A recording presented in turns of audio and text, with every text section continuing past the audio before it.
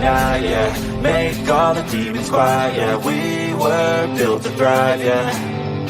I think that we've all had enough. What keeps you up at night, yeah. Make all the demons quiet, yeah. We were built to thrive, yeah. I think that we've all had enough. Yeah, I think that we've all had enough. Sick of dealing with the old plan. They know that we're calling it wrong. You got me like, oh yeah, I think that we've all had enough. Sick of dealing with the old plan. They know that we're calling it wrong. Hey, it's too late to try to go contain it. A generation fueled by creation. We live lives on a small screen nation. We control the airwaves, no negotiation. I refuse to think we need saving. Something good will come from creation. And when we think that the world is too anxious, we'll adapt, evolve, survive, and save it. What keeps you up at night, yeah. Make all the demons quiet, yeah. We were built to thrive, yeah. I think that we've all had enough. What keeps you up at night, yeah. Make all the demons quiet, yeah. We were built to thrive, yeah. I think that we've all had enough. Yeah, I think that we've all had enough. Sick of dealing with the old plan. They know that we're calling it wrong. You got me like, oh yeah, I think that we've all had enough. Sick of dealing with the old plan. They know that we're calling it wrong. Hey, oh yeah, I think that we've all had enough. Sick of dealing with the old plan. They know that we're calling it wrong. You got me like, oh yeah, I think that we've all had enough. Sick of dealing with the old plan. They know that we're calling it wrong.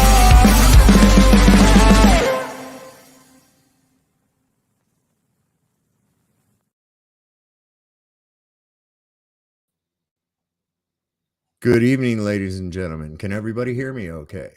I've been having all kinds of issues here. Can somebody put a something? Maybe I can do it from here. Let me see. If I go to this. Yeah, we're good. Okay, you guys can hear me because I can hear me. All right. Yeah, no problem. No longer on the ball. No problem. That is really interesting. I'm going to show you guys something because I know every one of you has encountered this before. There's Melodome. Good to see you, Melodome. And Saddlebum's here. Saddlebum's new with us too. Good to see you. Jehovah's daughter Barbara. So far. Thrash List is Smith is here. We've got Jehovah's daughter Barbara with us too, and then people steadily creeping in as we go along. So how many of you have run into this one by a globetard? Oh, before I go on any further, if I zap out and disappear into hyperspace for some reason, because I have been having some issues here recently, but if I happen to zip out and go into hyperspace, don't despair. I will be back in just a few moments because for some reason this dumb thing keeps wanting to reboot. I've had Dreamy Lynn has been helping me with it, and I think we've got it worked out. All I have to do is go in and change a little setting, but that's okay. It's just a minor annoyance that we'll deal with today. If you notice, I don't have the little spot. Oh. See, something else started. I wasn't supposed to. There we go. Okay, so notice the little spot is gone. It's because I got another webcam. Yay. And it's really cool. It's got little space lights on it and shit too. So it looks really high tech and cool and stuff. So anyway, as I was starting to say, how many of you have heard this one from the globetards? People have known that the earth is a globe for thousands of years now. You heard that one? You ever heard that one? I want to show you something really cool. This will blow your mind. I just sent it to some other people, and this is what was being. Let me go ahead and download it onto the computer real quick and open it. Okay, go ahead. Let's see. Get that out of my way, Mr. G-Force thing. Wow. Always some kind of little irritating. It means I'm over the target. Satan's fucking with me hard here the last couple days. All right, so now we're back over here. Let me just show you this cool little thing. You're going to love it. So we're going to present the screen. I'm going to share the screen, and we're going to go over here to this window, and I'm going to pick this. This is a newspaper article from 1900, April the 21st, 1900. And it says the earth is round and he may be thrown into prison. Okay. Sad condition of affairs in England. Sir John Gorst accused of intention to teach false precepts. City of Portsmouth excited. It is painful to read that Sir John Gorst, the head of the British Educational Department, you say? Oh my. Is in serious trouble and has been threatened by Mr. Ebenezer Breach and other taxpayers of the city of Portsmouth in the Kingdom of England, with prosecution under the Impostors Act. It seems that the schools of Portsmouth have been teaching the damnable and heretical doctrine that the earth is a sphere. Sir John's attention has been called to this dissemination of seditious and treasonable doctrine, but he has refused to correct the abuse. Ebenezer and his friends know, of course, that earth is as flat as a pancake. What? People have known the earth as a globe for thousands of years now. Yeah, really? Have they? Come on, man. What's up? What's wrong with y'all? What site didn't work at ZXL? Oh, ZXL's putting out. Blasphemy, I say. You heretics. What did he call him? See, the damnable and heretical doctrine that the earth is a sphere. Oh my God. It doesn't sound like it's only like 123 years ago, right? So how do you get thousands of years out of 123 years, globetards? How do you do that? I don't know. But I've been dealing with a lot of my little friends over on the good old Twitterverse here in the last couple of days. Oh, look at there. Something dropped down here. It got away from me. And that's my little spongy condom that goes on my microphone. We must have the little spongy condom to prevent microphone transmitted diseases, I guess. So that's what we're doing with that. So I just thought you'd enjoy that little article snippet from a newspaper. And this is, Portsmouth is not a small city in England by any means. Okay. I just want the globies. So anyway, I've been on Twitter and dealing with some of these what I call Twitter twats.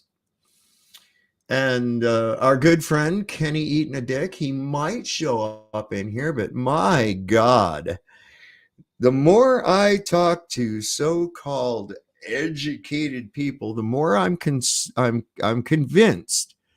that educated means that you had your brains turned into ramen noodles.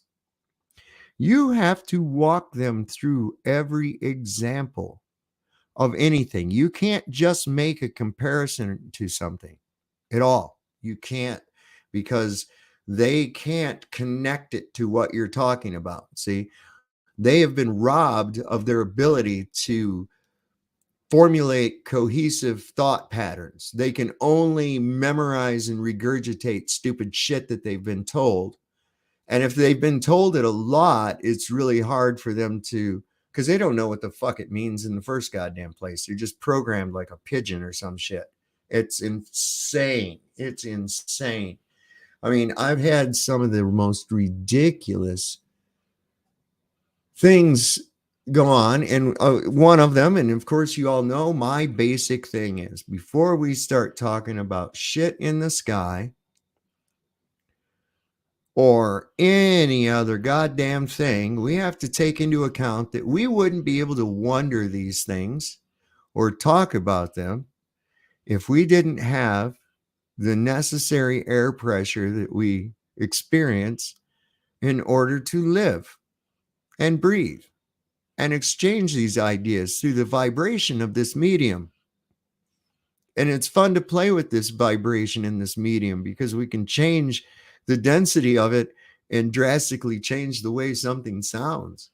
Many of you have probably taken a helium balloon and inhaled the gas from the balloon and then talk, and you talk like Bugs Bunny or some shit like that, right? Pretty cool. And it's really a neat thing.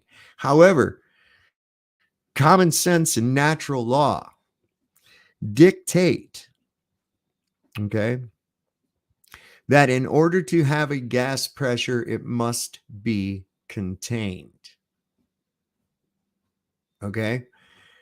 If it's going to be sustained. Now, you can have temporary differentials of pressure within a gas pressure system. So on our Earth, we experience these H's and L's, right? H's and L's that float across the sky, right? Well, they're not really H's and L's, but that's kind of how the weather people depict it to you. And those H's and L's, whoops, those H's and L's are high and low pressure fronts, but they're in a continuous motion of flux and interaction with one another. So, for instance, if these pressures remain static, if these pressure differentials within the contained pressurized gas system, if they remain static, okay, then we would not have any weather at all. It would just remain hot over here, cold over here, and raining over here. And it would just be a continuous static condition. But we don't have that because of a process on the earth called respiration. Don't let these globetards con you into a place where they have discounted every other element involved in this respiration process. It isn't just about exchanges of gas, it's exchanges of energy. It's the entire entropic system working as one large system. Okay? Your body is a system comprised of a symbiotic relationship between independent systems. Okay? We have a vascular system, which is completely, not completely, but is dependent upon a pressure differential within it. But we also, it incorporates other variables, such as the air that we breathe. If we breathe the wrong type of gas, then we can suffocate because the entire symbiotic relationship between the sum of the whole series of systems working as one system is what gives you your biological functions and life. But nowhere can be a gas pressure system without containment. Gas must be contained to have compression. There is no ands, ifs, or buts about it. Now, one of the biggest things that we realize is how fucking stupid some of the arguments against this are. Okay. We are told that it's a theory from 1666 that has never been proven conclusively of mass attracting mass. And this is really dicey when you start using gases as a function of what is called gravity.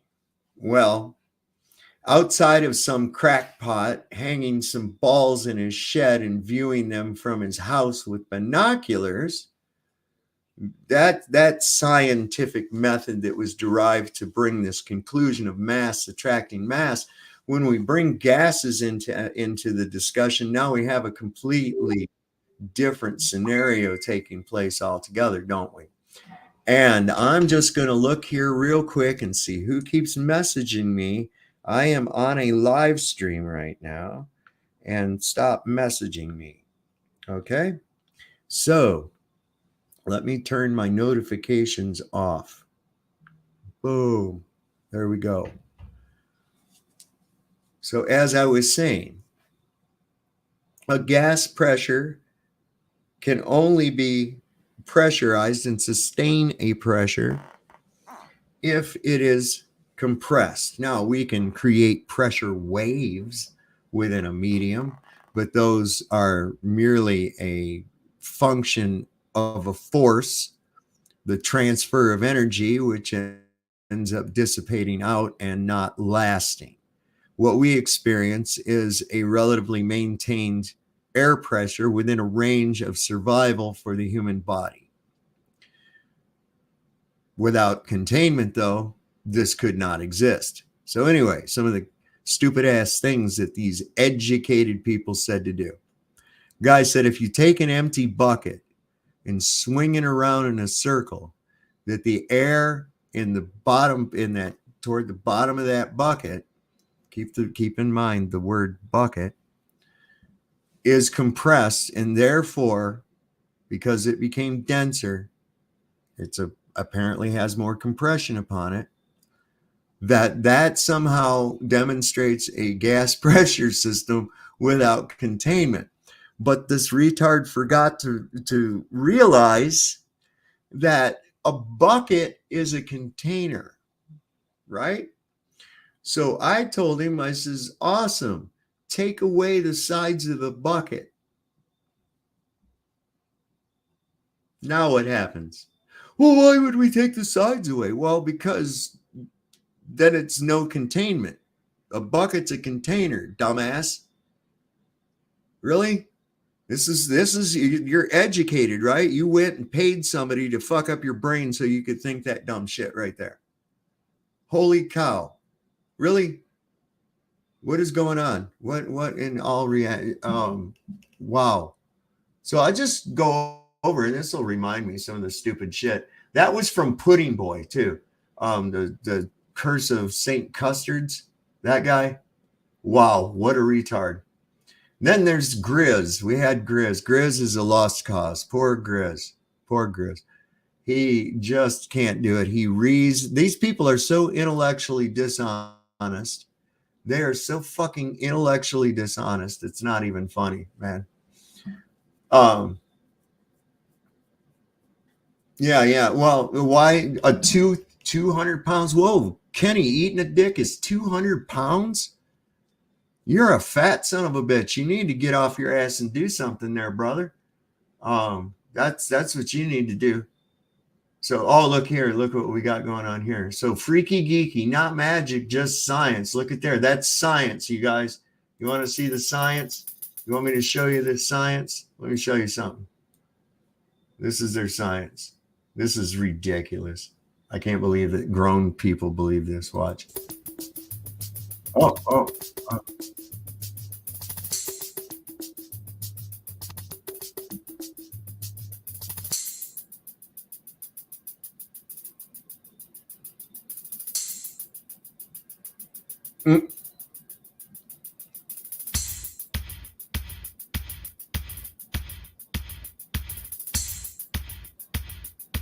Oh wait, it bounced back the other way. Why is it bouncing back away from the mass? Oh, I get it, because the other bowling ball way far away is pulling on it. I get it. Are you goddamn kidding me?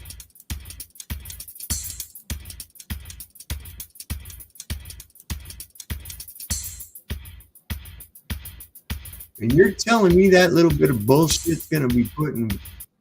Get out of here. All right, you've seen it. There it is. That is supposedly mass attracting mass. But let's take mass attracting mass. Let's look at that real quick. So if I take a balloon, a big fucking balloon, and I put helium in it, right? I've increased the mass. There's a mass of helium, right? And helium apparently has mass. Okay. So as I increase that mass of helium, the more I increase that mass of helium, the more it wants to go away from the mass of the earth. So what the fuck is going on there? Oh, I guess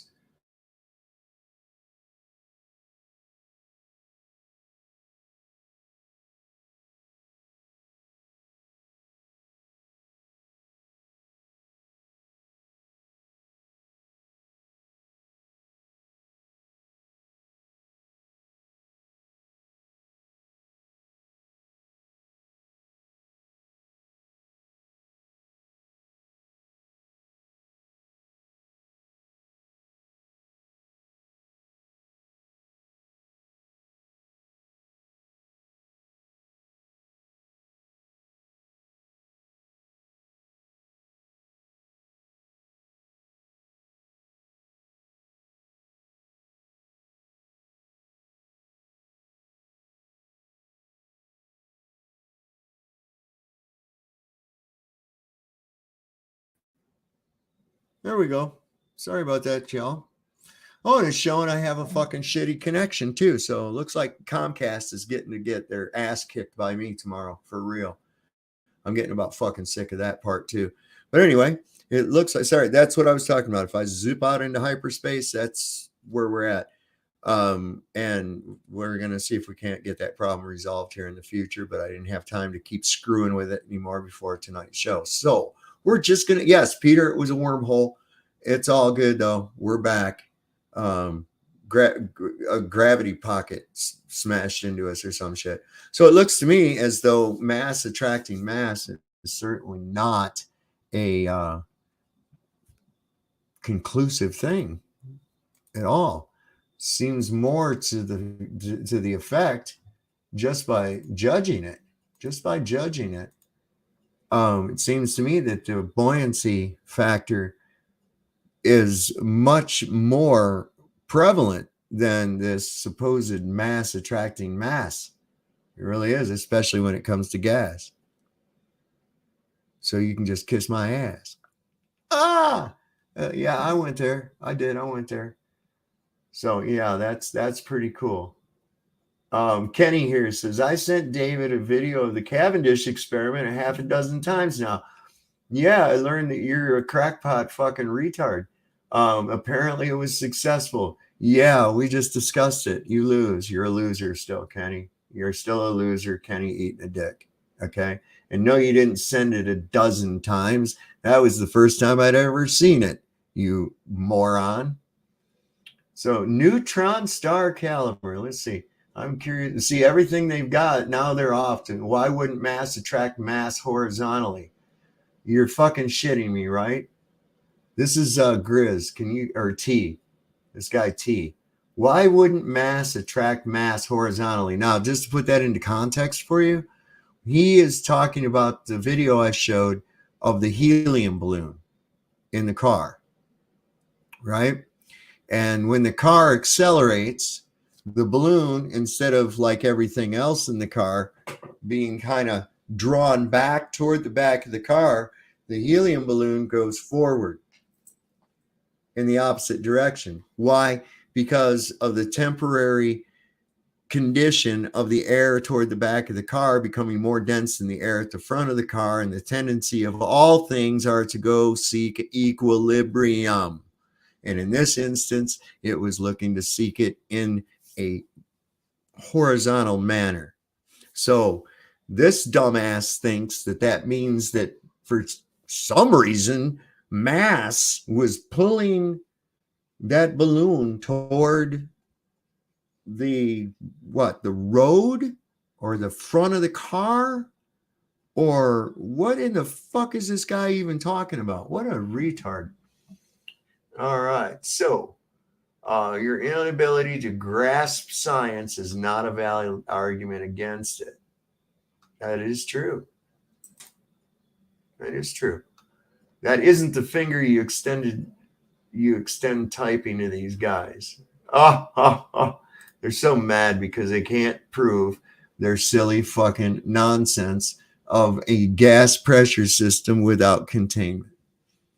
And so the only thing they can do, I actually heard from McToon today. I actually heard he chimed in on this fucking shit.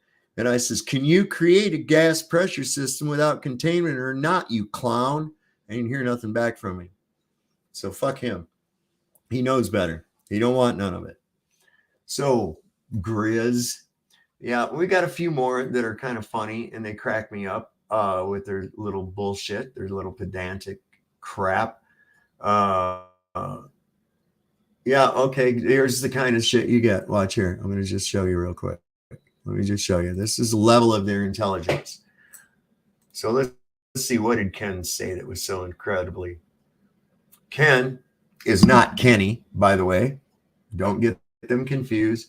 Ken is a flat earther.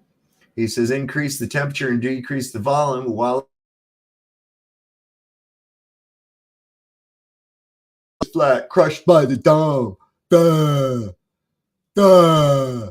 Mom, get me another hot pocket. Duh. Holy shit. I really hope you're not in my country, man. I mean, we're already got enough dumb fucking people for real. So yeah, that's what he's. Oh, this was also.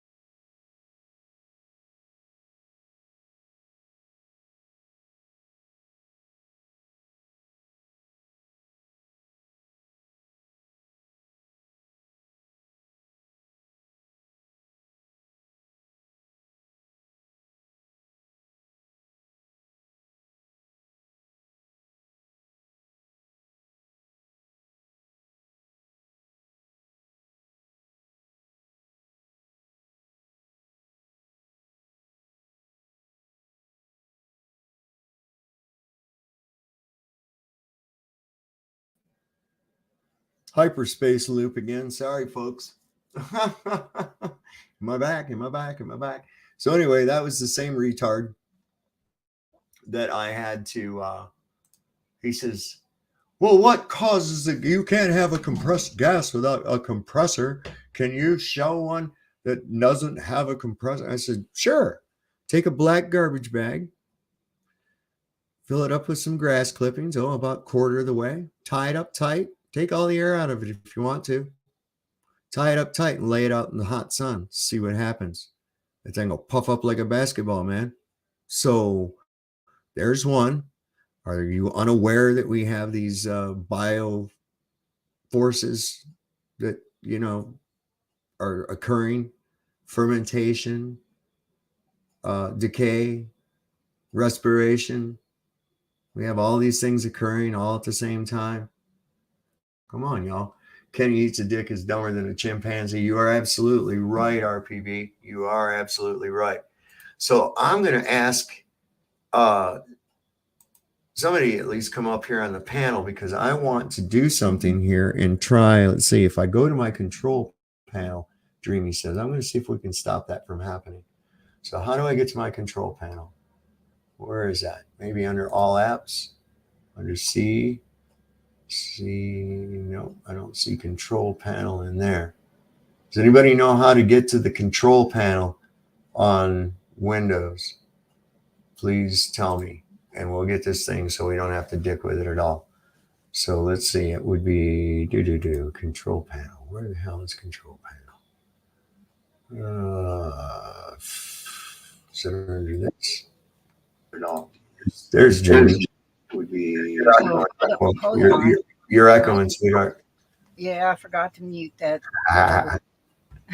Okay. Where do I find the control panel on this stupid thing? Okay. Down on the bottom. Well, it's on the bottom of my screen. It says search. Yeah. Type control panel right there. Oh, okay. Or. Okay, there it is. Control panel. I got it. Okay. Let's see. So I can click on that. It opens it up. All right. And then you said select system and security. Okay. Yeah, And then advanced advanced system. Okay, wait, wait a second.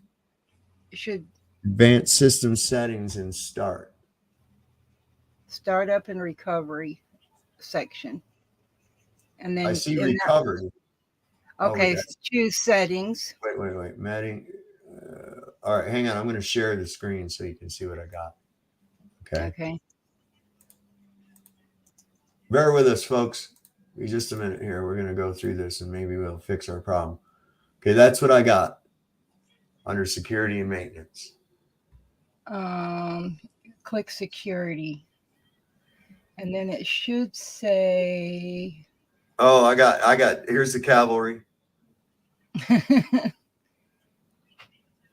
Change settings, user account control, internet settings, virus protection. you want security. Click security. I just did. Oh, okay. Maintenance. What? Where are we at? No longer on the ball. I want to turn off the automatic restart function.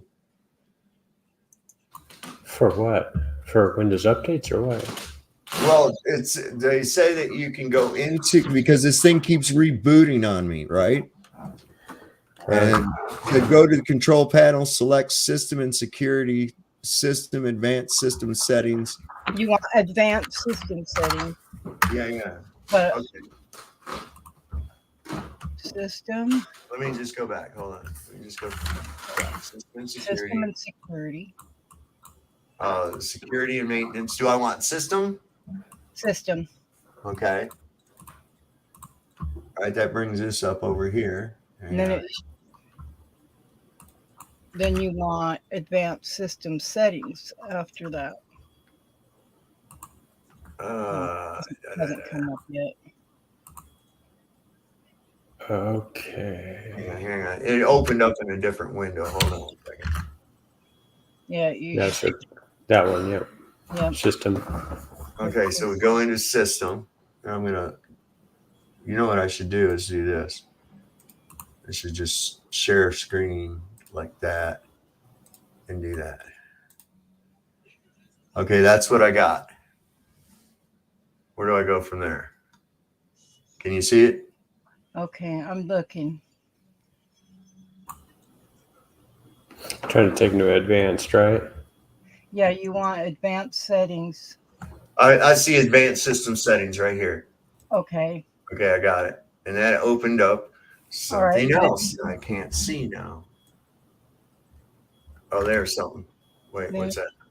Where'd it go?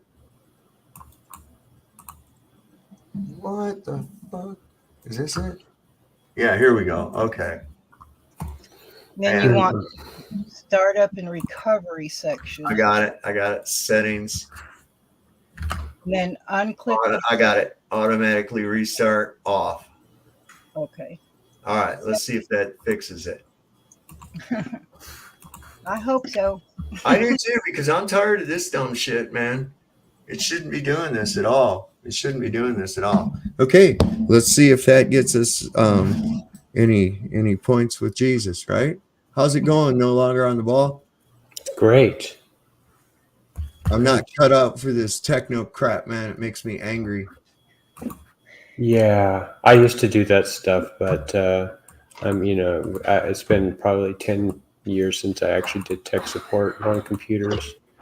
Now I'm more into the software development, but holy cow, they sure screwed things up. Oh God, I know. I had people teaching me. I had Vista. I loved Vista. It was point click. Oh God. I mean, it was much better. I got Windows 11 now. I'm still not happy. I'd love to go back to Vista if I could. Vista was self-destruct Windows. Oh well, I thought it was fantastic. Yeah. But yeah, just a lot of blue screens in that one, I think. Oh, I didn't have any much issues with it.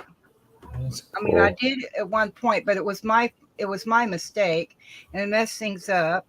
And then I got system panics, and it reset everything, and I After that, I didn't have to worry about it. Listen, I'm going to tell you I something. had lots of friends that helped me. I'm going to be extremely pissed off if after doing a remote tech support and then after having a guy come out here today, and if that's the only thing that needed to be done, I'm man starting to understand the postal people now. I really am. Well, that's why it's better to get a little help from your friends instead of these people that are going to charge you a ridiculous amount of money, because they always charge you and then you end up having to call them back to come out for more. ZXL Masters on it. It says debug C800 :005. Right, man. Times pi. Right. I don't know, man. It might do something. Maybe is that in lieu of doing what we just did or something, or does it do the same thing? I don't know. ZXL, delineate, please. So, what'd you think about that newspaper clipping, man? Awesome. Yeah, it's great. My wife actually looks this stuff up too. She likes doing genealogy and researching things. So she kind of found a resource and, had to do with flat Earth. And it was on UC Berkeley's library archive of newspaper articles. Oh, nice. And she found an article about Captain Cook, or no, not Captain Cook, but the other Cook that went to the North Pole supposedly, but he went to Antarctica. And so she posted something on Twitter, and it kind of went, she doesn't got a huge following, like on Twitter, but she put it up and apparently it kind of went viral. She had at least 1,000 or more views on this thing. And now she goes back to that website and it's no images are available. And it's been down for 2 weeks. It got a ton of traffic.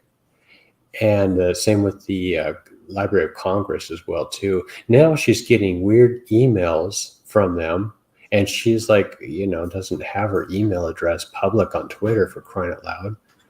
So I think it hit some sort of, a lizard person's gizzard, I guess.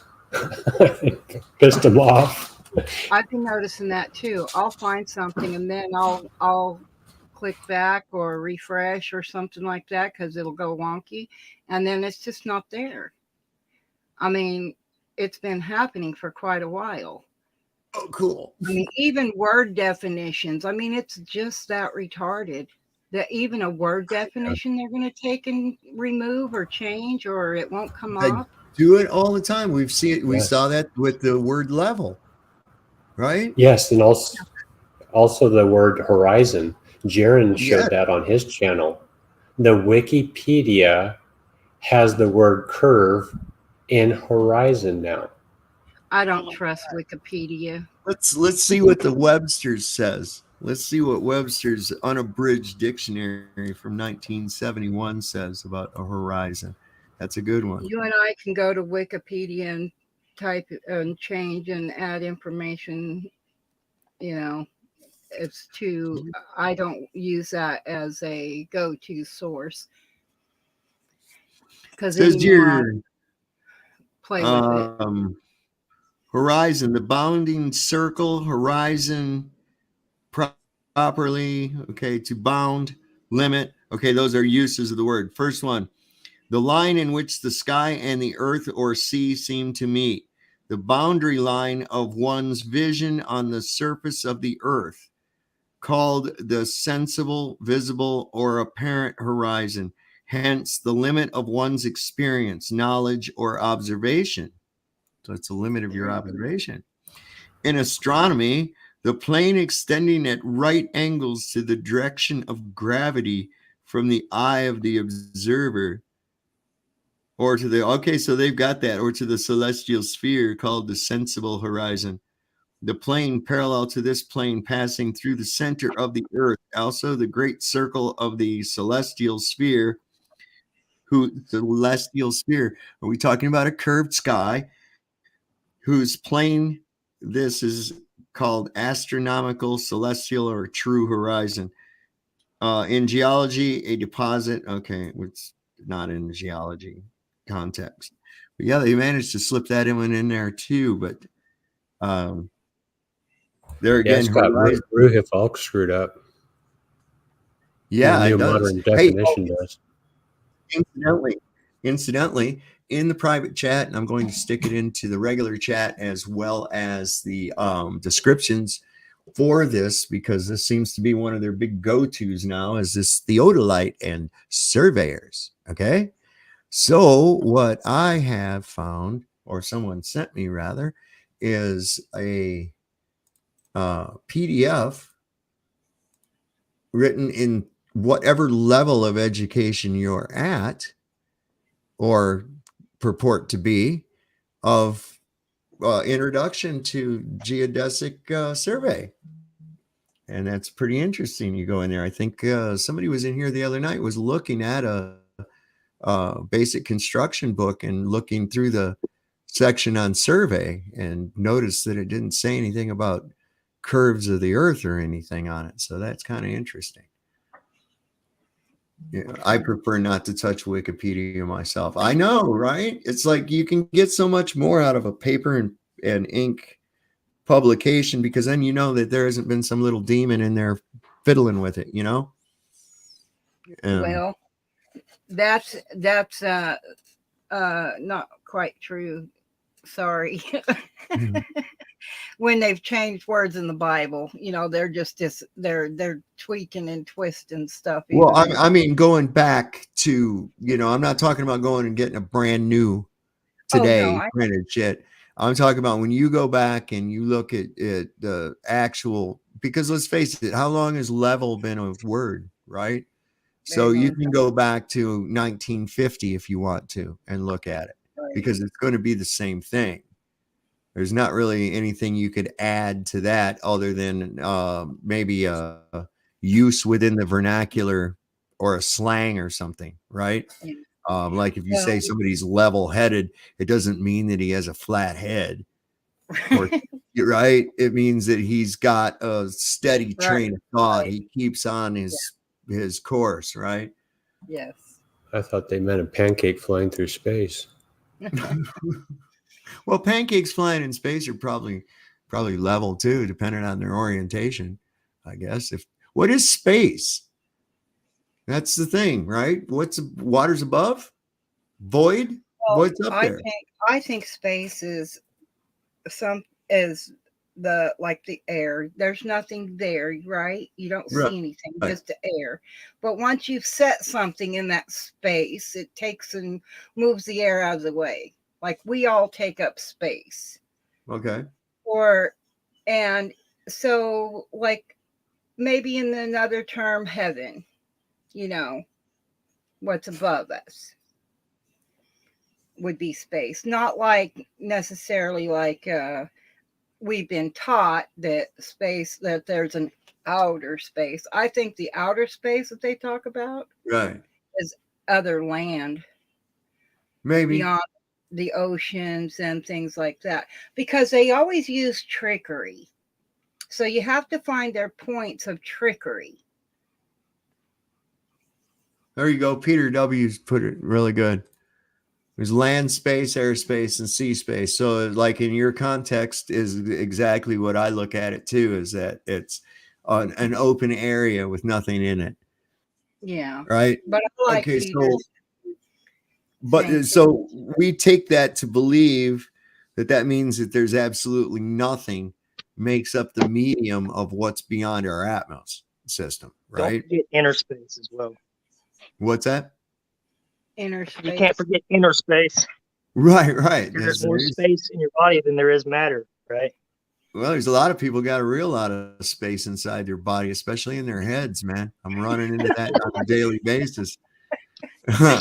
Some empty-headed fucking fools. That Kenny eating a dick, and this Jody Solel, a solar electrics person, is by far, I don't know, she's slightly brighter than Grizz. I'll be right back. That's about where her level's at, and that's about all I could actually say about it. what I'm trying to get to is, and what I try to get these people to is, and this is a good way to get them going on it. It's like, well, what is the medium that is surrounding these stars and planets that you talk about? What is the medium in which they're residing? And of course, unequivocally, they'll always say a vacuum or next to nothing or whatever. And then the next question after that is, well, how do you know that? What do you think they're going to say? They're going to say, because we've been up in space. Am I still on here? Yep. Okay, I was why, because everything was real quiet. I wasn't sure if maybe I was experiencing another screw up or something. That's why I like that streaming thing that Vince uses, because when it's what is that, Restream? It's got like a little microphone thing going on up here, so you could actually tell if you're broadcasting. They should add that, incorporate it into this. But they're automatically going to say, well, because we've been to space, so we know what's up there. And my question is this: how did you get through the containment? What do you think the next question is? What containment? Why the containment necessary to have a pressurized gas system? Silly. What are you talking about? Or their Van Allen built radiation deadly barrier that supposedly that we can't get past. That one. Right. Well, If they see, that's all because of whoever discovered that. Old Van Allen needs his ass kicked, because we was passing through it just fine until that bastard discovered it, and now we're screwed, man. Right? Yeah, maybe it's like that guy that hung the lemon on the lander. Why were they running pure oxygen into that capsule? Who does that? They don't. You can't. Do you know how damaging that can be to you, and how dangerous it is? They know that. That's why they did it, so they could fry his ass, man, burn him up, shut him down, and also have a big national tragedy for everybody to feel bad about. These people are beyond sick. Yeah. They're beyond sick. So let's see, what's this? Jeebus Crispus sent me something here. Let me see what in the world that is real quick. Mysterious orbs are back. Okay, let me finish this thing up. Is this one that you filmed, Jeebus? Let me stick this over here. Sarah filmed this one. Okay, that's what I wondered, if it was from you guys or if it's from on here. So I'll put it up here, because that's an interesting thing too. I watched a video. I'll pull it up here in a little bit.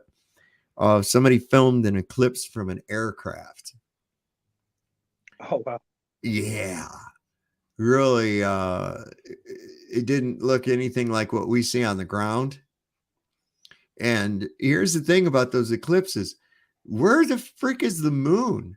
It just appears in front of the sun and then goes past, and then what? And then it just disappears like a fart in the wind on its way out. I mean, that makes no sense at all to me. Sovereign, had you seen the video recordings where they're like up close to the moon, kind of like, I think it's like a Nikon 900 they're using, but you can see waves passing over the moon. Oh yeah, the like lunar wave, Crow 777 or whatever, Crow 777.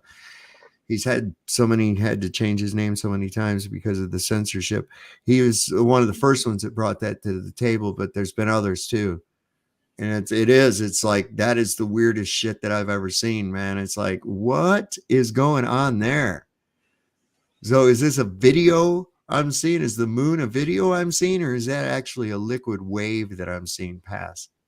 I don't know, man. But here's your orbs. Let's take a look.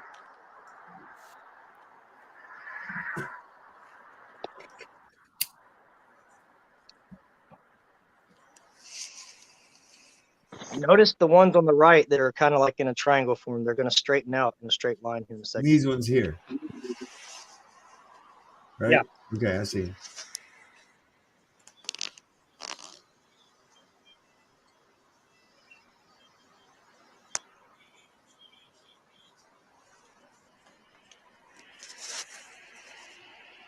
Oh, Starlink might have broke a tether.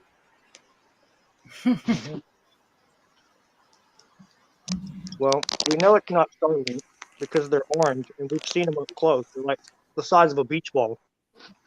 I wonder what, I saw one in the daytime like that going. We were sitting in an IHOP in Harrisonburg, and we saw this orange ball just fly through the air over top of the mall and shit. Going, let's see, it was going perpendicular to 33, so that would have put it going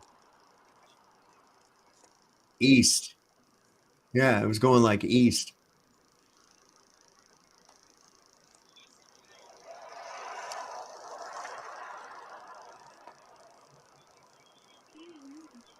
I still see these guys like every other night. It differs. Sometimes it's between 2 and 3 a.m. Sometimes it could be up till 4 or 5 a.m. But they come in at different angles and they disappear at the horizon at different points. GoDaddy is a partner that always puts you first. Damn monetized channel. I know. I ain't giving fucking YouTube a nickel. I ain't gonna give them a fucking nickel. I'll put up with their goddamn commercials. I won't give them a nickel. What a communist bunch of crap heads those people are. So, Jeebus, do those make noise? No. However, we did see something very up close and personal. When you see these lights, like we've seen them in the shape of diamonds, like 4 diamonds, and then like a green orb in the center. There's no craft; it's just lights, man. Like you can look as close as you want. There's nothing there. Like we're Illuminati confirmed. We're Illuminati confirmed. 33 viewers. And shout out to my agent. Shout out to my agent. Don't harass me. Don't tase me, bro. Yeah, those are weird, man. People have been seeing a lot of strange things in the sky recently. I shared a really good one with you, Sovereign, in your messenger. That was me teaming you up earlier, by the way. One of them is a moving picture that Sarah took a photo of the clouds, and she caught this thing materializing out of the clouds. And I know I've showed it to you before. Not on my channel. I've seen other things that look just like this thing, but this thing materialized out of, it looked like a cloud at first, and then it turned into like a solid black object with a light at the bottom of it. And then there's another one that I actually did post on my channel. I added some music to it, but the one I sent you is the original. And there's 2 orbs in that video. You can see the one on the right moving slowly away from the one on the left. And then right toward the end of the video, you'll see the one on the left. It kind of twitches and then it takes off like quicker than you can blink your eye. If you blink your eye, you'll miss it. It's gone. Sure. You can see the tracer that it leaves behind. Have y'all seen the ones where it looks like small, like a large orb, and then smaller ones kind of radiate or move out from it and then come back to it? Yes. I've seen those as well. And I'm talking hundreds of the smaller ones. Yes, lots of them. We counted at least 90 and lost count. Yeah, so, they blink in and out around the larger ones, and they're harder to get on camera. When you get them on camera, they look kind of like static. When we saw them, they were like pale, but the center one was brighter, but the other ones were very pale. You know, almost as if they're drawing energy from the brighter one. Like interesting. I don't know. It's hard to describe because you don't really know what you're looking at. But also, it was the 4th of July. I can't remember the year, but I thought it was really weird. And at first, I just thought it was like red Roman candles, but they were bright, like brake lights. And the one thing that a Roman candle will not do is shoot straight up. and disappear. They were coming straight across the sky, and then they just shot straight up Huh. Mhm. all night. Mhm. And I counted 9 of them. There could have been more. I was taking pictures of fireworks, and the fireworks showed up on my phone camera, but those orb things did not show up on my camera, and Isn't that weird? That's and fucking they weird. you know, size wise, up in the sky, they were about the size of a basketball. Yeah, I mean that's what that orange thing we saw. It looked like it was maybe, I don't know. It kind of looked like, one of them things they put on high tension wires. Those Yes. orange Yeah. balls, Yeah. those Buoys. bodies of water, so you can actually see the fucking things. It's what that thing looked like. And it was just going perfectly vertical, or horizontal, Yep. just boom, across the sky. Kevin Barber here says, "Hey, Sovereign and my folks, I'm in Pigeon Forge watching tonight.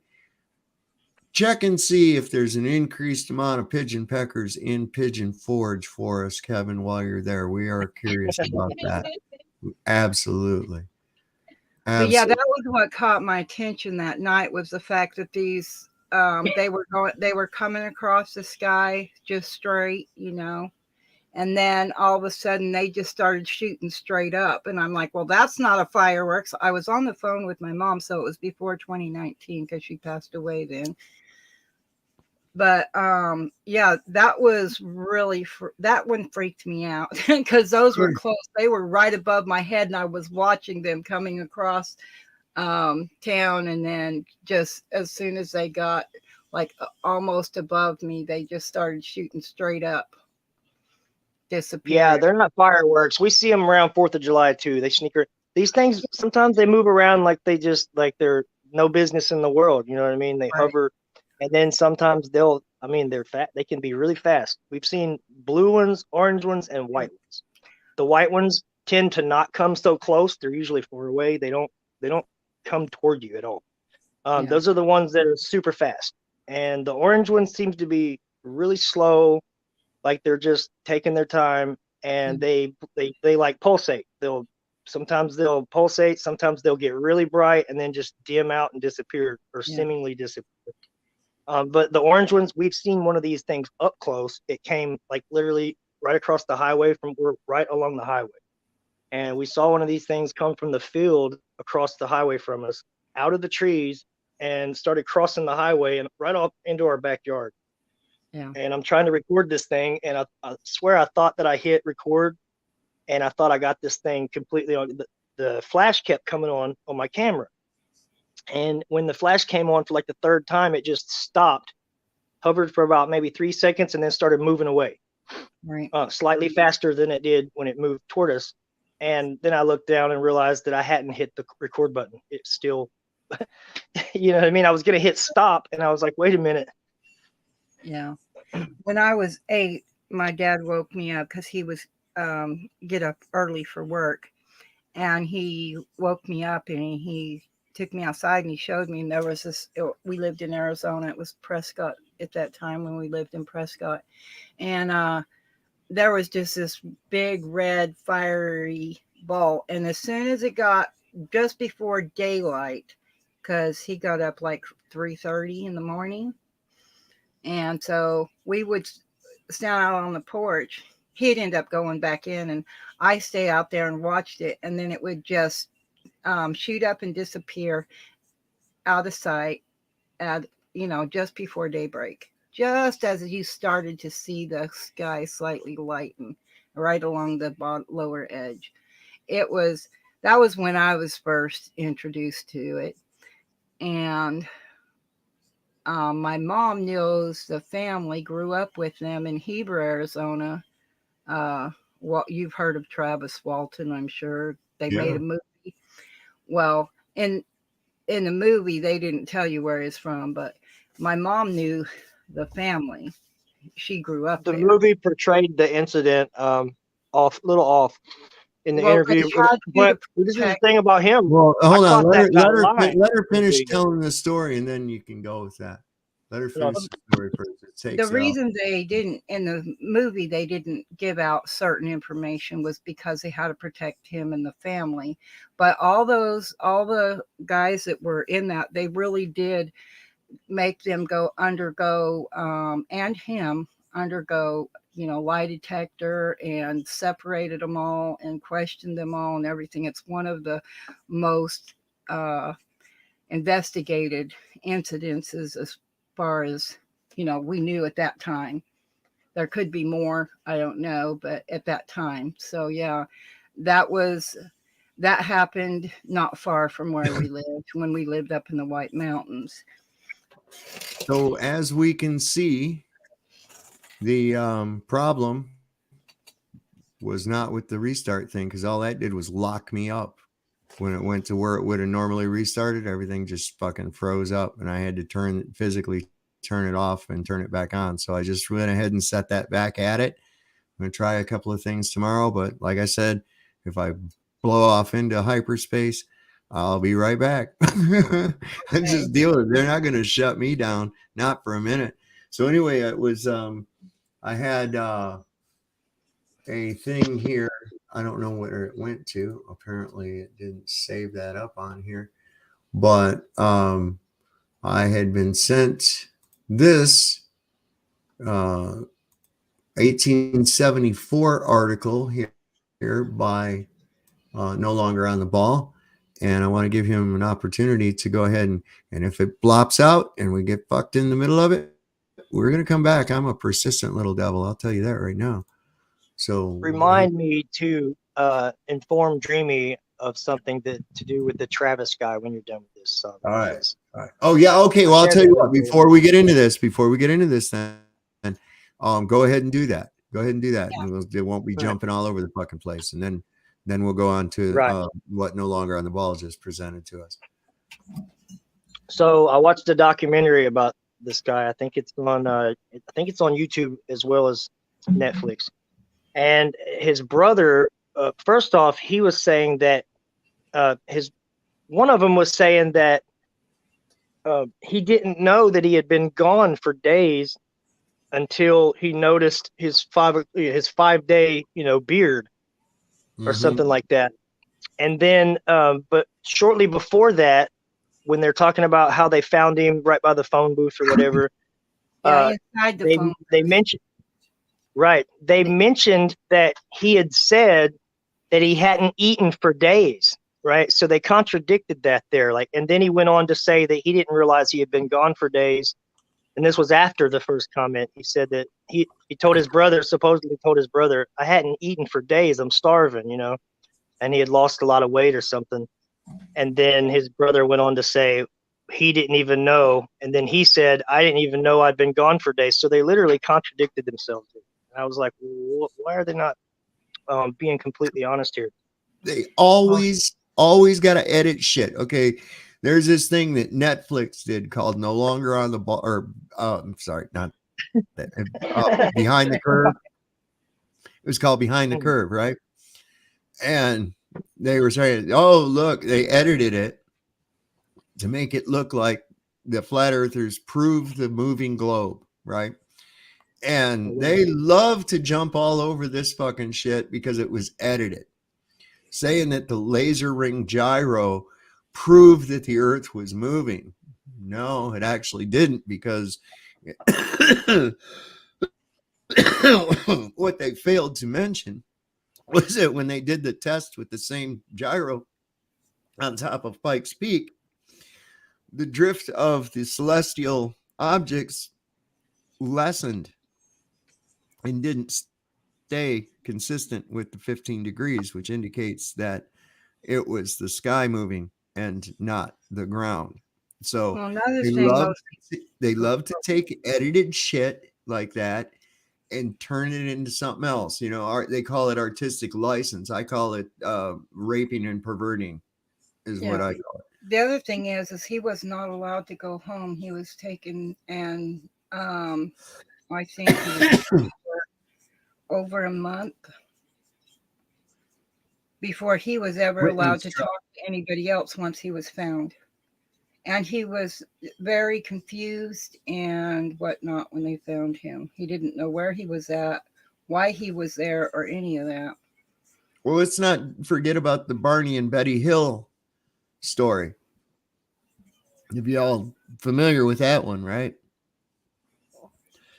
It was Refresh my memory. Okay, it was a black man and and a white wife, which was kind of rare at the time. It was in the early 60s. They were traveling through New Hampshire on their way back from a vacation or something. They saw some object in the sky. And the next thing they knew, they were at home. Oh, yeah. And had no recollection of what had happened, but only like vague memories of shit that kept coming back. And so through hypnoregression, they had both revealed an experience where they were abducted, experimented on, and then released. Right. So we had that one going. Is that 1957, Martine? It's 1957. Okay, yeah. Very famous capes. But there again, I'm skeptical of this shit. I know that these things aren't some kind of weird crap coming from out in the stars. That's retarded. Oh no, I believe it. I believe that they have the technology to make crafts and do the things that they're claiming that we're just a bunch of kooks over. Right. I don't think it's outer space Martians coming to visit us or any of that garbage. And also there was the big one that was in the newspapers, published everywhere. A lot of people saw it, and that was a big triangular one over the TR-3B. It's a military thing they've got. I've found a lot of information about that, but we're kind of way off on UFOs now, and it's not even what we were talking about to start the show with. We were basically going on some of the retarded shit that they go, but I have this thing up that No Longer on the Ball shared with me, and it's a newspaper article. And if you could kind of direct us through it, I can show sure. what it is, where we're so looking. It's kind of like that article you just shared at the beginning of the show. So scroll, pan it to the left, and it's the second column all the way to the top. Okay. And it's called, I think it's called A Sensible Remarks. So this is in reverse to your article. And it kind of goes along the idea of, hey, there's a globie that might get jailed for believing in the globe. Well, this is actually opposite of that. No way. This is an article from 1875 my wife found. Mm-hmm. And so if I found there's one section in there, starting with, I think it's a couple paragraphs down. It says, sometimes the school director possesses all of the characteristics of a donkey, except the ears. Such directors are generally tyrants and would not under any circumstance employ a young man or a young woman as a teacher who did not think on all the political and religious subjects. And just as they did, some of these old fellows learned geography on the flat earth theory, and of course they will have no teacher holding globe notions. So for translation of that, that's basically a baller going degenerate back in the days where they spoke nicely and eloquently. And so he's coming unraveled against a school who isn't allowing their teachers to teach the globe notions. Right. So I thought that was kind of interesting as well. And very indicative to the fact that this was indeed not a well-known and commonly held belief for 2,000 years. Otherwise, we wouldn't have this kind of controversy in the late 19th century and early 20th century, would we? Exactly. They call it all your established. channels have these little boxes underneath them that says the flat Earth is an ancient and archaic and scientifically disproven concept or something. Ancient? You mean within a couple hundred years ago or something? They were teaching It this at wasn't time schools? for us to think Yes, that they way. were. Yeah, Yeah. that's right. Well, Yeah, they I were think teaching it. wasn't it David Weiss? He interviewed a woman named Ruth who was like 101 or 102 years old, Yeah. and asked her what they taught in school, and she said they taught the world was flat. Like Mhm.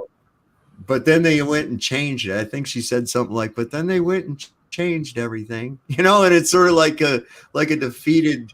It was almost her thing was like a defeated. Well, I guess that's just what they do now, type of attitude about it. But they just went and changed it. And I'm like, Yeah. God.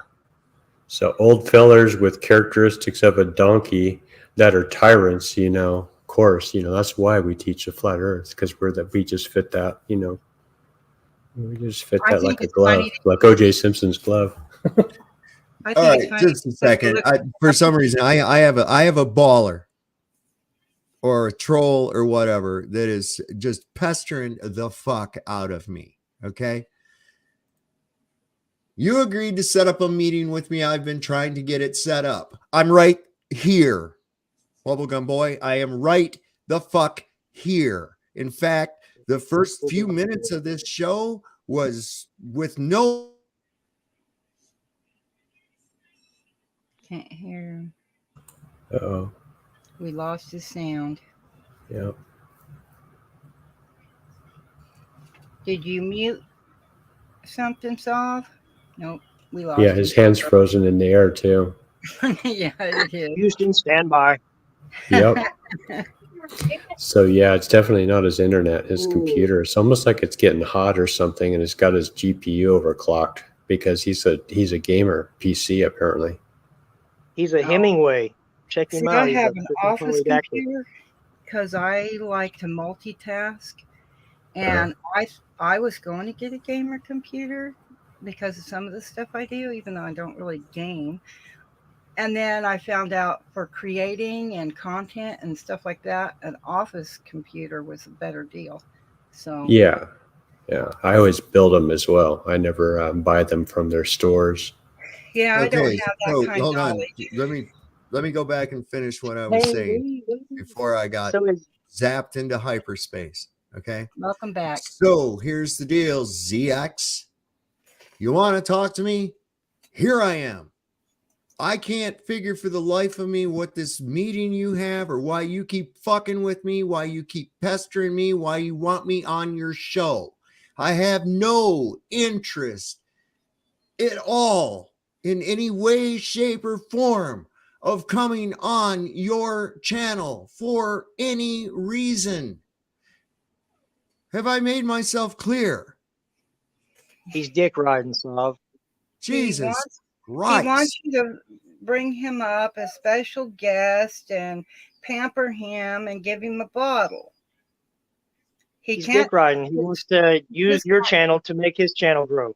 Yeah, well, That's I'm what not these going dudes on do. his channel. I don't have anything to go on his channel about. I don't care to talk to someone who has a robotic voice. I'm sorry. Everything about you just rubs me the wrong fucking way. Okay? I'm And sorry I had to so, go with that. I'm sorry. It's just how it is. I got something to say about this guy for real. He likes to make fun of people for their beliefs and just theories. I had a couple of theories one night, and I spoke them out loud, and he made a little video clip about me too, and he had all the little bootlickers talking shit. Yeah. Well, he's sitting in the chat right now calling you a lizard, and we can take that out of context and tell everybody that you believe in reptilians and call you crazy. Just like you do to other people. Let's look at it this way. Here's somebody who is so ashamed of his appearance and so embarrassed by their voice that they have to disguise all of it. You see? That makes me pretty sus about somebody in the first goddamn place. He's one of them, Sovereign. He's just here to interrupt.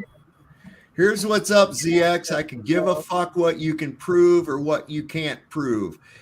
If you can prove and recreate a gas pressure system without a container, then I'll be impressed.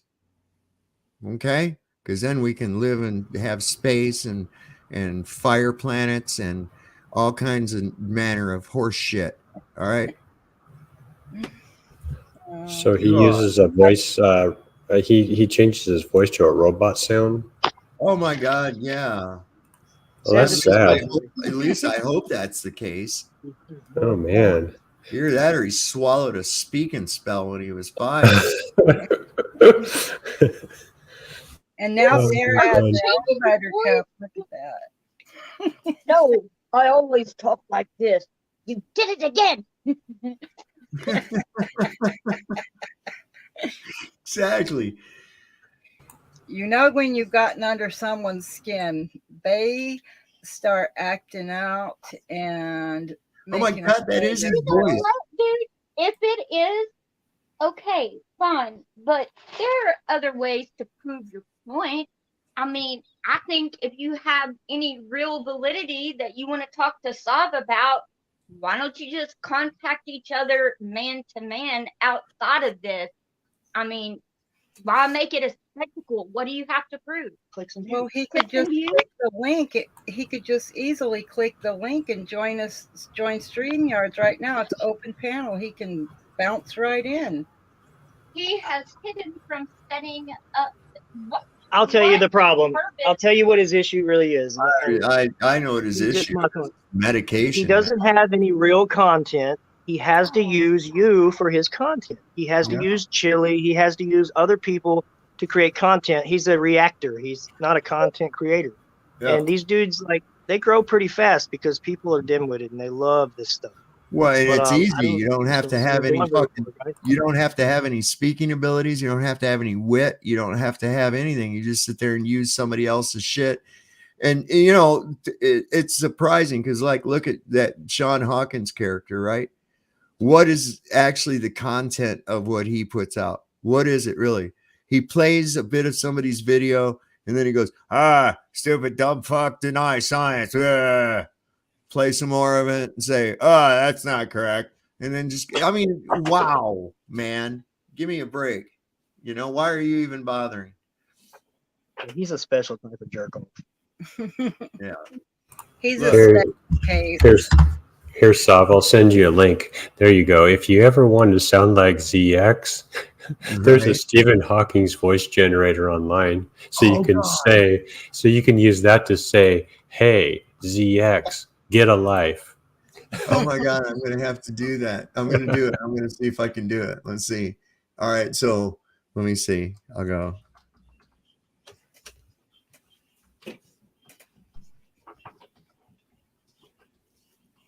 All right. Let's see what it does. Hold on.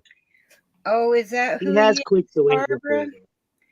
The dude that comes up that has a penguin? Looks Yeah, like the mechanical penguin. Yes. Oh, okay. Now, all right. This is I was pretty trying to good. figure out who the hell he was, and someone's calling him a penguin picker or whatever, and so I was. All right. Here's our try. Let's see what it says. Hey, VX, get a life, loser. It's great. You can You turn it tell me down. that's his real voice. Hey, VX, get a life, loser. It's gonna be fun. I'm gonna play. Thank you so much for that. We're gonna have fun with that. I'm gonna be able to do all kinds of cool things with that. Sometimes technology is fun, but when it works against me, I hate it. So there's that. Holy cow! But right fart woman having any male members to bring up? ZX, are you what? Are you trying to irritate everybody to the point where you just get fucking banned? Really? Is that what you're really trying to do? And then you can go and cry and piss and moan that you got blocked and it's your wonderfulness or some other shit is the reason why you got blocked. Is that what you're going to do? Is that where you're going with this? I'll give it to I you. can't If even that's find what you're this after, guy's I'll be channel. happy to give it to you. In fact, right now, just He's to like a spice you up a crybaby. little bit, just for Let's give you about, go sit in the fucking corner and think about it, right? Okay. It's only 5 minutes, but it'll give you time to, pull your cheeks apart, go ahead and fart real good, maybe relax, take a deep breath, maybe a bong hit. You can do a lot in 5 minutes, bro. That's funny. But just go sit in the corner and think about what you've done there. So there. See, this is beautiful. This is what, that's what you want, is for me to come on your little show so you can be an irritating, pedantic little fucktard. Is that what your whole aim is? Holy cow, bro. Wow. You could always don't you have a talent? Do you play music? Do you do anything? Maybe try that. You don't need me. Holy shit, man. I just picture he's standing up there with a paper crown from Burger King on his head, and he thinks he's a real king. He should be treated like one. I don't know, man. I don't know. People like that just make you laugh. Yeah, I'm looking. That's a good one too. I'm just looking at some of these Twitter responses. Guy, Yahoo's son. This is a good. He's got some. He put some good tweets out, man. He says, "Yeah, I have a problem with a water ball with a circumference of 25,000 miles. That's fiction. Curvature of anything per mile on a still lake of any size is fiction. It's contained. It's contained, and it's level. Right.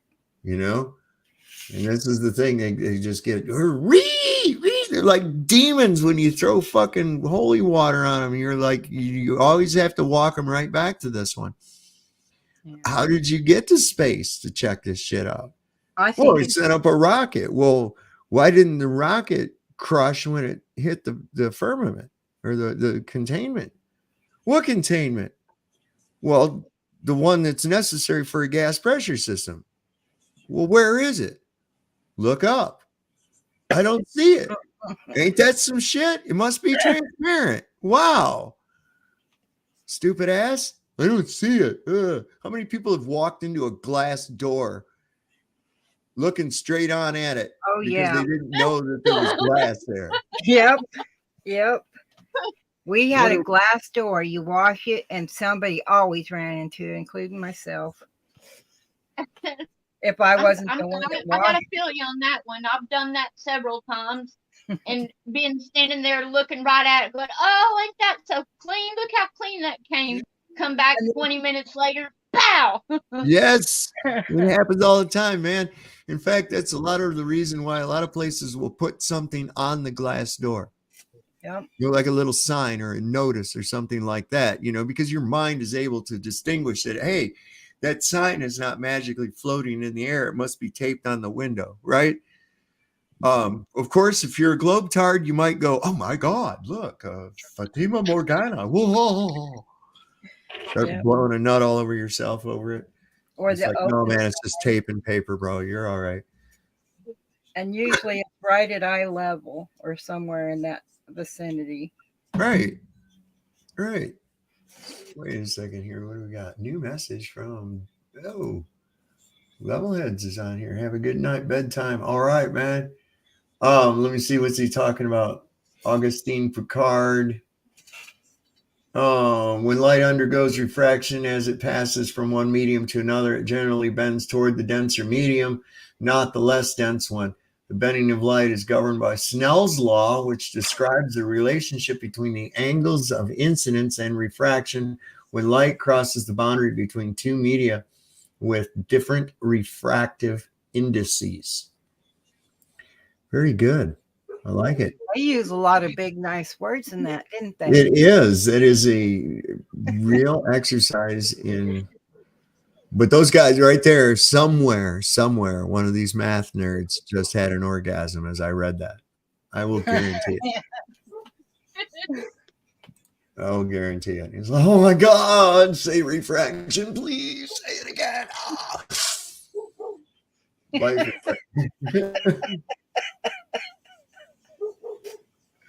And then he's finally, when he climax, algebra. Oh, I thought it was trigonometry. Was it good for And you? the What was Freemasons get off on geometry. That's why they got that big G in the middle of their little thing. Yeah, yeah. Oh, clean your camera. You look fuzzy. No, I actually am fuzzy. That's one of the things on here. This is actually a new camera, and it's got a little shutter that closes over it, so you can so nobody can, spy on you or whatever, and everything, I guess. And I did not see a little, like a plastic cover on that. Maybe I can if I get a little light near it. Let's see. That's an interesting thing. We see something here, right? You see, oh my God, does that look like a globe to you? Does that look round to you in the dark? Hey, you guys, it looks round. How do I have a ball coming out of my lighter, right? exactly at a distance?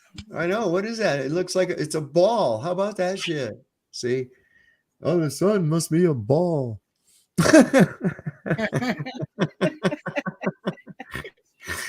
Woo!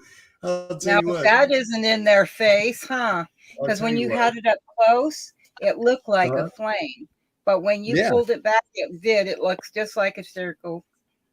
Well, that's an That's interesting thing. What exactly is That, fire? that was a good experiment, and I don't think you even planned it.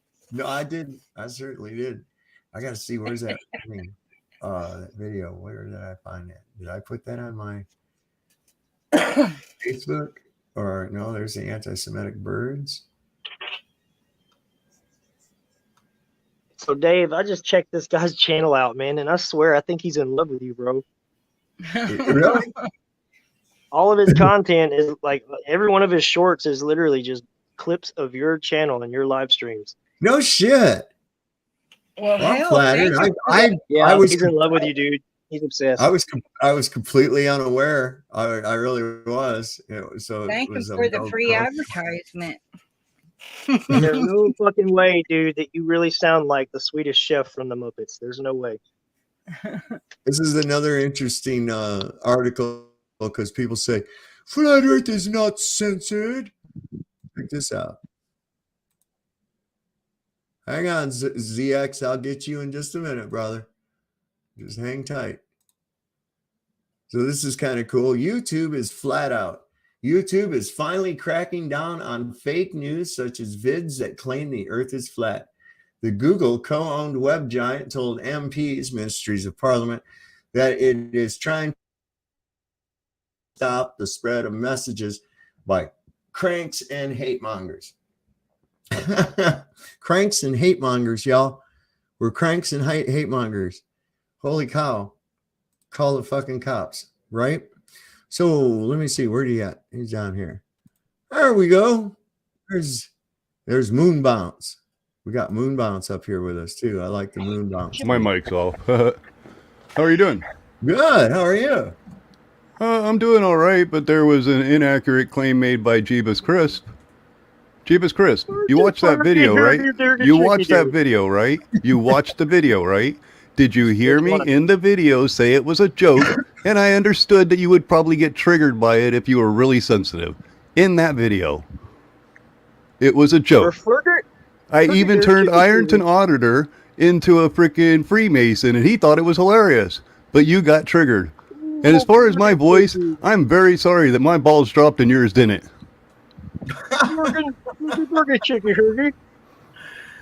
All right. Now, as far as you saying that you didn't make any such claims, we're also going to go into this topic about my channel gaining some benefit from you. I will show you my channel and show you that every single one of my videos I do about you, shut up, Jeebus. I will show you that every single video you do about me gets less views than every other video you do about me, or I do about you. The reason why I do videos about you is because you showed up in Schrodinger's cat playground. And I tell you what, there's a lot of channels out there that said they were born by Schrodinger's cat. But the problem here is that I am actually willing to come up and do what Schrodinger's cat did. I'm not as good as him, of course. Now, as far as this experiment, So it you're does admitting show you you. have a problem. It does show you, absolutely. Absolutely. He came and hung Well, out that's the first step to on recovery. a flat or on a community which was based around Schrodinger's cat, Who are who you talking? would I don't have even know destroyed who him, Schrodinger's would cat have is. walked Hold all on. over the First up, top of Who him, is just like I do. You know Schrodinger's what? cat? Every time I come on your channel, I end up having people be a superstar. I have people talking about me. You know, one of your mods, the last time I was on, told you straight out, so this looks bad, bro. He's Okay, destroying you. Hold on, ZX. Let me ask you a Go question. look back at your chats. All right, I'm gonna Go look back. We had another mod that come on and said that you. Nobody gives a fuck what your mods have said. Okay, what I'm asking Take you, the I blood want pressure to med while you're initially here. ask you about is where in the fuck did you get that I was on Schrodinger's cat? I don't even never watched Schrodinger's cat. I don't give a fuck about Schrodinger's cat. And I haven't heard of that son of a bitch since somebody mentioned him like a year or so ago. So I don't even know what the fuck you are talking about. Well, I of have course no you don't idea. know because you aren't aware of what community you stepped into. Do you know Irish Demon? What are you talking about? Do you know Irish Demon? Did you hang Yeah. out right beside him? Okay, then you No. didn't Yeah, many realize people. what Hold on, community. hold You on. did What did I not just get done realize what saying? community you stepped into. What did I just get done saying? You said that something when about did you you don't know see where me? Schrodinger's cat When comes. did you see me in this fucking community that you speak of? Kentucky, hanging out with them in chat. I've seen you in their In chats. Kentucky? Now Irish Demon no, but several other people in that community Dude, who I have never. Solver- Where is this? Where is this? On a Discord or something? Well, let's see if you actually did agree to meet to talk about a jar with me. A what?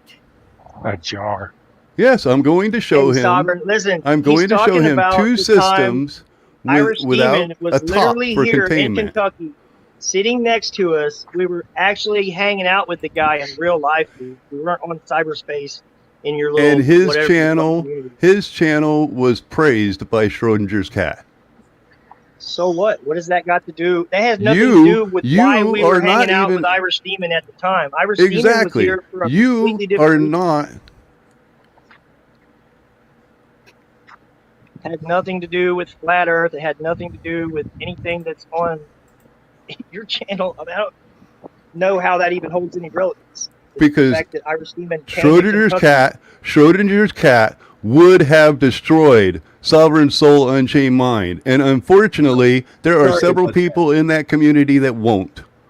Okay, she said, but I will. Yeah. Okay, so now so what does that have to do with us talking to Irish Demon? Now it's my turn to talk. You do realize you don't have to mute me. I will let you talk. Well, you wouldn't but before. You can mute me if you're a coward. I can do whatever the fuck I want to do. In fact, I can throw you right the fuck out of here if you push me too far, bitch. Okay? So. Right, because you're a coward. Well, that's your opinion, and you're a fucking. You show it every time I talk to you. Who gives a fuck? Here's what. Are you done? You fucking pedantic piece of shit. Are you done? Good. Now, where is this that you saw me talking? What community? Was it a goddamn Discord? Where did you see this? On YouTube. On YouTube, and where? I'm not sure on Discord YouTube? because I don't think you hang out on Discord as far as I know. No, Discord is a fucking digital trailer park. Now, shut the fuck up and let me get to the bottom of what in the goddamn hell you're talking about. We'll ask one question at a time then, ding dong. Well, then answer one question at a time. I was trying to. All right, now the next question for you is, where on fucking YouTube did you hear me in a community or see me in a community of Schrodinger's fucking cat?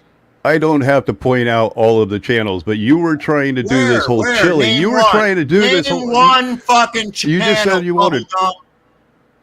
Name one fucking channel, Bubblegum Boy. I just did. I don't have to name every single one and have everybody in that community mad at me I've for not mentioning been in Irish Demon's chat for almost a year, brother. Bingo! You've been there in a year. Thank you. on. You just confirmed your fucking lie. Now, and so this is your. We this is moved what on you're. from Are chili. you fucking What's kidding past me? that? Are you fucking kidding me? Shut the fuck up, bubblegum boy. How desperate are you anyway? So here's what I got for you, Mister. I know all the fucking bullshit in the world. Create a gas pressure system without containment. I was going to do that, but you're too fucking coward to invite me up by myself to do Here it. you are, asshole. I would Do go. it. I know. I'm not doing that. I want you to grow some fucking honor and invite me up like a goddamn man. How's that? Hey guys, sit backstage for a minute, will you? I'm going to set everybody. I don't want to be here and run into. Look, I do not have to. I ran in here like a bull, running over everything. I do not have to come in here running like a fucking bull every. Okay, so you can either come up on camera and show your fucking experiment, or you can go suck a dick and die. Those are the terms. Setting it up. This is me charging your channel like a bull. It's not setting up a meeting. It's you continuing to be a coward. Set it up. Are you done? Do you Set have it up. Do you have the experiment? Oh, I'm setting it up right now. Do you? Yes, I have the experiment. Oh, I'm You not have it talking right about right now. now. I Okay, just present charged it. onto your I will channel put like a everyone- bull. I will You put need to every- set it up. Set up right now. Here we are. Show it. This is not set up right now. Show This it. is me He wants charging it your special channel with like a his bull. name in the Show title. it He or wants shut it all up. about You him. want? You know what I do? You know what? You can chart. Do you want to At the show? moment, I am not in a calm enough. Do you want to show your experiment or not? This is your one and only fucking chance. At the moment, I am not I in a don't give calm a enough fuck about your mood. emotion. Are you going to show it or not? This Sure. is your one and Let me only get all set fucking up. It'll chance. take me a while to get everything set up. Well, let me know when you are. Okay? No containers. Sustained pressure.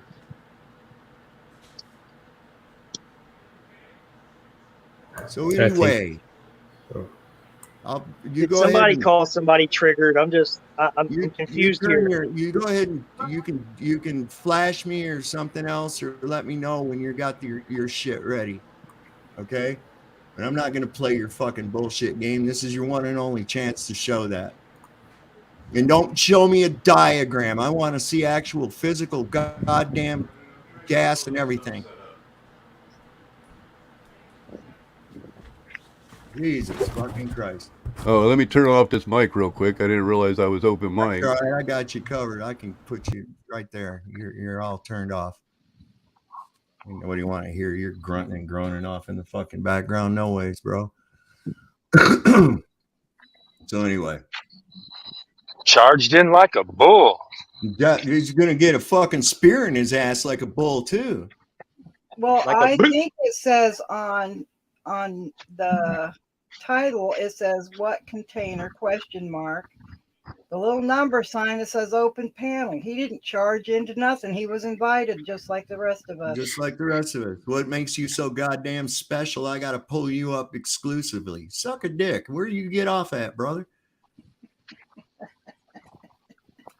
I mean, I just wonder what they also mean by destroyed. Oh, this person would have destroyed. It's just like, well, It destroyed me. yeah, it's I just mean, like, let's get real. I We're know. going to end I this know. stream and we're just going to be depressed for the next month because we were fucking destroyed Oh, I on know. YouTube. I feel so devastated. It's because they take it so seriously, man. It's Dude, for some if people you this is had their not- world.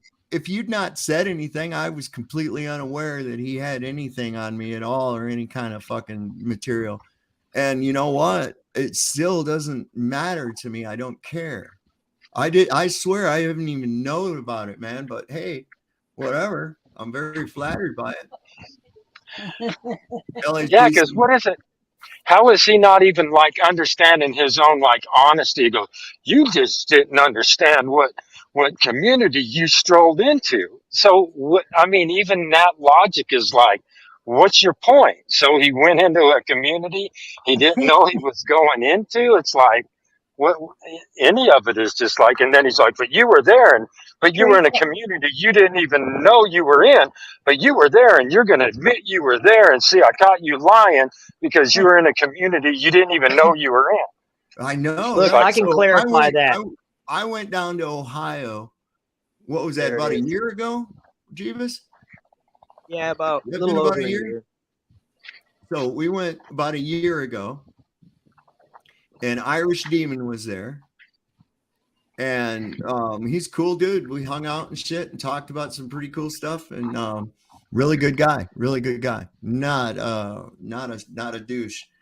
And so I watched a few of his things, you know, a couple of his shows, or I'll pop in, or I used to. He hasn't been coming up in my notifications at all. Pop in, watch a little bit of his shit. Yeah. And I haven't watched Irish Demon. I don't think. Well, I know I haven't seen him all summer, probably spring either. Maybe. It's like, I don't like you, but you talk to some of my friends, and I don't like Yeah, that. I know, right? Exactly. You Like stepped into my backyard, pal. They could all destroy you. that's I she's know. my It could friend, not destroy. your friend. You can't talk to this person. It's almost like a bully community. It's like, you didn't understand. You stepped into a bully community. We bully everybody in this community. I'm going to come over to your channel and start bullying you because you need to recognize where you stepped into. It's like, OMG. Like you Oh, said, see ya. it sounds like you should have been wearing boots. It sounds like a lot of shit. It's called troll shit, and every once in a while you do step in it. You went to the wrong class. Did you know that, Sovereign? I'm just curious if this is going to be about the density of gas. Because I gas already know is what's going to entail. I already know what he's going to try to do. He's going to show a pressure differential in a room or some shit like that. And look barometric over here where pressure. It's hot. Look over here where it's hot. It's this fucking pressure, and over here where it's cold, it's a different pressure. And it's like, dumbass, none of the pressure could exist without the containment in the first goddamn place, right? And isn't the very room that you're in a container? Holy shit. Isn't it barometric pressure? Is that what he's going to try to show? I think so. We'll see. We'll see. That's Well, just my bet. barometric pressure is pressure. High pressure, low pressure, and whatever in between. So ZXL says that he's been hidden in chat. Well, he probably shouldn't have been. He probably shouldn't have been such an asshole, you know? Maybe that's how he got hidden. I don't know. Maybe we'll unhide him if he learns how to be more civil. He comes down here being a fucking asshole, I'll throw him right out, experiment or not. Fuck him. He can put it in a video and post it or something. And all 5 of his followers can watch it. Him and Sean Hawkins can watch it and masturbate. That would be my guess. Sorry, I just don't take to people's demands. I don't like being ordered and shit. And when this guy's going, you've been in this community and you've done this and you've done that. And I'm like, what the fuck are you talking about? That'd be like the Scoutmaster coming up to me and go, you were in the Cub Scouts and you did, you know, I'm like, fuck you, man. Who are you? I guess Hey, I gotta say, I had a beer. Sorry, I was just gonna say I had a beer with Irish Demon, and we drank the same brand of beer. Everything.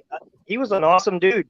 Yeah, we sat and shot the shit. He has nothing but nice things to say about me. I've never said anything bad about him. I don't understand how that correlates to Zerzu's problem with whoever's on this panel. Well, the Irish Demon has no problem with me and has said so publicly online. Even Teen Skeptic says, even though he's a flat earther, he's a straight dude and I like him. So what the fuck, man? Not everybody believes in the same thing, agrees with the same thing. So that is just total asinine. I can't believe Bingo. He's grown up it's and he doesn't the know bully. that. It's the bully syndrome. It's like him telling Jeebus, it's like, if you weren't such a sissy, that wouldn't have hurt your feelings, but I made a joke about you and you couldn't take it. But if you're a super sensitive person, I can see how it's just like that's what a bully says. Hey man, I bully my friends, you know. If you didn't mean nothing to me, I wouldn't be Right. bullying you and slapping you around and stuff and making jokes about you and calling you sensitive because you It's know like trying to squeeze a tear out of the tough guy. He feels proud for that or something. But I've never said that I had a problem with anything he said. He made claims that weren't true. He basically put something on me that wasn't mine and then called it a joke. And all I did was clarify, hey, that's not the context in which it was put. He edited it and put it out of context. He kind of just took that little clip, put it all by itself, and tried to make me look like a dumbass. But what he don't understand is that it's YouTube, man. I don't live on YouTube, bro. I got a whole life outside of this, right? Yeah. yeah. Listen, that's it here too. I mean, I look and I'll have a bunch of emails from people and shit, and I'm bad enough with email as it begins with, and and then I go, oh shit, and then I try to get caught up on that. I'm trying to keep up with some other shit that's taking place and everything, all while keeping, maintaining doing other stuff. Like today, I got put in the doghouse because I didn't go to the store and get something that I was supposed to because I got to fucking with You this problem with my asshole. computer. One, I know. one, you I'm a have Nazi. one job. I'm a Tom. fucking One Nazi. job for her. I know. Hey, I'm man, a listen, bad when you man. came to Kentucky, you didn't know what community you were stepping into then either, but that didn't keep you from stepping here. No. And I met Sovereign in person. I thought he was, you know what? Look, I don't agree with everything Sovereign says. I don't agree with everything Ironton Auditor says. We've established that, and yet we still are men enough to find common ground and say, you know what? We don't hate each other. I go on Ironton Auditor's channel. I think I got a wrench on that channel, actually. I don't agree with a lot of his content and the stuff that he does, but we've discussed that and gotten over it like men do. I'm not Exactly. covering my mouth, pointing my finger at him and going, it's like Right. we're not in fucking grade school anymore. But the thing is how would one broaden their horizons if they don't talk to different people about different subjects? Why these people think you have to be in one little tiny box is beyond me. What in the world was that? The thing Zykin was still in the court. Somebody got abducted by a UFO or something, man. Sounded like it. It did indeed. That's crazy as shit. But yeah, that is kind of silly. That little back and forth with channels and shit like that. And sometimes it's you can do something with it, but if that's all you've based your content on, it's got about the value of People magazine. That's He the would way. probably love it if I made the next 10 videos on my channel doing impressions of him or mentioning his name but the fact of the matter is I thought the guy was blocked from my channel because I really wasn't triggered. I just didn't want to hear what he had to say. That's what I do. That's If I don't like what's on, I change it. I don't sit there and watch it and then bitch about it. That's exactly. Stupid. So it's I called watch Kentucky stuff Fan. all the time. If people saw the stuff I watch, they probably wouldn't want to be my friend neither. And then I'm going to have to cry. I know. Oh, I watch all kinds of stuff. I ask myself all the time, why do I need to know so much? Because just learning stuff. Learning about the different types of energy, free energy, how to harness it, the different types of batteries, gardening, watching this guy feed hot dogs and marshmallows and cookies and stuff to raccoons on his back porch. I'm sure we all have a majority of things that we watch and are interested in or find, oh, wow, that looks cool. I'll check that out, Right. That's what the internet's for. Thing, it's having a certain way of doing something or a certain way of believing. It doesn't make it wrong. It just makes it the way that you feel about it. And everybody is allowed to have that. Like, yes. I'm not going to hate somebody's guts because they don't believe what I believe or get Well, of so course pissed off it makes my blood pressure go through the roof. I'm getting too old for that shit. Like, Barbara's asking a great question though. She says, "Why are they so upset and triggered that we don't believe the BS they do?" And I look at it. I've asked I myself that don't question as believe well. It's because anything it's anymore. like Tinkerbell. It's like Tinkerbell and the jab. It only works if everyone believes in it. That's why. And pixie dust. That's why. That looks like a giant booger, Bob. It's going to be a big one. Yeah, I never got into that stuff. I ignore it. But people tend to think that based on a topic, then that's all you're all about. And that's where I say if you keep putting people in boxes, I hate labels. Don't label me because I'll show you I'm not that label in a heartbeat. You know what I mean? It gets sad sometimes just because people are so close minded. It's just it still amazes me. I call that a I mean, PP. Just it's a PP. It's a personal problem, not mine. right, right. I just man, I still get dumbfounded at times, and that happens a lot. But it hurts me because I'm an empath, and it's like so many people could. Why can't we all just get along? Like it's that simple.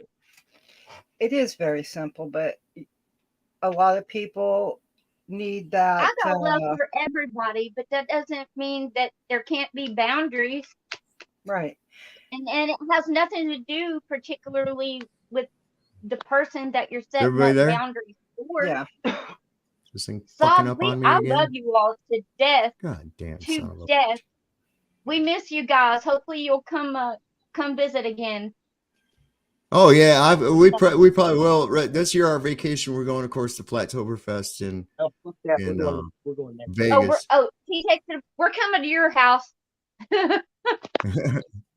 So let me see here. Stuff here.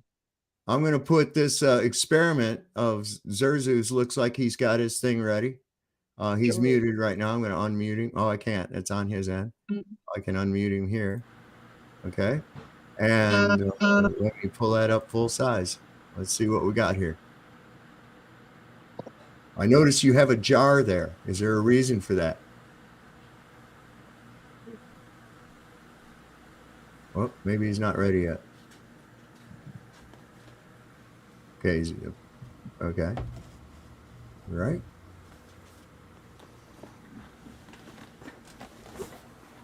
I told you what this was going to be.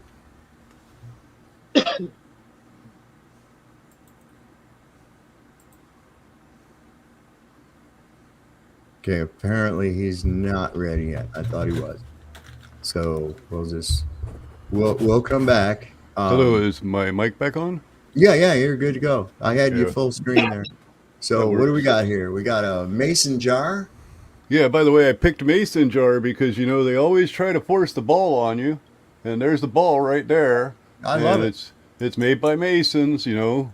Definitely made by masons. Well, sure. Or Mason's not. pushing the ball. I like it. Play on words. Anyway, so this here, let's see if I can get it up in the view. This is a screen, right? Right. Now, I have to ask a question. Could I contain a fly if I created something out of this screen and this screen alone? Could I contain a fly inside of this screen? Sure, as long as the fly is bigger than the porosity of the screen. Exactly. Okay, so now the other question is, can I contain water or air in this screen just as it is? No. No. Okay. Want to make sure to confirm that this screen cannot hold water or air. It cannot be containment for water or air, correct? Well, as long as the air is material, fine. if the only way something could pass through that screen is if it is smaller than the holes in the porosity of the screen itself. So, but we're 100% certain that the air and water is much larger Pretty than sure, the yeah. holes in the screen Pretty itself. sure. Pretty Okay, sure. got that. Now, we've all seen Wait. this experiment. I just wanted to make sure to clarify those two, you know. Right. Now, if I have this lid on this container, Yeah. it's full containment. For what reason? Because it's sealed hermetically. Right. Now, if I open it up, would I be able to make a pressure chamber or a gas chamber or a vacuum chamber out of this completely open without the lid on? No. Okay. We want to make sure to confirm that. That's what I wanted to make sure to confirm there. And it's primarily the lid that creates the containment, right? That's yes. Okay. Oh shit, I forgot a measuring cup. I'll be right back.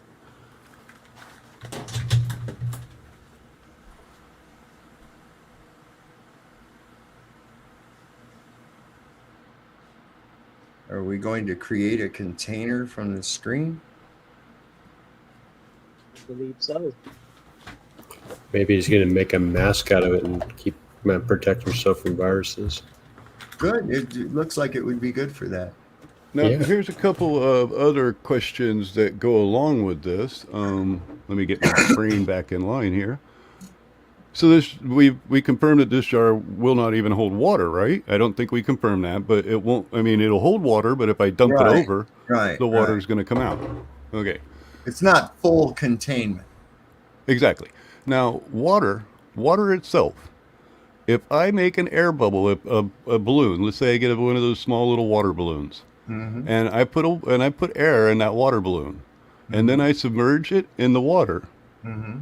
and rupture that balloon, what happens? Well, all the gas escapes.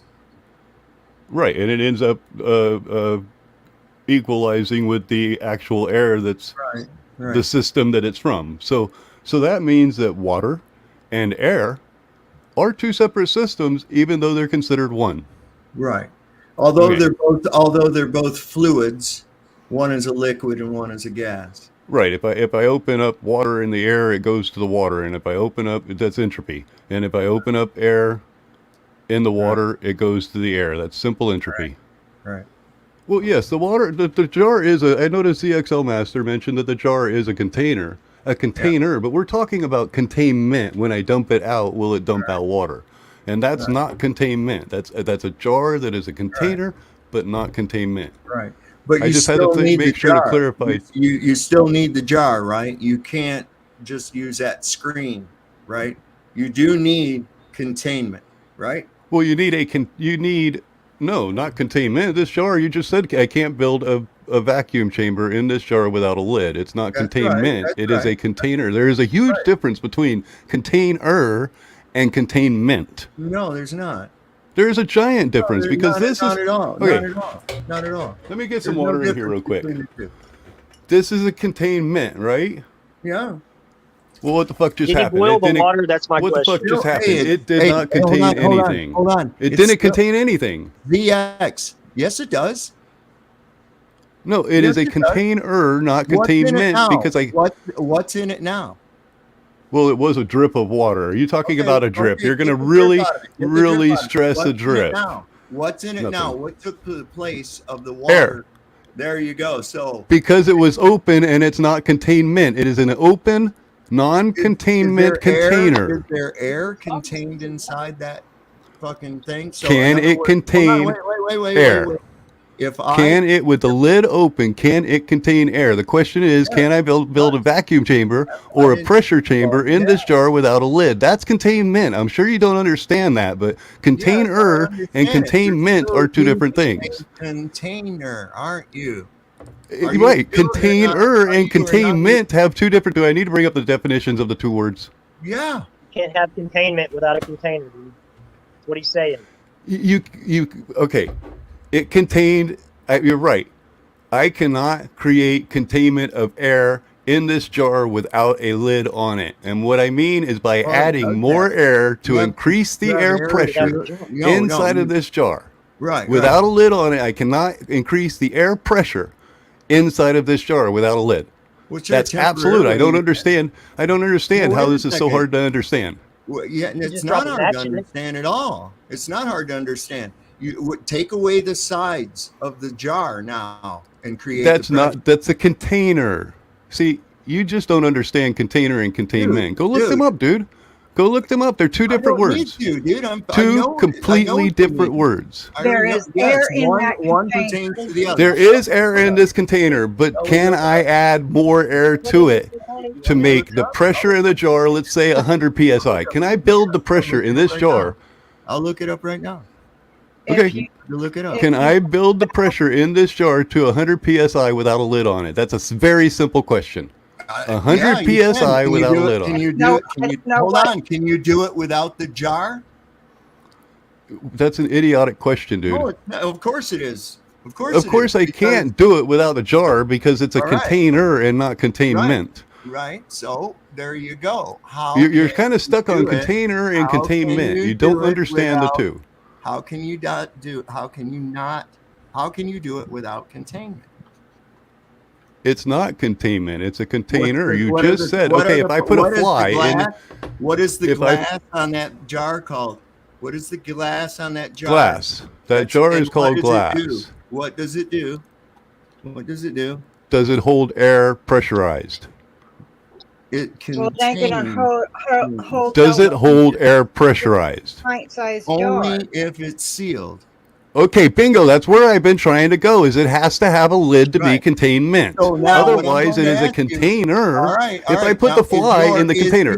Hold Wait. on. Is your pressure that you? I don't put see in how there- this is taking so long and it's so hard I'll to tell even you get why, to it. Because you're not.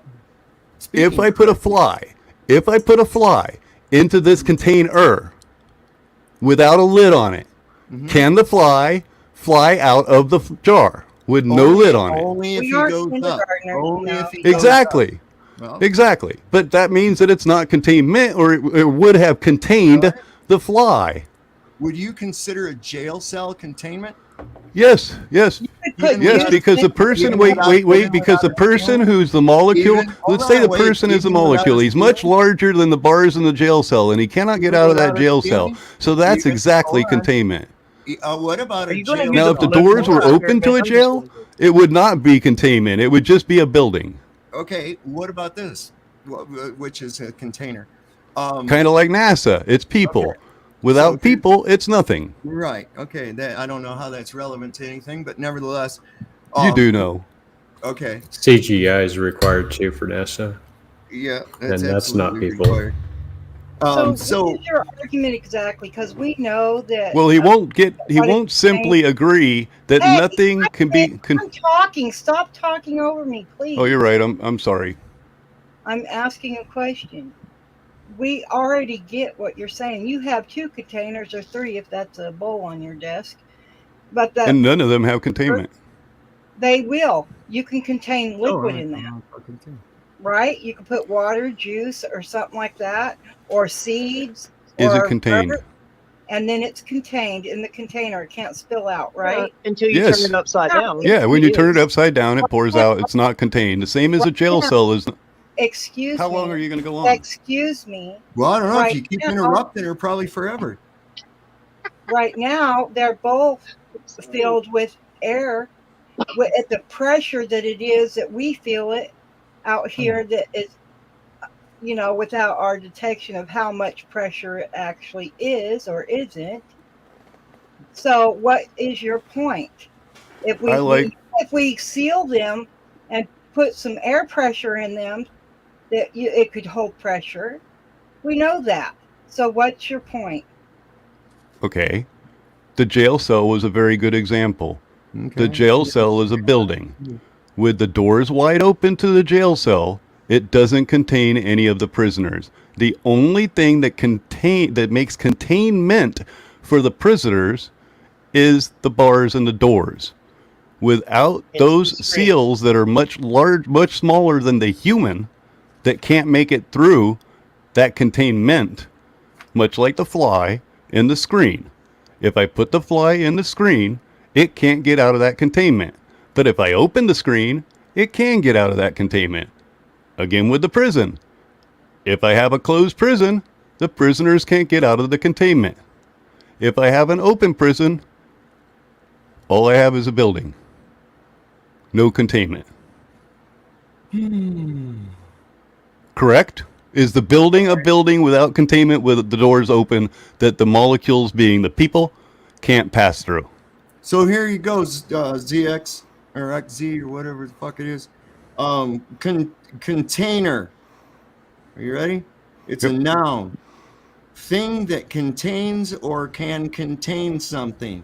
A box, crate, can, jar, etc. Containment, the fact or act of containing. Doesn't say any fucking thing about sealing, which is just That would another be the act of containing, containment. proven by the jail cell. That would be the so Okay, act so of you're comparing containing, applied proven to by the gas. jail Are cell. you comparing the atmosphere with a mesh screen? Wait. So with the jail cell, we're going Is a to, container yes, and we're going with the to, door open. No, we'll leave the door closed. You can lock the son of a bitch if you want Right, to. and that makes Okay. containment. But with the Right. door open, there's no containment for the prisoners. You haven't let me It finish. wouldn't contain water though. Now, That's ridiculous. there's no ceiling. There's no way to climb the bars. In fact, we're going to make it, bulletproof thick glass is what we're going to do. And it's going to be 20 feet high with no top. Okay? There's no ceiling. Open. So now that prisoner that's inside of this contained area, can he get out or is he contained? Is it containment? If the prisoner can throw a ball Right, 20 absolutely. feet high. So Wait, now if you a get to prisoner answer- can throw a ball Right. 20 Well, feet high why over the can't top he- of that building, there's no why- containment for the ball. Why can't he? Well, that's right. That's right. So So it's not containment. It's Well, a wait a second. container. Why can't he go out? Why is it that he can't go out above? Because he the can't wall? fly. Do I really have to Right, answer that a that's human right, being because can't why? fly? Because he is denser than the air around him, right? Nobody went into air density yet. Okay, hold on a second. I'm about to. Well, of All right. course, you wanted to see an experiment, but you guys have Well, been I talking will. We're over gonna the thing see your because you can't experiment. understand We're- containment is not containment if it's BS. open. It's a BS. container. It is containment. It depends on the material that's in the container of whether or not it is fully contained. Right, Okay? and I'm talking about Right. water and a screen. Okay. And you're worried about a jar that it makes container, Yeah. but without the top on it, it makes no containment. Sure. Take away the glass. That's There's- an idiotic there's where you statement, have dude. to- No, it's not. That's an idiotic statement. Take away the glass is not Then you see that it is impossible to have a gas pressure system without containment, right? a container, if you want to say that, but you don't understand the container that the whatever right. you want to You call you it.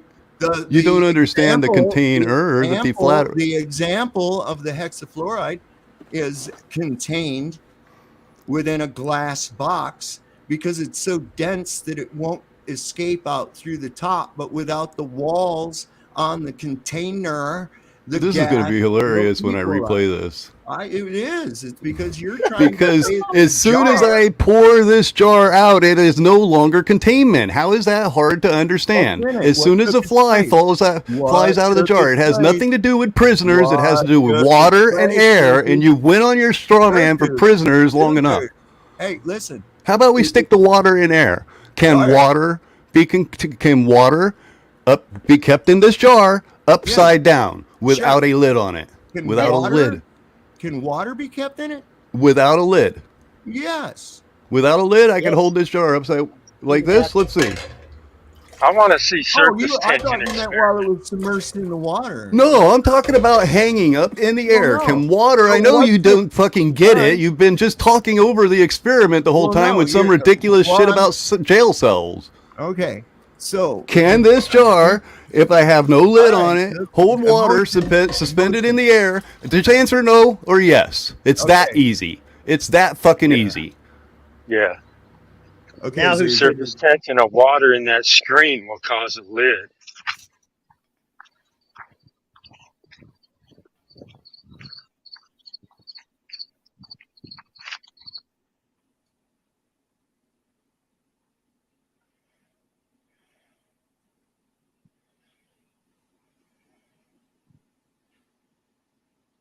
Take the piece of paper.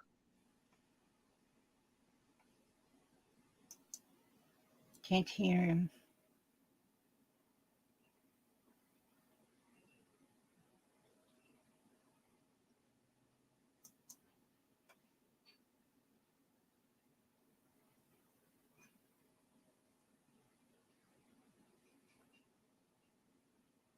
Oh my god. So he's gonna use the screen. So and then you he's just gonna muted use- me? That's pretty pathetic. No, I So think here's what I was trying to That's ask pretty you. pathetic that you just muted me. I had to. You would not fucking shut up and let me finish what I was saying. It's a simple yes or no. What replaced the water when you poured it out?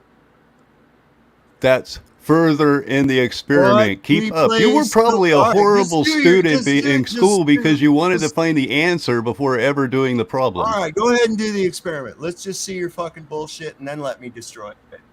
Sovereign. His point is atmospheric pressure, man. He's gonna use the screen to hold the water. The air in the. Could He's not- gonna fill the jar up halfway. God, Jeebus is fucking smart. I can't You'll believe hold the that. The water. only one that's fucking smart on here is Jeebus. The only one that's fucking smart on here is Jeebus.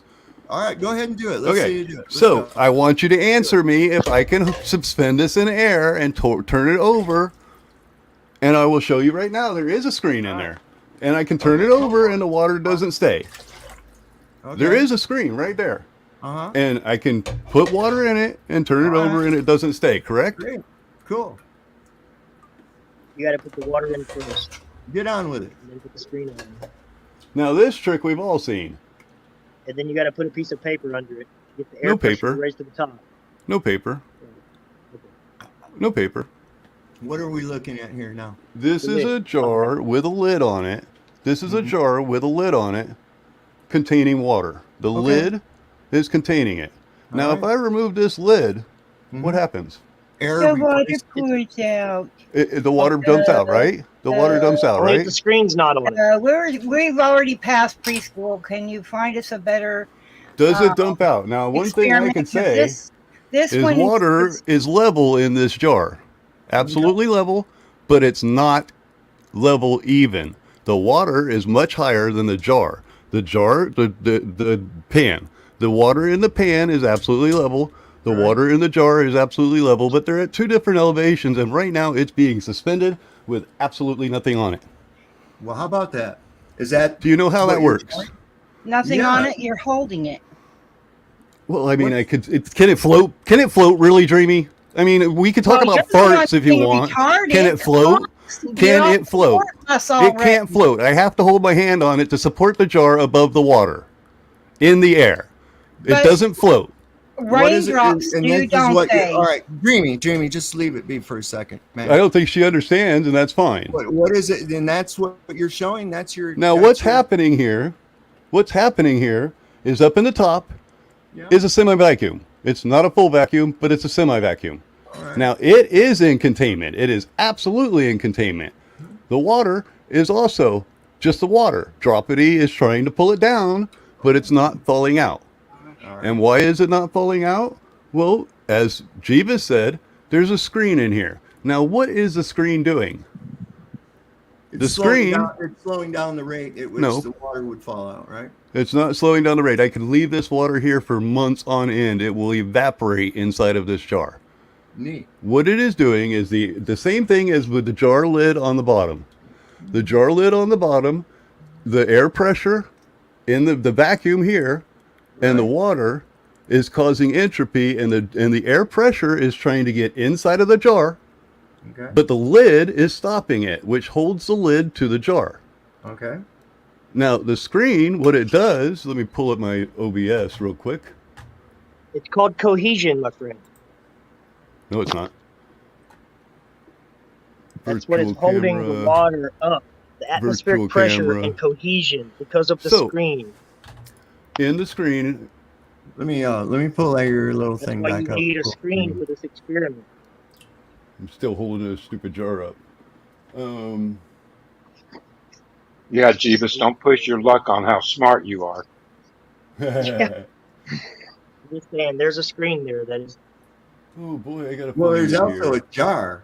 So Yeah, he's still using Right, a I just container, isn't confirmed. he? I just confirmed that the jar mhm. is absolutely containment for the vacuum, and the jar is somewhat containment for the water, except for why isn't it falling out with the jar open? Now that is answered. Oop. I gotta find this stuff. I have some stuff here, but I'm not exactly sure where I have it. Okay. Did you leave the lid on the jar So before you here is turned it your upside screen. Am down? I Let me still bring up this on up big here. screen on the jar? Just a second. Yeah, let me bring I'm this just up. holding it to let it know that it can stay there forever.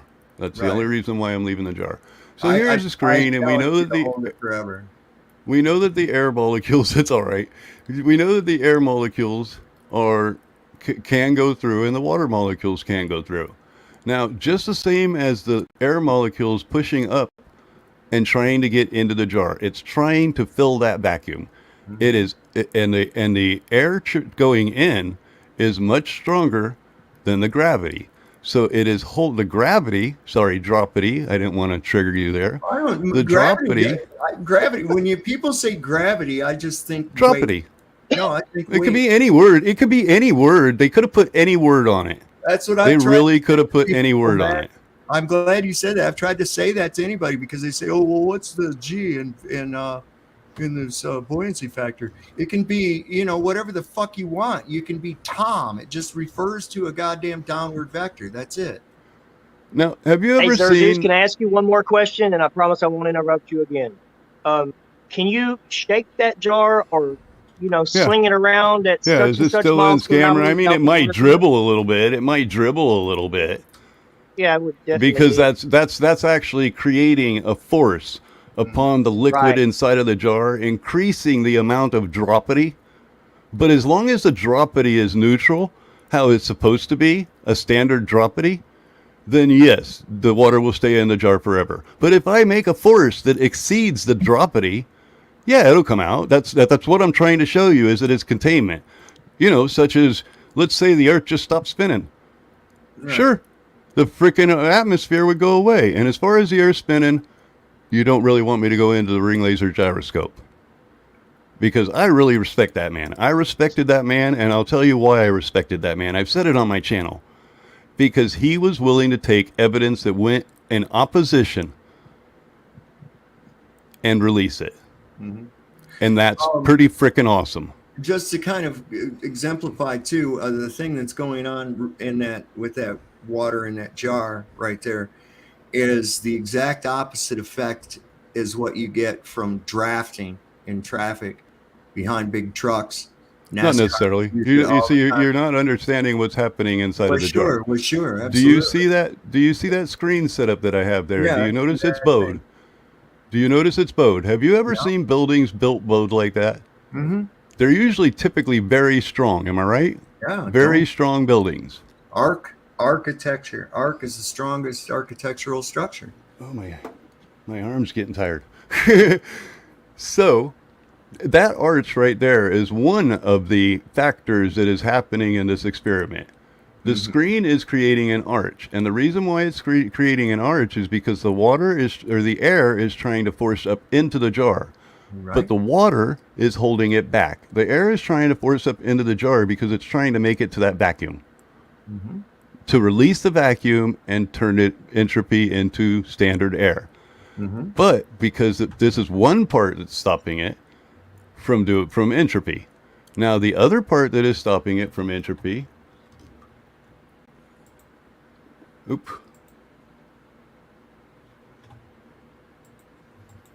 Oh great.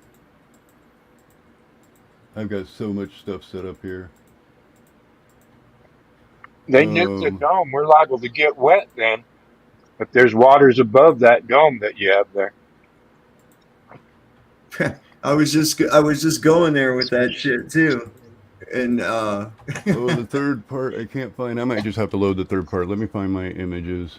I was going there with that too, man, because it's like, how do you prove the medium of what's beyond the containment, right?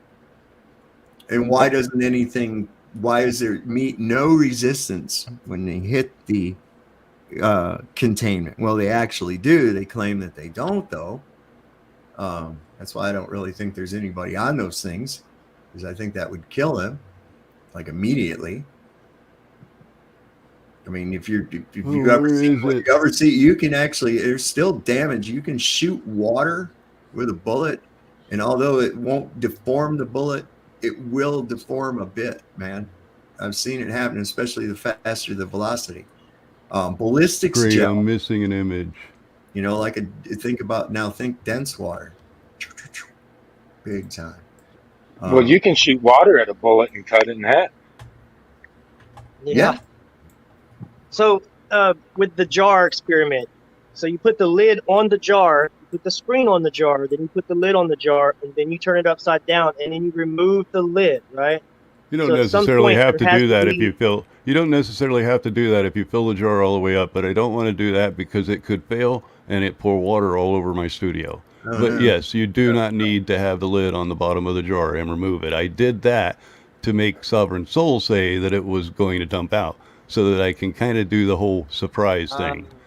You would Clever flood your move. studio if the waters from the above came down. Certainly would. Like that That's pretty funny. Simpsons movie, man. That was some shit right there, man. When he hits that ball and cracks the firmament, all that shit starts floating in. It was like turned into all trippy dream and shit. I was like, that is a cool ass. That's a good. So what I have here Or inside each one of the little holes in the screen, the water is forming like this, a curve. Right. Not a flat, not a level, a curve. And the Right. reason why it is doing that is because air pressure is trying to force its way in the jar. Now the screen makes a surface for these type of architecture to Sure. be built. But You the could screen, you could actually do that, like with if you had a screen that was hexagonal, that would make an interesting but the experiment. screen is not Try different shapes. complete containment. And I can explain why. Okay. When we go back to the Sure, camera, it's dependent. Listen, that's exactly. when we go back to the camera, That's how those domed stadiums work too, man. That same. am I on principle. the wrong screen or something? No, you got that little square thing up. I was going to say Hey. that's a strong structure as well too, is because you have two crossed arches. If you flip that little crosshair line, Oh, and I make believe those. corner to Wait, corner, it'll show you've actually got four intersecting arches. That's pretty cool. sir. I Yep. believe that was to create the 3D model. Those arches are not in the bubble in the screen section. Though I think that was just to create the 3D model. Ah. The lines you see across that don't exist in reality. The sections that Oh, I you're know the looking at lines. is the Don't, edge I know of the the screen. lines don't. I know the lines don't really exist. I was merely saying that if you were to move them from corner to corner, it would just point out that structure that you're showing right there is actually two arches that are crossed. Oh yes. Oh yeah. Yeah. Which Okay. I is- thought you were which is trying to also say that very that strong. was. I mean, look at how the arches go in so many of these like basilicas and shit like that. There's a lot of crossing arches. Right, I thought you were trying to say that was part of the screen section. No, the No, screen no. section's just the square and No, the I'm not arch. saying that at all. Don't jump to conclusions. Okay, So now, can we go back to the camera for a second? sure. This will answer Jeebus's question. So, as I have this jar here, unfortunately, I have to hold it so high. Is the screen really creating containment? I don't think so. Cool. So that gas. So what the pressure system was? What that which was in the jar? Pressure system was the No, water it was and the air outside pressure air. around the jar. It's the air Okay. from the room. When he tilted the jar, the water poured out. It's And the air pressure water, ratios. which is a separate system than the air. All right. Right. You allow And the it- air the to air- enter the jar, that's pushing the water out. The pressure system is the air. You're right, Jeebus. I mean, I cannot believe that you are the only one that's smart. Oh no! On this really entire the only panel. one that's smart. So the air outside doesn't have pressure. That's right. The air outside your jar with all That's that it. going on in it. There's no pressure in that air. Nobody said there was No no air in pressure. space. Hey, wait a second. Where did that pressure come from? Everybody has explained that to every single flat earther. Yeah, I understand. Every single person has explained that question to every single flat earther, and Have they you? still Okay, then- ask the same stupid No, question. No, because you're going to try to claim that gravity is causing it, and we know that's bullshit. Because I believe I described it as molecules the other day. We either were way, talking it about doesn't- how the down. Either way, it still has to be contained, brother. That's all there is to it. Well, cannot- you understand entropy and thermodynamics, right? absolutely. Okay, so when the light hits the molecule or the energy hits the molecule and illuminates it or fluoresces it, fluorescing causes. By the way, I can close this camera. Fluorescing causes. I could close both or not both because I'm here. Actually, I can close both because it causes a little bit of lag on live streams. And when you fill the jar all the way up with water, you're using surface tension to hold What's it in that? the jar. It's not the same experiment because you don't have the air in the top of the jar. But what's holding Right, the the air in the vacuum. jar? There's a glass jar. The vacuum is much less. That's why that happens when you fill the jar all the way up. The vacuum in the jar is much less, and the air trying to get to that vacuum, the air will increase in pressure trying to get to that vacuum. That's entropy. It's going to continue to move towards its natural source, being that vacuum, and it wants to remove that vacuum and turn it into air. The only thing standing in the way is the water. The screen isn't standing in the way. The only thing standing in the way is the water. Which would be considered containing it. Well, You have to put would it? something Because I on just the dumped it out jar by and just then move simply it after dumping it turn out. upside down. Sure. And it's no longer contained. And what happened was air took its place in the container. Well, it would be the same as jar. it would be the same as if, like some major catastrophe crushed the dome and opened up the dome. That would pretty much be the same. I don't know if that was even possible, but no, yeah, but I'm just saying that's what that action is. That's what that Sure. action is Sure, I absolutely. crushed the thing that causes the atmosphere flat. Right. I just call it an atmos system. It's Yeah, really flat. a system made of gas. See, you guys are confused, Jeebus. I have never been talking about a ball. I don't know why people keep talking I'm about not a even- ball I'm in the not- chat. I'm I've just never using been common sense. talking about a ball. Okay, But for so some Peter- reason, everybody in the chat I've keeps studied thinking none so. of this. Like this one right here. Here, you want to highlight that one where he's talking about a ball?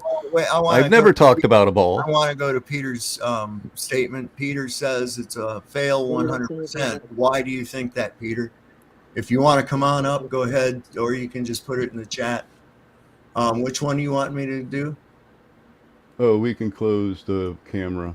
Okay. Out. Well, I And mean, just before I go, I want to tell I'm trying Thursday, to look, do it, I'm not a but- flat earther and I'm not a glober either, right? I'm just, I use common sense, and when it applies to me in my life, if it doesn't, then it doesn't affect me. So I really don't go out of my way to prove either way. I just right. kind of listen to the evidence of both sides, and there's a lot of evidence on both sides, but I mean, there's a common ground too. Where is the wait? Can you show me one I've seen solid proof? tons of experiments on both sides. Well, one I would don't- be I don't sovereign really wanna soul. get Wait, too far away from the experiment here. right. So One if would I be saw solid sovereign proof, soul. then I would, I wouldn't be on the fence at all. Just believe one way and just let it go at that, and not try to prove it. Because when I believe something, I don't feel the need to prove it. I kind of forgot what I was going to say. Yeah, I do that to people. But hey, nice talking to you guys. Zerzus, I do respect you, man. Don't get it twisted. I do. But it was a I don't joke. disrespect you. I was not. I figured. I did say that if you were going to be sensitive about it, that's fine. It was a joke. Right, and me clarifying, one way or the other wasn't really for you. It was for the people in your comment section. There's a few people in your comment section that are hell bent. Just they don't like me because of the police here and the shit that they did, and the fact that these guys just take the cops' side no matter what. It has nothing to do with anything that you're posting on your channel. They hate me for different reasons, man. So know that, right? And it's nothing personal. There was no containment. I poured it out simply. I mean, I proved that again, if you like. Well, you can do it till the cows come home, but the fact We of the have matter this, is, which is containment, and then I pour fact it of out. the It's no matter longer containment. is, the fact of the matter is, a jar is a container. Whether What it I is did was open or create an closed, atmosphere. and it depends. Wait a second. Hold on a minute. It was you had containment. Okay, you did not change the atmosphere Sure, I did. outside of it, except for maybe a few millimeters, if that. Close that's to a few that. millimeters. Just a moment. All you Of course, did you have more to say about it. Holy sheep shit, man. Are you going to let me finish what the fuck I'm saying? Sure, but you said when I took the lid off, it was going to pour out, which means you don't have a clue what you're saying. Yes, I do have a clue. You said it was going to pour out, and it didn't. Now there was air contained in it. Now, so if I leave the air in it, right, and I set it on the table and I blow a fan at the bottom of the fucking jar. You would increase containment. Shut Hold up on. a minute. God damn it, I'm talking. So is it going to affect the fucking air inside the jar? Of course it's not, because the air inside the jar is what? It is I told you the vacuum inside of the jar was contained. That was in my, go back and watch. Go back and watch. That was in my demonstration that the vacuum is contained. But the water is not contained. The water is being held by pressure, but not contained. Was the water holding the gas? No. No? No. What was holding the gas? No. What The was jar holding the was gas in holding the the jar? gas. The water was creating the vacuum. The water was Okay. pulling down on the air inside of the jar, creating the vacuum. It wasn't Okay. holding the Great. gas. Great. Okay, It was, however, where was your uncontained pressure system? I was going to explain that. It was, however, at the top of the jar where it was upside down. Mm-hmm. It was this air pressure out here Mm-hmm. in the reality world Mm-hmm. holding the water into the jar, not the water holding the air. Mm-hmm. It was the air pressure out here holding the water into the jar, which is basically impossible on a flat Earth. Why? Because what causes the pressure? What causes the pressure? You just did the What containment. but it did it. It did it. What causes the pressure? The containment of the fucking atmos. What else? I'm would? talking about the atmosphere out here that was at the water surface Yes. and at the open jar top. You demonstrated a pressure. Why are you closing your eyes? Are you like in a chant? Are you goddamn. ritualistically chanting something? Are you? That's going- funny. I can't Ed, believe you closed your eyes and started chanting. Okay. Are you done? No. Yeah, I pretty much am. Have a nice night, sir. I've showed you the experiment, and you had no clue all right, what well, the you just conclusion. don't like the fact that I'm. You had no telling clue of the you why conclusion. it's I asked odd. you. I asked you if I remove the lid, will the water dump out? And your answer was yes. Like that, that I'm picking apart your parlor trick. I asked you if the water will stay in the jar if I remove the lid, and your answer was yes, which means you have absolutely no clue what you're talking about. Have a nice night. What are you talking about? Okay, so this is, see how he had to twist what the fuck I said. All right. So what XZ or ZX or whatever the fuck his name is, all he demonstrated was a temporary pressure differential within a contained pressure system, the one we're in. The challenge was to create a pressure system, a pressurized gas system without a container. So the first thing this bozo does is bring out a fucking container. And he wants to claim that the little millimeter of pressure differential that he created as a result of his parlor trick near the mouth of that jar is a pressure system without containment. Ladies and gentlemen, I'm going to put a poll in the chat, and I just want y'all to answer it. Okay. All right. I mean, for real. I thought he was actually gonna. I really did. I thought he was actually gonna have something, and That's was why I asked him what his point was, because we already know. I mean, it was. I don't know. He All still right. didn't answer my question. What's he, XZ, right? XZ, or is he ZX?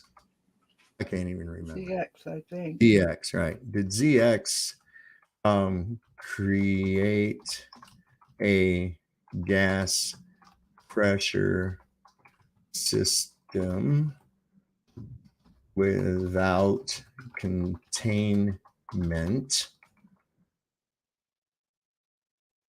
in his experiment? Yes or no? Was that truly a gas pressure system without containment? So here we go into the whole thing. Here we go. So let's see where we go with that. Go ahead and vote in the poll. Let's just see where we get with that. I mean, you shouldn't get mad if I am critiquing the elements of your experiment showing how they don't conform to the standards of the requirements. And, hey, that is a neat little parlor trick. I think that's fantastic and a great demonstration of entropy. However, a container, okay, I've had these retards on Twitter say the same damn thing, right? That, well, if there's no lid on it, it's not contained. Really? Really? If it's no lid on it, it's not contained. There was no lid on concentration camps, but it was fucking contained, wasn't it? Okay. If there's something preventing something from physically escaping from a containment, then it is contained, right?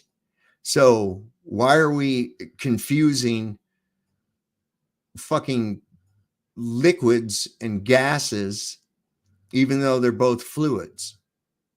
What he did exemplify, though, is how it would be absolutely possible to maintain a structure like a dome or containment by having water above.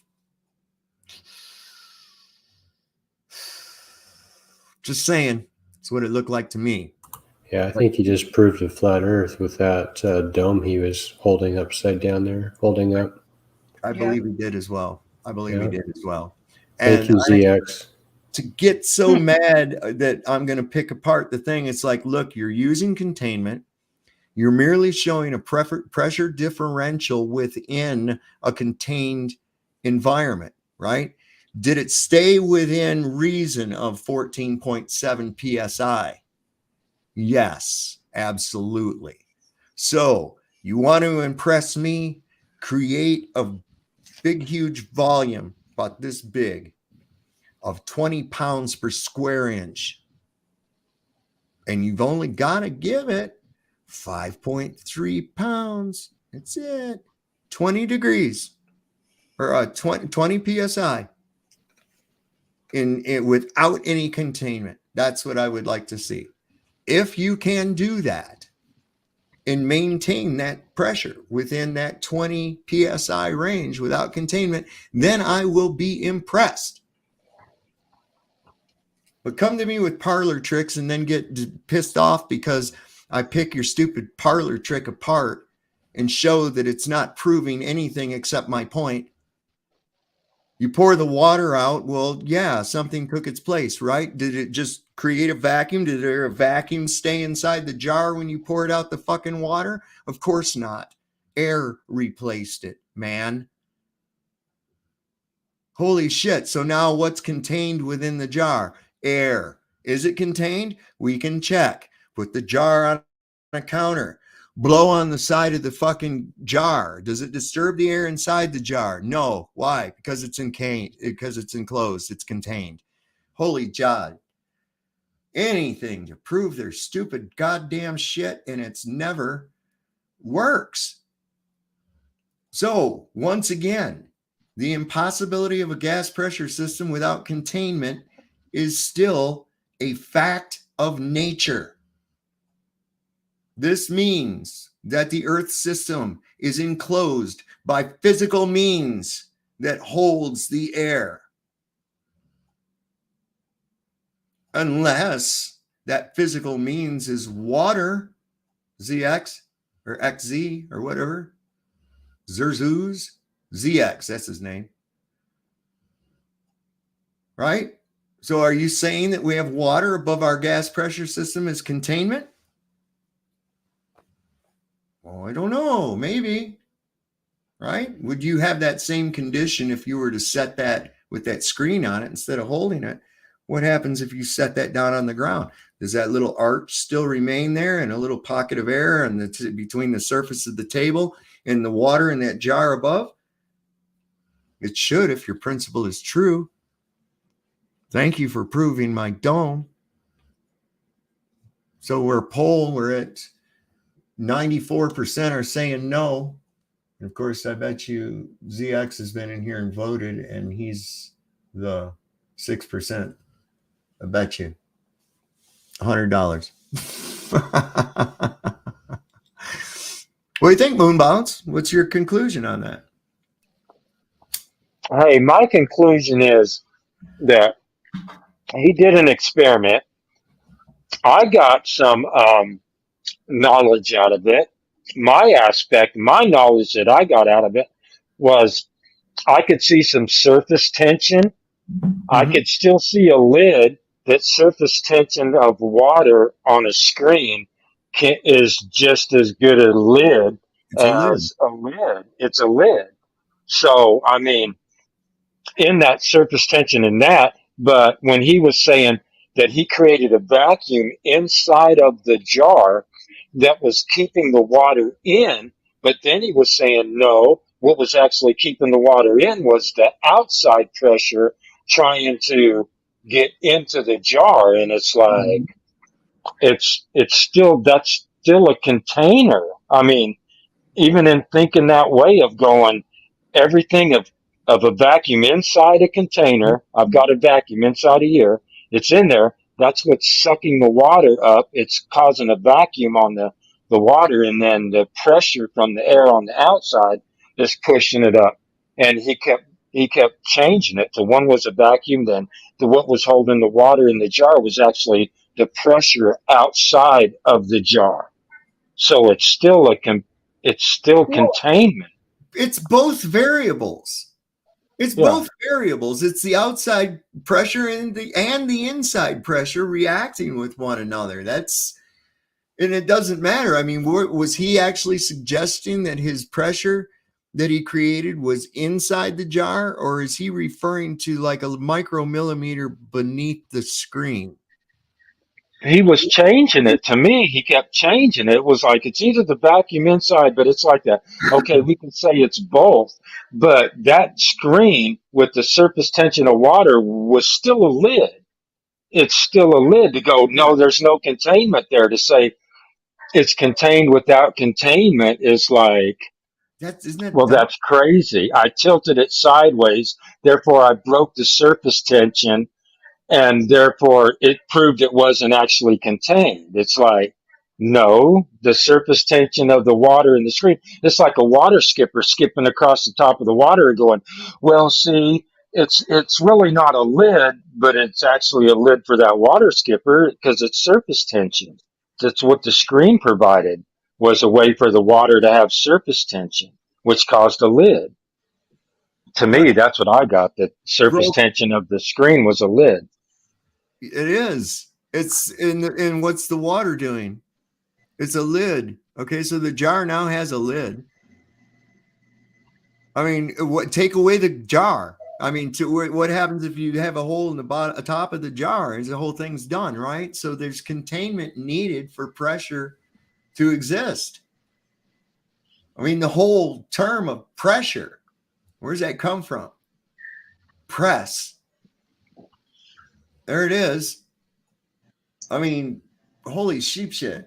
That's what was pressing. I mean, wow, I don't understand what they're even going with this shit. And that's really, I have to say, if he really believes that proves that a gas pressure system without containment, then and not a pressure differential within our pressure system, then I'm sorry, I feel really bad for him. If he was trying to pass that off legitimately, I would say that's intellectually dishonest. Right, because he could say, well, you can't see this container, but it's a force field. Let's just go science fiction. He basically created a force field and said it wasn't a lid, but he basically made like a force field right there Right. in a sci-fi kind of way, and then say, look, it wasn't really a lid though, because yeah, it is. It's just a force field in a way. Is it physical? Is the water physical? Yeah. Yep, it surely is. So I don't know, man. What's going on with that? That'd be like saying, "Look, I did it by taking a basketball down to the bottom of a pool." And it says, "Oh, okay, you changed the pressure differential within a fucking pressure system. You didn't create one without containment. That's just dumb because the pool's contained, the basketball's contained. And without the containment, what happens, Peter W? What happens if there's no containment? Whoa, not much. But hey, to simplify exactly what he's doing, and we've all done this. You got a glass of water, you put a straw in it, then you stick your finger on top of the straw, and you pull the straw out of the water.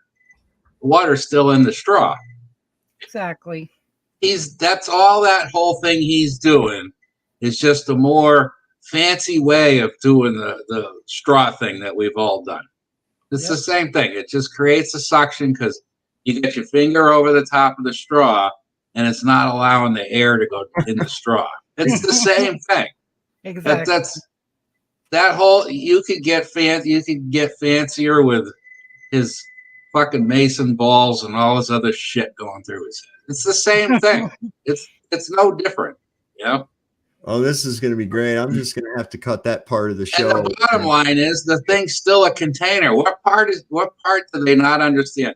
No container.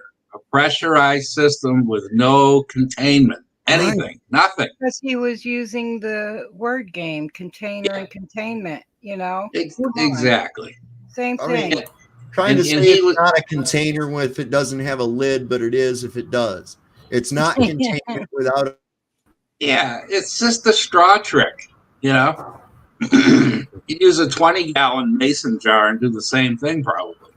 But it's just pathetic. It's just cheap crap that you'd entertain a second or third grade classroom and they think you're some type of wizard and you know everything. It's just it's just like the towers that they use in fish aquariums. If you suck all the air out, then the fish can swim above water and you've got this tower of water that's submerged in the fish tank, but it's all water. All the air's been taken out of it so the fish can swim up it. Right. You know, so you're bringing up a point of water. You're bringing it up though. Yep. But it has to be contained. You couldn't just stack water like that without that containment or container.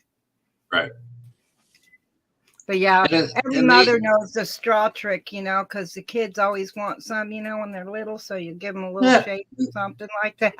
Absolutely. Yeah. But yeah, a lot of those experiments we did in school as well.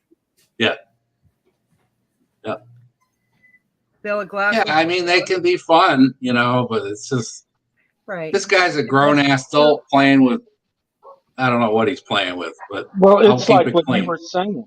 It's like that, but you know that finger on the straw is a good one because it just blocks the air. Where like a syringe does the same thing, an eyedropper does the same thing. Right. Yeah. But it's still you need that container or it doesn't work in that aspect. Exactly. It's still the air and surface tension. And it's just the same thing, just made a little fancier, and hence why people call it a parlor trick. It's like that stupid pendulum.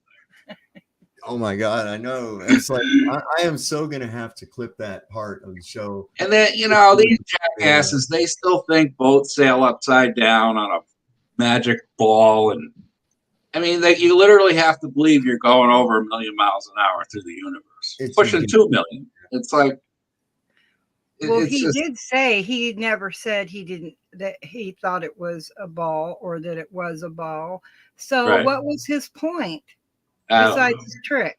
Well, what he was trying to do, Dreamy, is he was trying to act as though he was able to break a fundamental natural law of physics that's immutable. But the thing is, he failed miserably, and he was trying to pretend he was smarter than you. And he was. Well, he's pretending. I still say he's a furry. Until proven otherwise. He's a mechie. He's got the mechanical penguin. He's a mechie. Yeah, him and his cat friend. Remember his friend's last name is Cat. What'd you say? He did school us. He schooled us because he let us know that Jeebus is the only smart one of this whole bunch. So yeah, he schooled us in all kinds of ways. Absolutely. I'm sitting back here watching this whole thing, and I'm like, right. I'm taking notes in my head. I'm going, wait the fucking minute. What are you doing, man? Are you really going to try to pass this off? Really? I'm going to rip this apart. You realize that, right? You realize that this is like, the 6th grade magic show. You're sitting in the audience pretending to be amazed at this shit. And it's like, yeah, I had that same magic trick when I was a kid, I'm sorry. I'm not trying to down him or anything else like that. But listen, man, this is an immutable law of nature that until someone can prove it, that you can have a gas pressure system without containment. I don't want you talking about your fucking stars, your spaceships, your planets, your orbits, none of that bullshit. Because I'll tell you what, without that all goes out the damn window, because now everything's open for interpretation, isn't it? How do you know what's beyond the containment of the Earth's atmos system? You don't. You've got everybody believing that it's a void or a vacuum, right? You got everybody believing that horse shit, and that you can go to space and all these planets and bullshit that we see are balls of terra firma that you can go to, and all this other crazy, fantastical nonsense. Okay? So if you don't know what the medium is, and you're pretending that it's a vacuum and not even considering the idea that you could be in the enclosure, is by most common sense an arch or a multiple arch known as a dome structure. And this would entail, and people go, well, I don't see it. And I'm like, look up. Well, I still don't see it. That's because it's transparent, stupid. Yeah.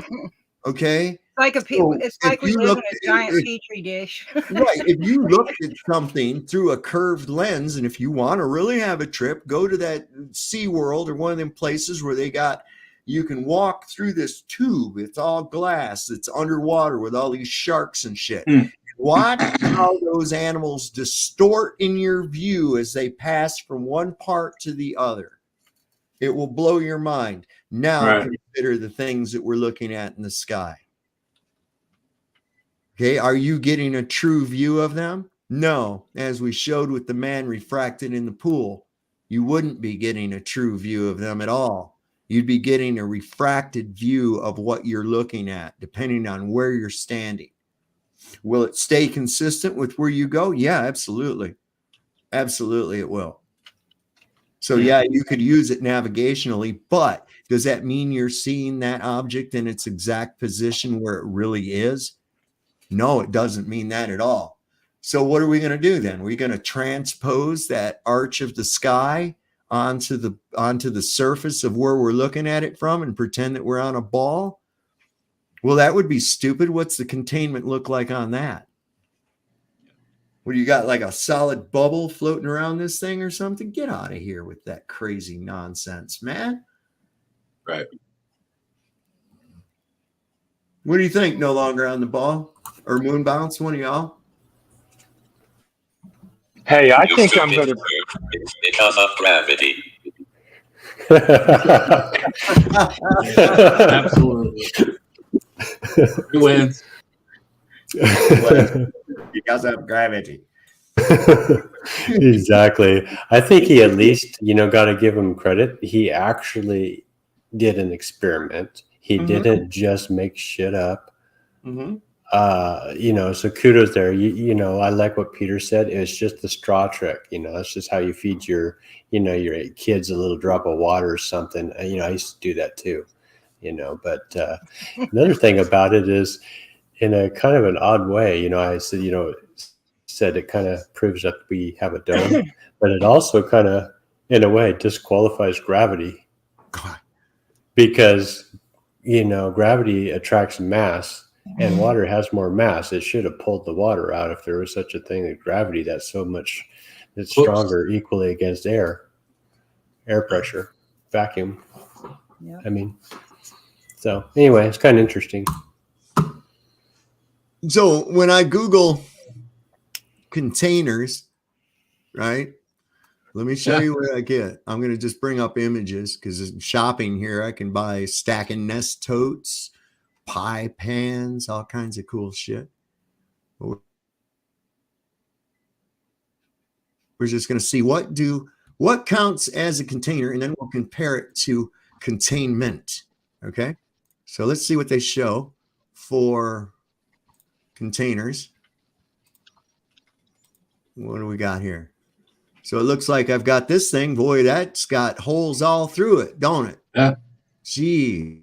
And here's a plastic thing that I guess you could get a lid for it as well. See what else we got. Containers. Here's some Tupperware. Look at that. Containers. That's container. One doesn't even have a top on it, but it's still under containers, isn't it? Oh, look, and trash cans are containers, aren't they? And then Isn't that containers special? are watertight, so they'll float. All right. There we go. Look at there. Oh, this thing is a container, even though it has doors on the side of it. Doesn't it? Garbage. Ain't that some shit? What else we got here that's a container? Right? We got round ones, plastic ones, the ones that you can put used needles in if you're a needle user of some kind. But we just see that it is not exclusive to something that is closed all the way around it, don't we? Isn't that interesting? So now what we'll do, just to make it, because there was a bit of a discrepancy on the definition between container and containment, wasn't there? So let's go do a search for containment. Okay. Yeah. And let's see. Oh my God, one of the best ones you can automatically come up with right off the bat. Under containment, one of the things that they're trying to offer to me in that is where the hell did it go? Microsoft Edge. Oh, there it is. God. All right, look at there. Oh my God, spill berms with no top as containment. Isn't that special? Look at here, spill containment. Yeah. Containment, the action of keeping something harmful under control or within limits. The action or policy of preventing the expansion of a hostile country influence. Those are a couple. And that's in the noun part of it. So let's see. Here's containment is the act, process, or means of keeping something within limits. The containment of health costs. The policy, process, or result of preventing the expansion of a hostile. So there's no real differential between adding the meant part to contain as merely an expander on the word to broaden the definition. Well, that's what I was getting at whenever he just kept spewing his bullshit. Was the fact that container and a containment, it's the same thing. Yeah, it's something you put something else in, whether it's a basket, a jar, or, a lake. Right. Yeah. What's contained in the lake? The fucking bottom and the sides and the shoreline. And it's a container. Yeah. And this is, listen, he's not the only one, bro. Listen, these idiots on Twitter are in the same right there with it, man. No, it has to have a lid on top of it. I had some dumbass tell me, he says, I can create air pressure by swinging a bucket around. I said, cool. Remove the sides of the bucket and let me know how that works out for you. Right? Because the bucket is what? What is the bucket? A bucket is a container. Stupid people. I could do it with a fan, though. Even a paper one, because you're just waving it back and forth. Oh, yeah, you can make temporary pressure waves, I guess. Right. But I mean, you're not going to have sustainable pressure at all. But you're right. With the bucket, it's a container. I actually had one say, well, you can't have air pressure without a compressor. What's compressing the gas?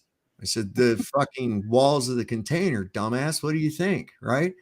Well, it has to get compressed in some way. You can't just have compressed gas out of nowhere. I said, really?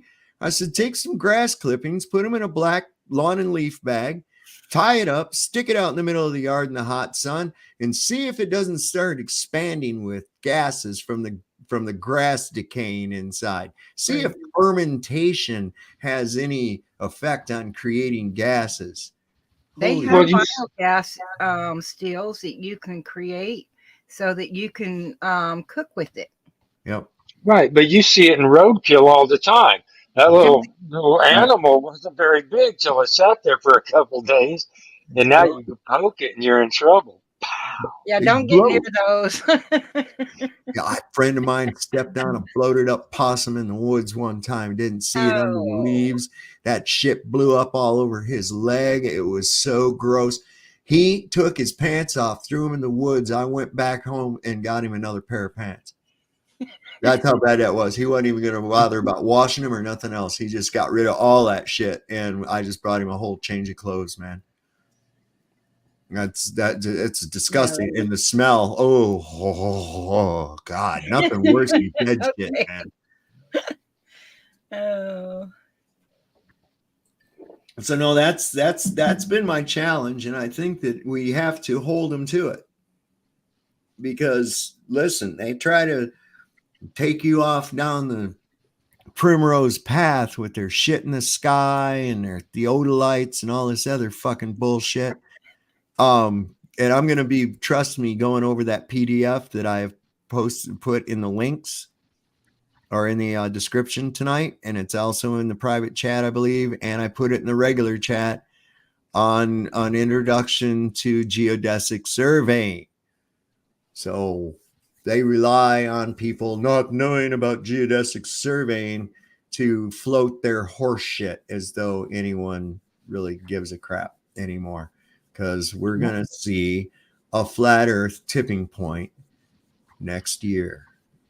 What's DESIX mean? What's what mean? DESIX, when you say geodesic survey. What's the Geodesic, des? DECI. Wait, let me see. Geodesic. How do they spell that? Now you got me confused. Hold on a minute. Let me go into my private Like chat. the Let's see. breakdown of the word. Yeah, just that part of it, because geo. But then I wasn't sure if he was saying DESIX or yeah. Desic, DE. I think it's SIC. Mm. It's like it's one of those words that people go, "Oh my goodness gracious, what a fancy word." It's basically using the geography of the land to survey. That's about it. Desic from decimal deca, I believe. So would that be?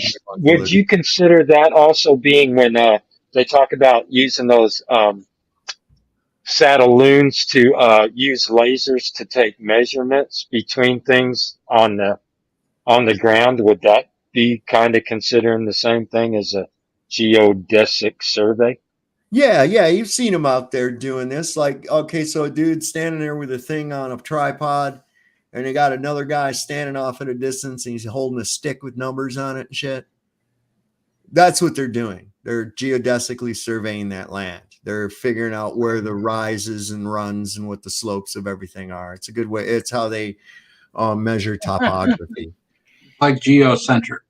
Yeah, Right. It's used to measure the curve according to the stupid dictionary, and this is just I guess, online dictionary. Of course, it's going to be relating to or denoting the shortest possible line between 2 points on a sphere or other curved surface. I wonder what it was back in the day. Let me take a look here, because that was, I mean, that's just the first. I typed it into Google. That's what it gave me, but I had to laugh at it. That is weird, though. The closest distance between 2 points on a curved surface. That's just really weird, just in saying that. Well, desic by itself is an adjective describing people of South Asian descent, India, Pakistan, Bangladesh, for people who've been wondering what they're called. There you go. That's interesting. When you break words down and start just looking up the bits and pieces and parts, you can kind of get a different picture from it. Mm-hmm. Origins of words, especially. This is getting irritating, man. Anyways, I was looking to see what it says about geodesic in my geodesic surveying in my 1971 Webster's here. Let's see, geodetic, geodesy, geodesic, a geodesic line, geodesic. Here we go. Same as geodetic, designating the shortest line between 2 points on a surface, especially a curved surface. It doesn't say curved surface of Earth. It says a curved surface. What would that entail? Like a hill or a slope? Right. Of not pertaining to the and it says of not of or pertaining to the geometry of such lines. In architecture, having a structurally strong surface made up of short, straight, lightweight bars that form a grid or polygons. Like a dome ceiling or something like that. This doesn't really say anything about that. It says about hills and between 2 points on a surface, especially a curved surface, which would be a slope or a hill. It's not necessarily the curvature of the earth. Well, in architecture, it would be like the dome or the shape of the building, the shape. No, actually, what they're talking about is grid lines, like straight fucking grid lines, isn't it? Let's see. Let me read that again. That's what I was thinking, like a graph. A graph. Like if there was if there was like a arch on a graph where you were graphing points on one of them little square pieces of paper or whatever, and you were trying to find. Oh, yeah, you're right. You're right, Dreamy. Dreamy's right. Just like a geodesic dome. Okay, that's an arch created with straight lines. If you've ever seen them on the playground, right? Those little monkey bar domes. Yeah. Buckminster Fuller is credited with the geodesic dome. That's what that is. And it's really kind of cool. Here's another thing you can do. Draw a bunch of triangles. Right. Yeah, exactly. You can take and draw a 90-degree angle on a piece of paper, right? And then make equal spaced, take a ruler and go like every 1/8 of an inch and put a dot on both axes. Go from the 0 coordinate, go 1/8 of an inch, 1/4 of an inch, 3/8 of an inch, half, like that, all the way across the line. Do the same thing down the other axis. Then, if you take the one that's furthest from 0 and connect it to the one on the other axis closest to 0 and do that all the way, you will end up all of those straight lines making a beautiful little arch. You'll have like the little Star Trek vector symbol when you get done.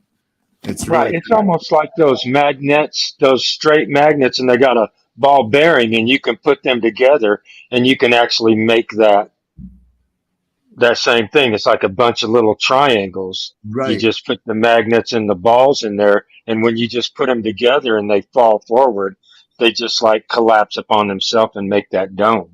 Yeah. They got those you've seen those weird balls in toy stores and shit. You can take them and you pull them and they open up into a big ball. And then when you crush them down like that, they go into a small ball that's got these little spikes on it. Those are really cool too, all made with straight lines. A lot of people don't take time to appreciate something like that and look at it and go, wow, that's kind of cool. They did this all with little straight pieces, but I have a spherical object when I pull it against itself, So in other words, when you're saying that's the next thing that to look out for. It's almost like I don't want to. I guess the only thing I can think of right now, it's like a catch-22 because see, we can visualize that, but just because it can go into the shape of a dome, just geodesic surveying doesn't prove that we live on a globe. Right. Right. Right. I like That's- architecture because I want to build a house one day. So what's our poll up to? Let's see how many we got. 88% of the people say that he did not, and 12% say no. I suspect he used 2 accounts to vote. Okay. So if we've got a sample, any of my math nerds out there, I've got 25 votes. What's 12% of 25? Real quick, if anybody wants to give that a shot. Geez. And everybody vote. Everybody vote. Come on, we need a larger sample. We've only had 25 people and we've got 45 people, 44 in here now. But I bet you if you work it out, it'll work out to 2 votes that ZX did. I'll bet you. That's how intellectually, I mean, if he really thinks he proved something with that, I mean, I'm sorry. That's sad. That would be like thumbing up your own comments. Life, but go ahead. No, I was just thinking that I wouldn't consider him to be the person that thumbed up their own comment because that's what that would be like, right? Like putting a comment in and you liking your own comment. Yep. Sometimes I do that because I do like my comment. Oh, sorry. Why not? That's if you're going to write it, wouldn't you like it? Yeah. Isn't that kind of like digital masturbation, though? I mean, you know. I mean, I'm good to everything, really but sometimes I really like it, so I do. I will give it a thumbs up. See, that's what we down here. That's what we down here in the valley. That's what we call a Yankee, right? I ain't no Yankee. Yankee's like a quickie, but you do it. You remind me of Tommy Boy again. Are you belong to the Yankees? Sometimes it gets attention, especially if I put a quote from somebody in there, and yeah, so I don't mind doing it. I guess I see your point because I always tripped me out. I've never thumbed up my own comment. You probably never really thought about it like that, though, did you? No, I do some doozy comments, but I never thought about. Sometimes, if you really want people to pay attention, give it a thumbs up. Oh, okay. Really, I mean, share it. That's one way of sharing it. Say, I really, think this is something important for you to hear. People see a thumbs up, they're gonna look at it. Oh, I guess I see your point. It's like a visual cue on a subconscious level. Exactly. I get it. Little subliminal messaging. Exactly. It's like going to the grocery store and the shelf is almost empty and there's only 4 packages of cookies left. You're going to get you 1 or 2 of them packages. That's how they play mind games in the stores. Same thing. Oh my God, no. Please tell me, Thrash List, that ZX is not M-Ball. Please, someone tell me that that's not true. I think it is so pathetic. I would. They're both furries. Listen, I've seen that a lot, and I think it is really pathetic if you have to have 2 accounts and act like you're 2 different people patting each other on the back and shit like they do. Yeah. That's what psychopaths do. That is, man. That's some sick shit. I'd go talk to somebody about that, man. I really would.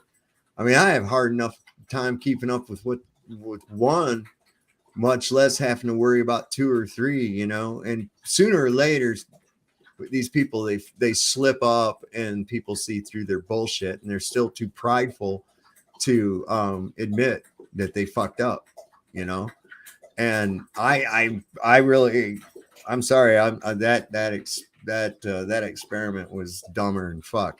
Really, if that was your proof of a gas pressure system without containment, you failed. I'm sorry. I really expected something, man. But already when I saw a pot of water, a container of water, and a jar, a container, I was already okay. Here we go. Right off. Why do you even have any containers, man? What are you doing? I wonder if Home Depot sells containerless paint. Yeah, They you can might. get it now packaged with gravity. Yeah. Shrink wrap. Yeah. They sell it in Narnia. Shrink wrap to hold the water in. Exactly, man. Here, want to buy a can of dehydrated water? It's real good for camping. All you have to do is add water. I bet you some dumbass would buy that too, man. I'm not surprised. They'd buy it up like hotcakes. Holy shit.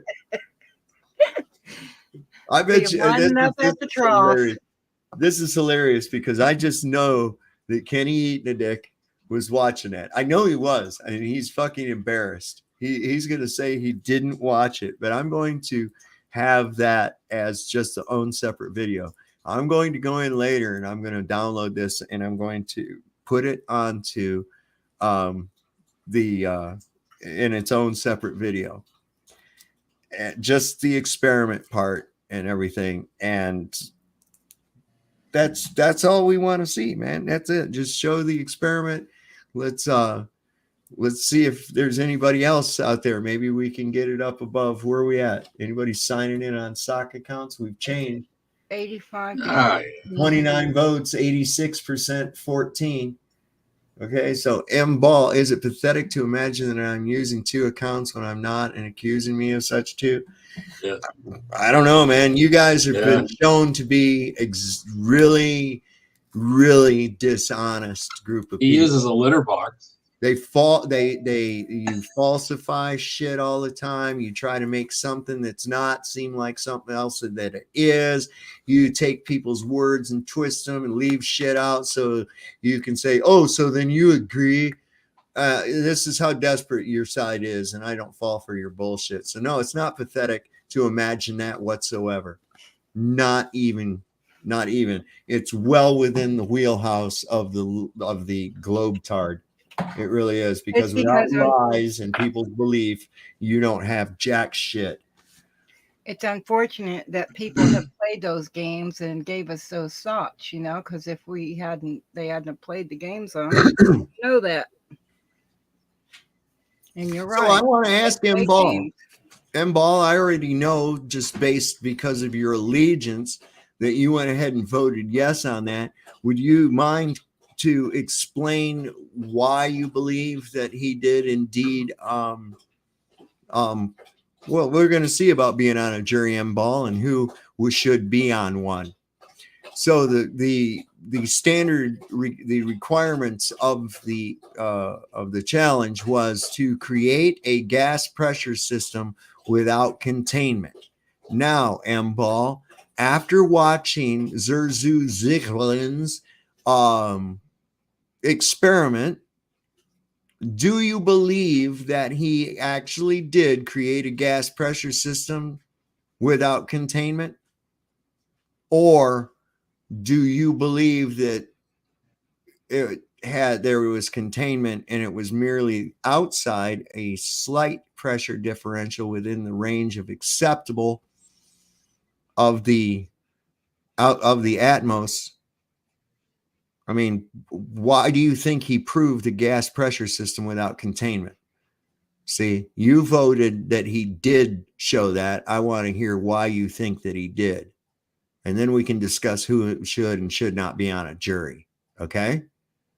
Because we're taking logical thought, known physics into account, and not some allegiance toward one ideal or another. Okay, that's your guys' game. So go ahead and explain it to us. And he never gave us any of those names of those thousands of people. Oh, I know. It still hasn't looked it up. Thought we forgot. I wouldn't let him off on that. Not one name. Nope. He won't. He assumes thousands of people were involved. Right. He was maybe told thousands of people were involved, but as far as actually knowing that thousands of people are involved, no, he don't know that at all. one without compromising the accuracy of positions attained. Let's see. Surveying. The most commonly practiced method is plane survey, a local data collection covering much smaller areas so that the curvature of the Earth's surface can be ignored and considered a flat plane without compromising the accuracy of the positions obtained. Thank you so much for that. Nice. No longer on the ball. That's beautiful. That's beautiful. That's beautiful. Perfect. Holy shit. So all you look at my theodolite. Yeah, I found that on the website here, Science Direct. I just sent you the link, but talking about surveying. So I found that in the middle. Now, see, this M Ball guy, he's a pathological liar. Now he's saying there's thousands of ham radio operators. Yeah, you said there's thousands of people in on it. You know, I've only met. And he can't name one person in my whole life. Okay, and I've lived in Michigan, I've lived in Virginia, and I've lived in California. And I've only ever met, out of all the people I run across, I've only ever met 2 actual ham radio operators. So I must have somehow conveniently, I don't know, accidentally missed the thousands of ham radio operators. I mean, how many ham operator licenses are issued in the United States? I know that it's a limited amount, so that would be good. Thanks, Peter. You can tell I'm in on it. You see my name is Moonbounce. Yeah. See, Yeah. so I'm in on it. Yeah, we're all in on it. Shit. Yeah, absolutely. We have to report to the Kremlin tomorrow and discuss this broadcast with our psychological warfare department of the Spetsnaz, because we're Russian disinformation agents and we are desperately seeking to brainwash people into thinking for themselves. So hey, but I'm gonna take off, guys. All right, no longer on the ball. Thank you for coming up. I put a link in the chat. I'm going to put it in the description of this too. And it's a scientific, let's see, it's the Earth and Planetary Sciences article on the geodetic survey. And I've put that in the chat. I'm also going to put it in the Doomaflichi down there description. It looks like Brian Stavely got the correct answer. Which was, what did he say? I didn't see it. 3,000 ham operators died in the towers. Oh my God. Yeah. That's well, so there goes that. There goes your thousands of ham operators. Right. I stand corrected. All right. Thank you, Brian. It was at least it was only ham radio operators, you know? Yeah, ham's not really all that good for you. So, all right, take care, guys. I'm gonna go in. All right, good night. No longer on the ball. Thanks for coming on, man. It's good good to have you, man. You're really you're fantastic. I just gotta say, you know, you got so much good shit going on. Some of the stuff you're working on behind the scenes that a lot of people aren't really aware of yet, but that will change. It's gonna be I'm hoping it's gonna be huge. All right, take care. Good night. All right, brother. See you. All right, so we're going to put this down here. Control what? V, right? Yeah. I remembered some stupid technographical shit. There we go. So the geodetic survey. Did I not put these other ones? I probably didn't save. That's why. Okay, so hang on. I'm going to put these other ones in here too. Anybody that wants to use a Stephen Hawking voice generator. Okay, I'm going to put that link in here too because that was funny. That was funny. I love it. And I mean, he's a stage prop. I don't know whether to, feel kind of bad for saying that the dude used a voice changer, or whether not to feel bad because he acted like such a fucking dick. You know what I'm saying? He didn't. He couldn't do nothing. God. But yeah, you don't have to be a ham operator because I was doing that, looking at it and like studying on it. You just got to get a permit to push the button. See, because that's the only way you're really allowed to push this one button on that radio is because you have to have a permit. Right. I mean, it's like Federal Communications Commission. What the fuck is that? You're going to control what I can do with the radio and stuff? And to a point, I could see, limiting and stopping people from interrupting and stepping over other people's broadcasts. There has to be some kind of decorum put in place, and I think that that's a good way to do it. Limiting people to what frequencies they're allowed to broadcast on, but that also limits what you can receive on, and it's like a double-edged sword. In a way, it's a way of maintaining order, but also it can be used as a means of censorship or clandestine activities. Well, they have ways, right? They have ways to track your signal. So I don't understand why you'd even need a permit, because it's in like it just cuts down like that communication, if communication needed to actually take place, because somebody's going to press that button anyway if they really need to communicate. Right. Back in the 70s, when everybody was using CB radios and shit, right? They had like different power boosters you could get. There were some guys that were real handy and would sell power boosters that would give you beyond what the FCC limits of a CB radio would be. And it falls into the category of a ham operator. And they used to have these antennas called beam antennas. They were directional antennas. They almost looked like a TIE fighter from Star Wars. And you could control that and turn it like a TV antenna inside your house. And you had your base unit CB up to it. And you could really, with a booster, you could really reach out there, right? And every so often, man, they'd be triangulating somebody's signal and finding out where they're broadcasting this hella fucking strong signal from, and come in and bust them and find them and take away their amplifier. I've seen it happen. Yeah, the guy that lives behind me has one. You can see it. I'll be out in the back just hanging out, and you'll see it rotating up there. And you can tell that dude's jacking around on his radio because that antenna's just spinning. Ain't that interesting? CB radios are they're banned in Canada now. Yeah, Canada's really getting totalitarian, man. Listen, anytime they're trying to do that, it's just like with guns, right? If you say so, M-Ball. 700,000. He never answered your question. What his answer was for the gas container. Oh yeah, he doesn't answer. He doesn't answer your question. No, he went on to ham operators and shit. M-Ball, why did you vote that ZX did his experiment proved the gas pressure system without containment when there was clearly a container involved? Just asking, So ZXL Master says you can legally use 1,000 watts. In 70s, we all had CB would boost them and could talk to Florida from Texas. Yeah.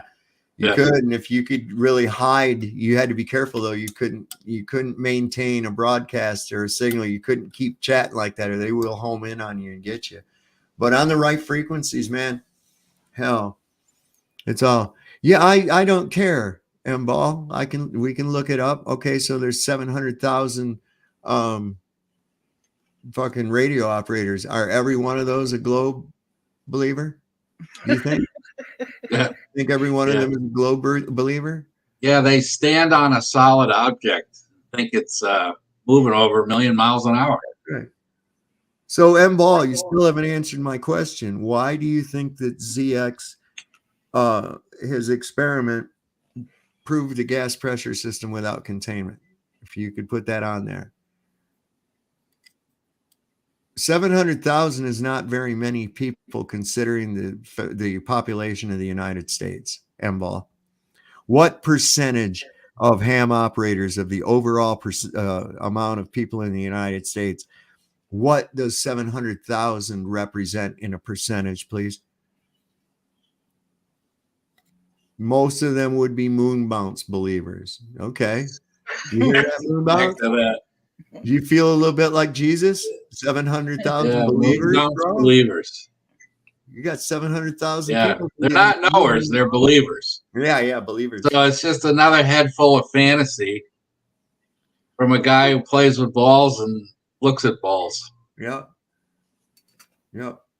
All while he's spinning, corkscrewing through the outer space. Somehow that watching reruns of Star Trek. Oh my God, with no pants on. Yeah. Well, I think nowadays you can watch it with no TV, just like no container. Yeah. Right. Just pretty cool, floating in the air. Yeah. Dumb people, man. Okay, I have a question for y'all. So yeah, just bear with me. So, what is it about the disbelief in moon bounce? Since I'm here, what is it that you disbelieve in the moon bounce? I don't believe that anybody is bouncing a radio signal off of the moon and getting it back. I don't see any concrete proof of that actually being the case of what's happening there at all, if anything is happening there. But it's not because the moon could be like a projection instead of actually a physical object, right? I don't think it's physical at all. No, I don't even think the sun is physical. I think it'll bounce off the firmament. I think we see an apparent sun, which we call the ionosphere. Yeah. But they probably bounce signals right off the firmament and receive it on other parts of the Earth. I'm sure they've been doing that for a long time. So yeah, let me say. Oh my God. So yeah, Dave in Texas, shout out, brother. I didn't know you was watching, man. You don't say nothing in the chat. Well, that you would have to believe that you don't live in a physical world. Well, it's just Narnia shit, man. Every bit of it. I mean, you see what you have to go through right there and still fail at proving the claim. That the gas pressure system can exist without containment. And well, there it was. We saw that that one failed. Yep. That one failed. And not even taking into consideration that the very air pressure around him in which he was doing that experiment is contained, regardless if you have slight pressure differentials within that pressure system. The word system, right? So what do we got? These people are losing their fucking minds on here. Just looking on Twitter.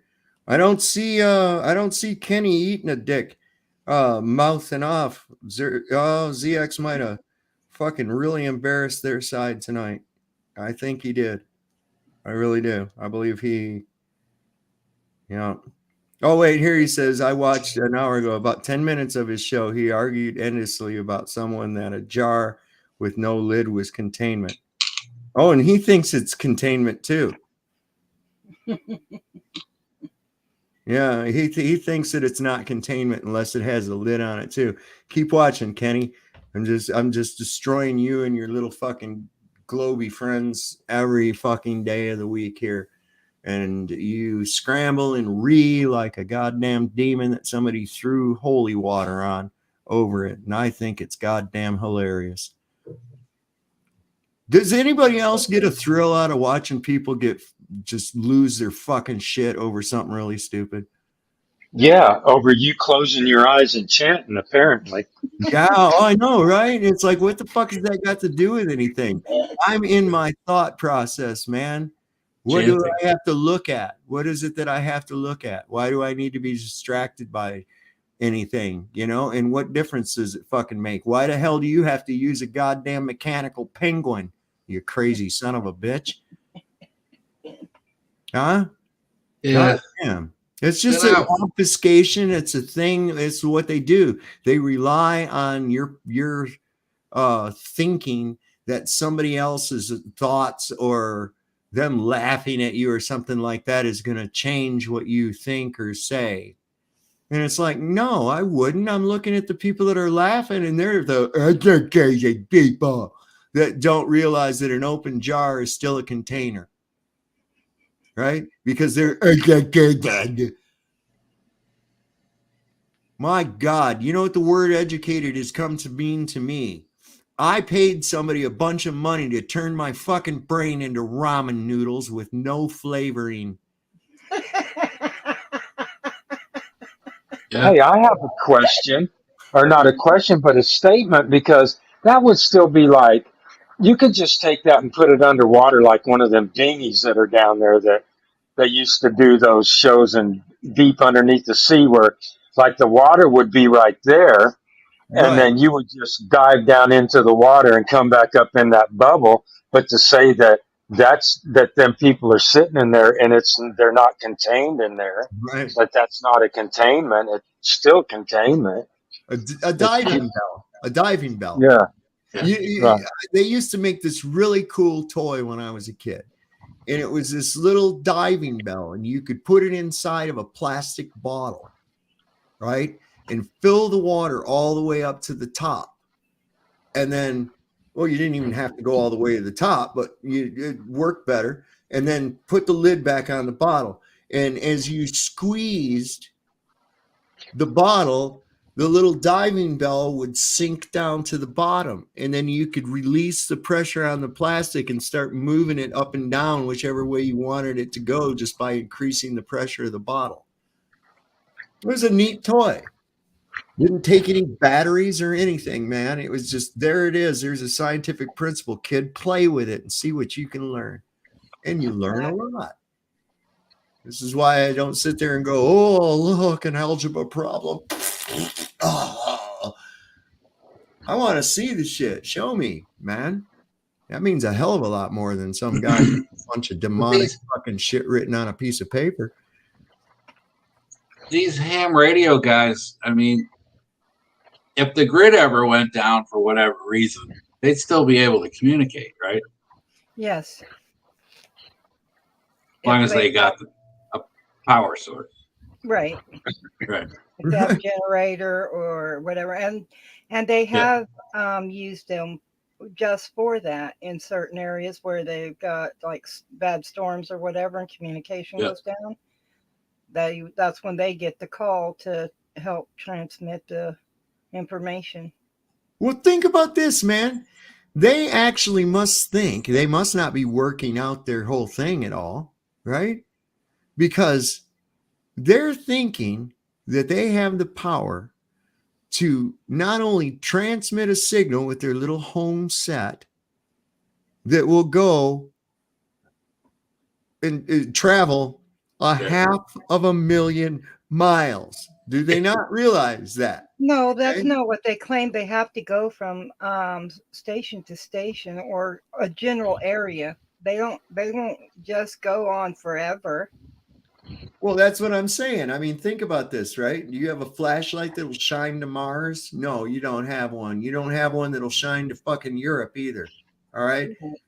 So you're expecting me to believe that you're sending a radio signal with your little living room radio set. You're sending a radio signal 250,000 miles away, and it's bouncing and coming back another 250,000 miles, which is a total distance of travel of 500,000 miles approximately. And it didn't weaken, it didn't dissipate, it didn't no fucking signal spread. What are we talking about here? Are you kidding me? Have you really worked this shit out? Oh no, they talk about having enough power where you don't want to stand in front of that dish, that it'll juice you. It's almost like a radar in that aspect of, you don't stand in front of a radar just because of it'll freaking juice you up. So we should be able to create a radar big enough that we could just detect when a ship leaves Vladivostok, Russia, and not even have to have the fucking Navy out there or nothing with their radar. We could just shine one right over there at Russia and from the United States and, watch them take ships out of berth and deploy them from their naval base and all kinds of shit, couldn't we? Yeah, but anybody who got in front of it would probably they get juiced, so they probably wouldn't last very long because it'd juice their body in all kinds of bad ways. I don't believe that there is a fucking signal strong enough generated to travel that distance. I really don't. No, because they have to.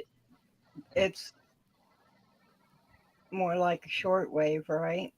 Because it has to go from place to place and transmit it to another station that's closer, right?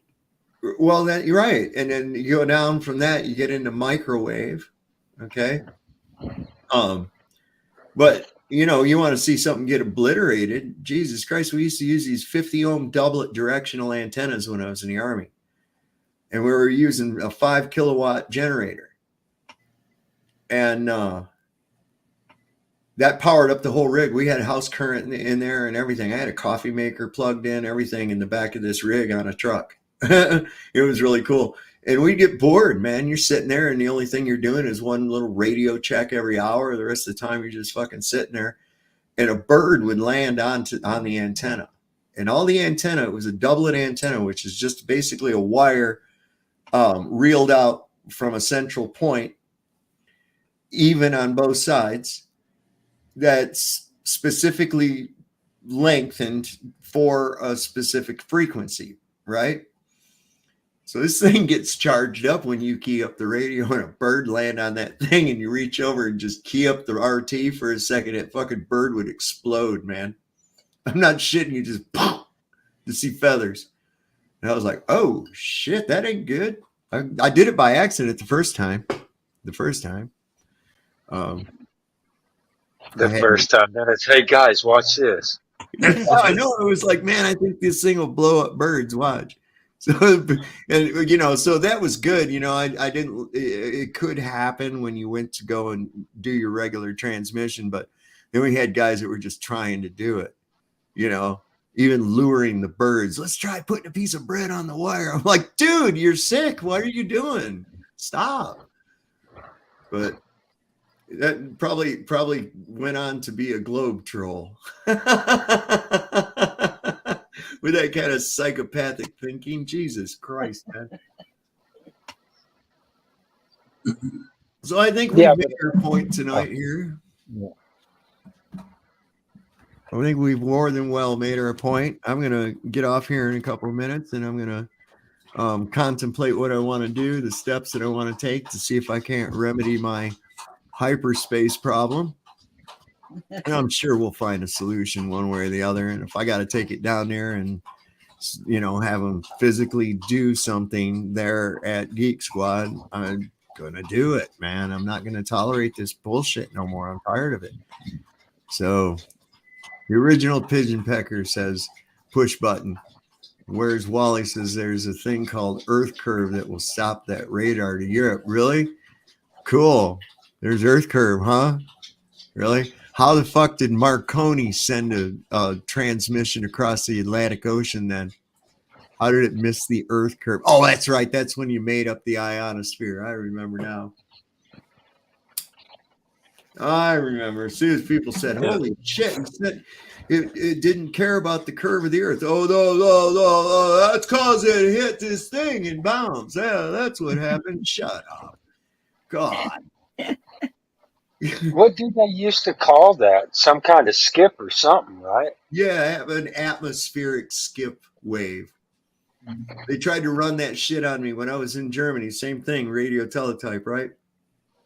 Directional antenna, which means it's a linear fucking signal, not like a whip antenna, right? And one night, you mean not like the old cell phones when they first came out and everyone's saying, can you hear me? Can you hear me now? Can you hear me? These were pretty good. These were pretty good. I have to say, we were operating on AM bands, FSK, NSB, up above AM. And anyway, one night, the fucking teletype goes and clicks, and it said, net, this is net control station, had the right call signs and everything, and asking for a radio check. ZBK1 or ZBK, INT ZBK means what is the status of your signal? Okay. So I'm like, bullshit. I'm the net control station. What are you talking about? I'm sitting right here at 5th Corps headquarters, man. What are you doing? So I went on there and I says, I am the net control station, basically in the shorthand that we use. And we argued about it for a couple minutes. And then what we found out was that because we were both using the same communications electronics code book, right? Nobody ever expected these two to communicate with one another. So there's no need to have one that incorporates everybody, right? So over in this part of the world, they're using the same call letters as we was over in this part of the world. Well, the confusion came from because that distant station that I was arguing with was in Fort Hood, Texas, Killeen, Texas. I was in Frankfurt, Germany. We have a problem, Houston. So what was going on there? And I even worked it out, like drew a scale, arc, the two places, a scale to where the ionosphere is at. And I'm sitting there trying to work out all these fucking crazy skips and shit. Couldn't do it, man. I'm like, there ain't no way. There ain't no way. Anyway, they said we weren't supposed to say that it wasn't because of an ionosphere skip wave. They threaten us. You get in trouble if you say it's something different because this is what it was and our people have analyzed it. And it's like, oh, okay. Because I went to them with this. I was like, man, this is really weird. This don't work out. And so they had to put the kibosh on it. It was like, shut up. Don't talk about it. And this came from above them. So I don't know what the thing was. It kind of made known amongst high brass that this achievement had been done. And it's not the first time that it's happened either. So Austin says he lived in Fort Hood for 3 years. There's Uncle Artie. Uncle Artie's, I always think of this place that it was a store by.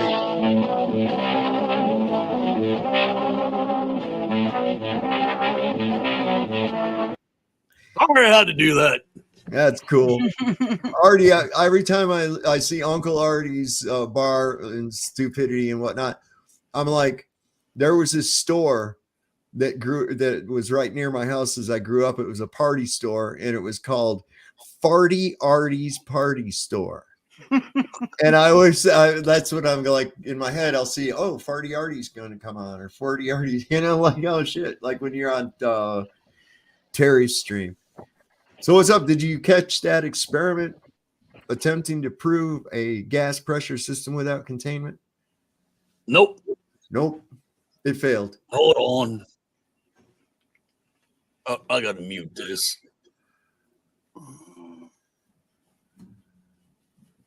I don't even know how to text tonight. I've been having a little bit of fun.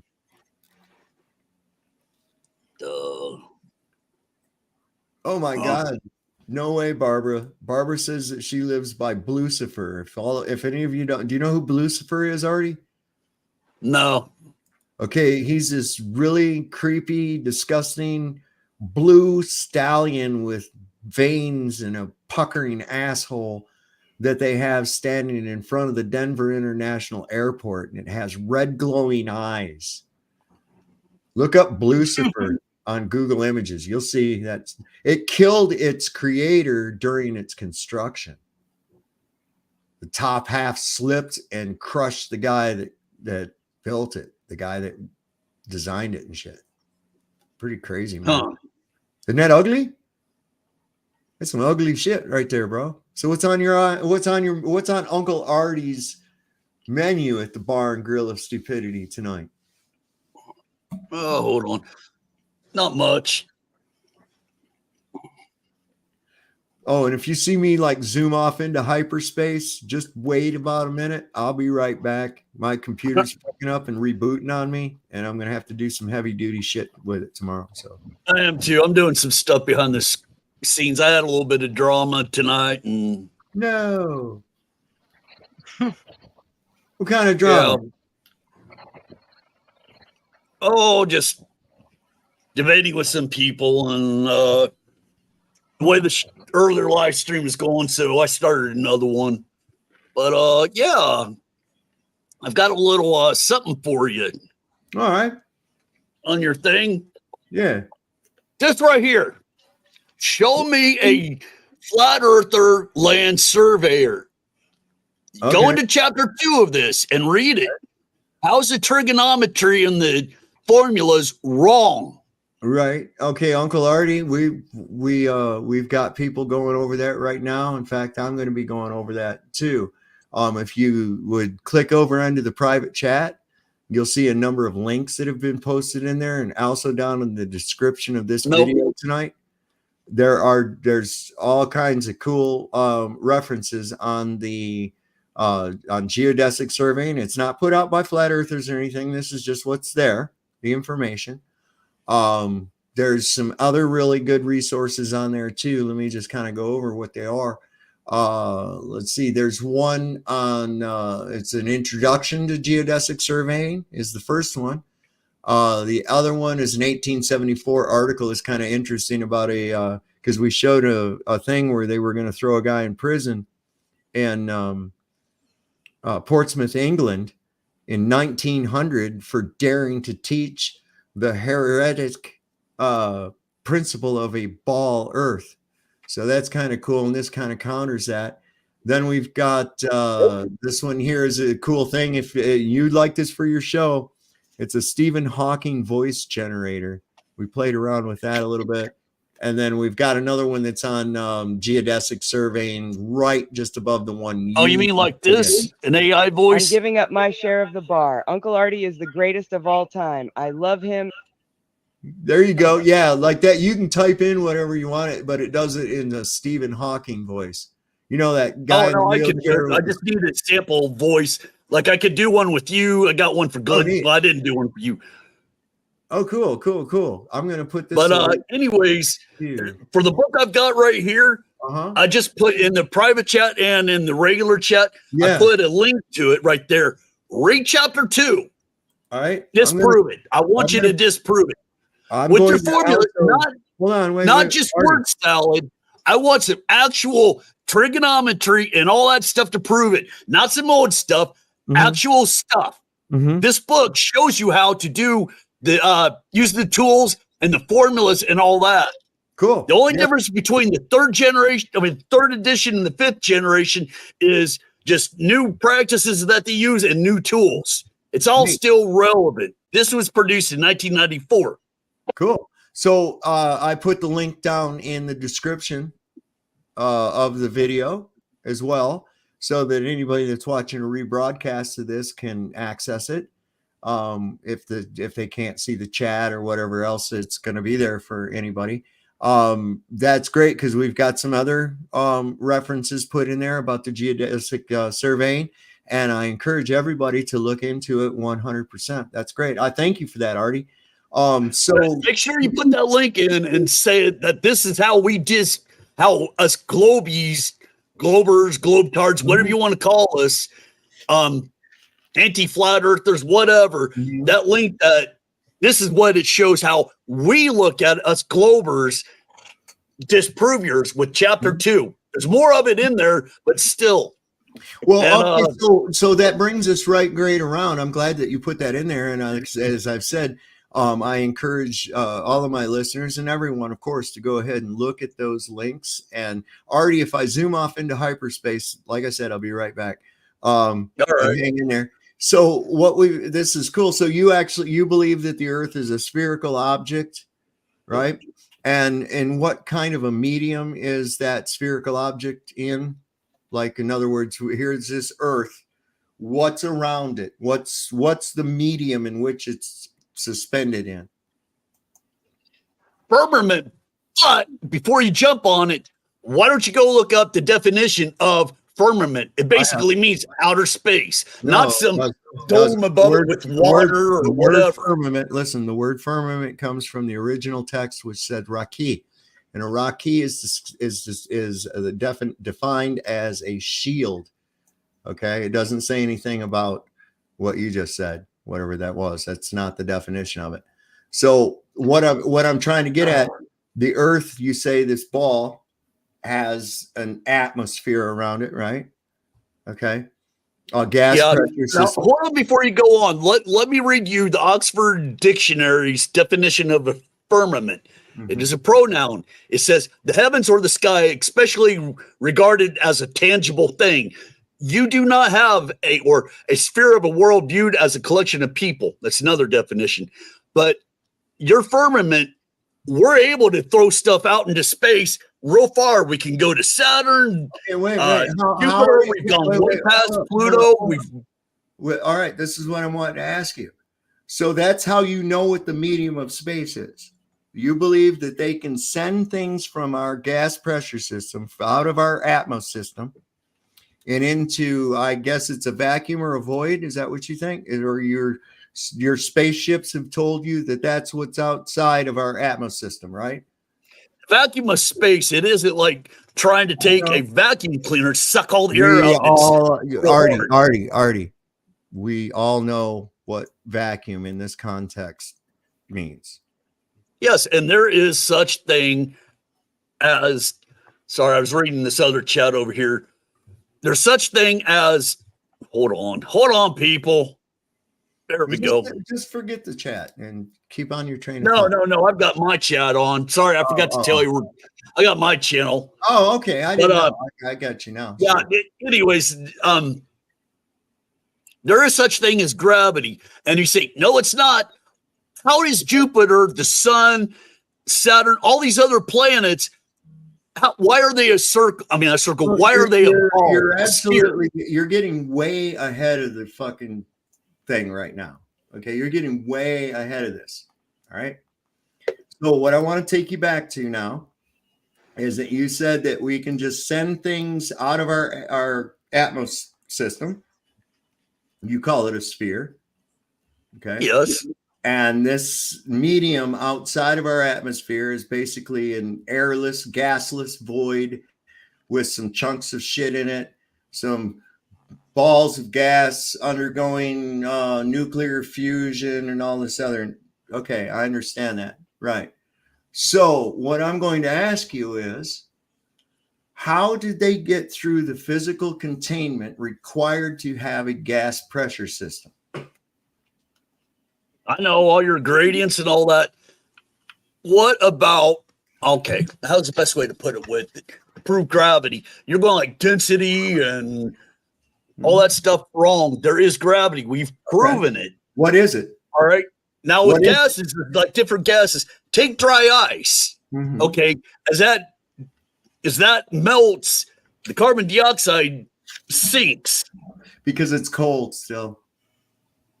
It'll still be there after the fact. No, what'll happen is it'll start to rise up into the air. I know I used to feed my marijuana plants carbon dioxide all the time using dry ice. I would put it in a bucket, pour water in the bucket, let the fog spill out onto the floor. And as it's dissipating, what you're seeing happening is that air is warming back up. And now it's leaving the floor and coming up and engulfing around all the leaves that are just sucking it up beautifully. Okay, so the reason that carbon dioxide is on the floor in that form as it transitions from a solid ice to a gaseous form is that gas is still cold, right? Helium, nitrogen, not nitrogen, but helium, hydrogen, all that. Why does that rise up? Yeah, exactly, right? If mass attracts mass, if I increase the mass of a helium balloon, it does. Why is it that you go into outer space? Why is it you go into outer space if you get anything over 600 or 700 kilometers wide, it starts rotating into a ball? You're way ahead. Why does it accumulate? All right, first of all, we have to determine that anything can go to space in the first place. Okay, and the way we have to determine that is we have to figure out how did a physical object sent from the earth penetrate the physical barrier necessary for a gas pressure system? Gravity, simple. Wait, gravity. Gravity. Hold on. You have to prove gravity can stop gas equalization. And what that would entail is you have to create a gas pressure system without a container. Okay? That's physically. At the end of their life, they are fighting between fusion and gravity. With fusion and all that, it tries to expand with the heat. But with gravity, it pulls it down as it keeps going on through its life cycle before it goes supernova. it's always in the static thing. God, what's the name of the star? That's a great hypothesis. And you have a lot of elements to that hypothesis. So can you prove your hypothesis? Yes, physics. Go ahead. Prove that. We just had a guy come on and fail that he was going to prove that he could create a gas pressure system without containment. And he failed because he used a container. Gas pressure requires, and I'm not talking about differentials within a gas pressure system, because those gas pressure differentials couldn't exist without overall containment in the first place. Okay, so we have to get past the the absolute immutable fact that a gas pressure system requires physical containment. Where is your physics? Where is your mathematics to prove it? I don't have to prove a negative, Artie. I don't have to prove a negative. If I claimed that I could turn into a chicken, would you have to prove that I cannot? Yes. That link I just sent you, damn, it does. The burden of why proof is is all on the the mathematics claim, and physics that we have done proves everything? The only thing you're doing is word salad. You have no physics that can prove that you can have a gas pressure system without containment. You may have a mathematical formula that describes your hypothesis of it, but as far as actually putting it into fruition, you have nothing, because just like me not being able to turn into a chicken, having a gas pressure system without containment is also an impossibility. Turning into a chicken, yeah, right. We're going into evolution and all that. No. I'm just saying. You don't. The ridiculous claim. Who has We've proven that gravity works. The burden of proof, Artie? Because of gravity, it holds on to the atmosphere. That's your theory. That's your part of your hypothesis. Put it. Well, where's your theory that disproves it with the mathematics, with the physics? Where is yours? You are just saying word salad. No, we've got the physical evidence. We've got the mathematics, the physics of it that prove it.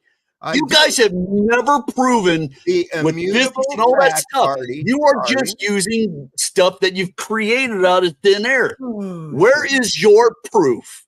Okay, are you ready? Are you ready for it? It is an immutable fact that you cannot have a gas pressure system without physical containment until you can create or prove, not describe with math, prove a gas pressure system without containment. Then we can talk about space and all the other bullshit that you think is out there. You keep making that claim. No, I'm not making a claim at all. It's not a claim. It's an immutable fact until you prove it otherwise, Rufy. No, that's not how facts work. It isn't. That's not how it works. It isn't. Okay, so the Earth is a globe. It's a immutable fact until you prove otherwise. Because if it's a globe, it is. I said it is. I just said it is, right? Look, Rufy, you're using a complete straw man, bro. You really are. I'm using the exact argument you're using. The exact argument you're using. The Earth's a globe. There you go. Until you prove otherwise. All right. So good evening. Time to break some eggs. All right. Play that and prove it wrong. Turn your mic down, MCAX. Yeah, turn it down just a little bit, man. I was like, wow, dude, shook me out of my physics. No, you're good. So the bottom line is this: no, I do not have to prove a negative. Yes, you do. No, I don't. If you make an impossible, the burden of proof is on the claim, on the impossible. You're making the claim. We have proven it. Look at not Discord, but look in your chat and the private chat. May I interrupt, sir? May I interrupt? Go ahead, Martine. What do you got, brother? Let's start with the Van Allen belts. First for that. And even the satellite NASA tried to send up in 2018. And they claimed no computer can survive in space. And absolute space is... It will. No, it's not. You need at least 2 feet of water or half a feet of lead, and you can get it up in a rocket. Even the 1965 calculations show that. NASA knew they couldn't get a rocket up. Look it up. 1965 atmospherical calculation. That's what NASA used for all the Apollo missions. And even science admits space is a vacuum from 10 to the minus 17 torr. And even the Sandusky chamber can get to 10 to the minus 10 torr. So put the Tesla car in that Sandusky chamber and it will blow up like a fucking balloon. Sorry for my French, right. but yeah, I know exactly. and space, absolute space is an absolute vacuum. An absolute vacuum is minus 273 degrees, and nothing can move in absolute vacuum. Before you do word salad and give me a chance, why is it that military equipment is shorted from an EMP blast, which is electromagnetic radiation, the same as what you're going to find in the Van Allen belts? Explain. Why are there no intercontinental missiles? There's never been one launched ever. The farthest a rocket can go is 250 miles, and then the fuel runs out. And that's why they curve and fall back into the ocean. And you have theoretical physics. I accept theoretical physics. It's a nice mind construct. But since the introduction of zero in 1820, all math is failed and a fallacy. It's only a mind construct, and there has never been produced one outcome of any theory. It's a theory. It's not a construct. It's not a formula. It's not magic. It's a theory. It's accepted as possibly true for 99.9%. And all the rest, since 1820, is a lie. Math is the approximation using a formula to approximate the result. So it's not an exact outcome. Calculus is 1 plus 1. That's not math. Math uses calculus. Why is it that they are able to send up rockets that go through your so-called 150 or 60 mile barrier of the firmament and all that? We're able to get to the moon. We're able to prove it. Your so-called ISS is a balloon hanging at 280 miles high. No higher. The fastest produced vehicle, 1974. The SR-71, and it goes Mach 4.4. And a rocket is claimed to go Mach 10. No human can survive Mach 10. No human can survive the G-forces. Going on so they can fly. Yeah, then put a puppet in a fucking spacesuit and put it in the Sandusky chamber. And show me that they can do an EVA. You only need a mannequin and a spacesuit. Not a human. A mannequin and a spacesuit. It will blow up. Oh my word! Don't you want a battery pack that's on the Mars rover? It's been working for 18 years in the most extreme temperatures. Landing the Mars rover, those buckyballs, they would blow up because they were produced on Earth. It's a different atmosphere. The landing with the parachute, it wouldn't work because the parachute in that atmosphere is too small. It should have been 100 times larger. I would like you to go up to an organization called SHIP, Society of Hispanic Professional Engineers, that gets Hispanic. Is that an appeal to authority, Artie?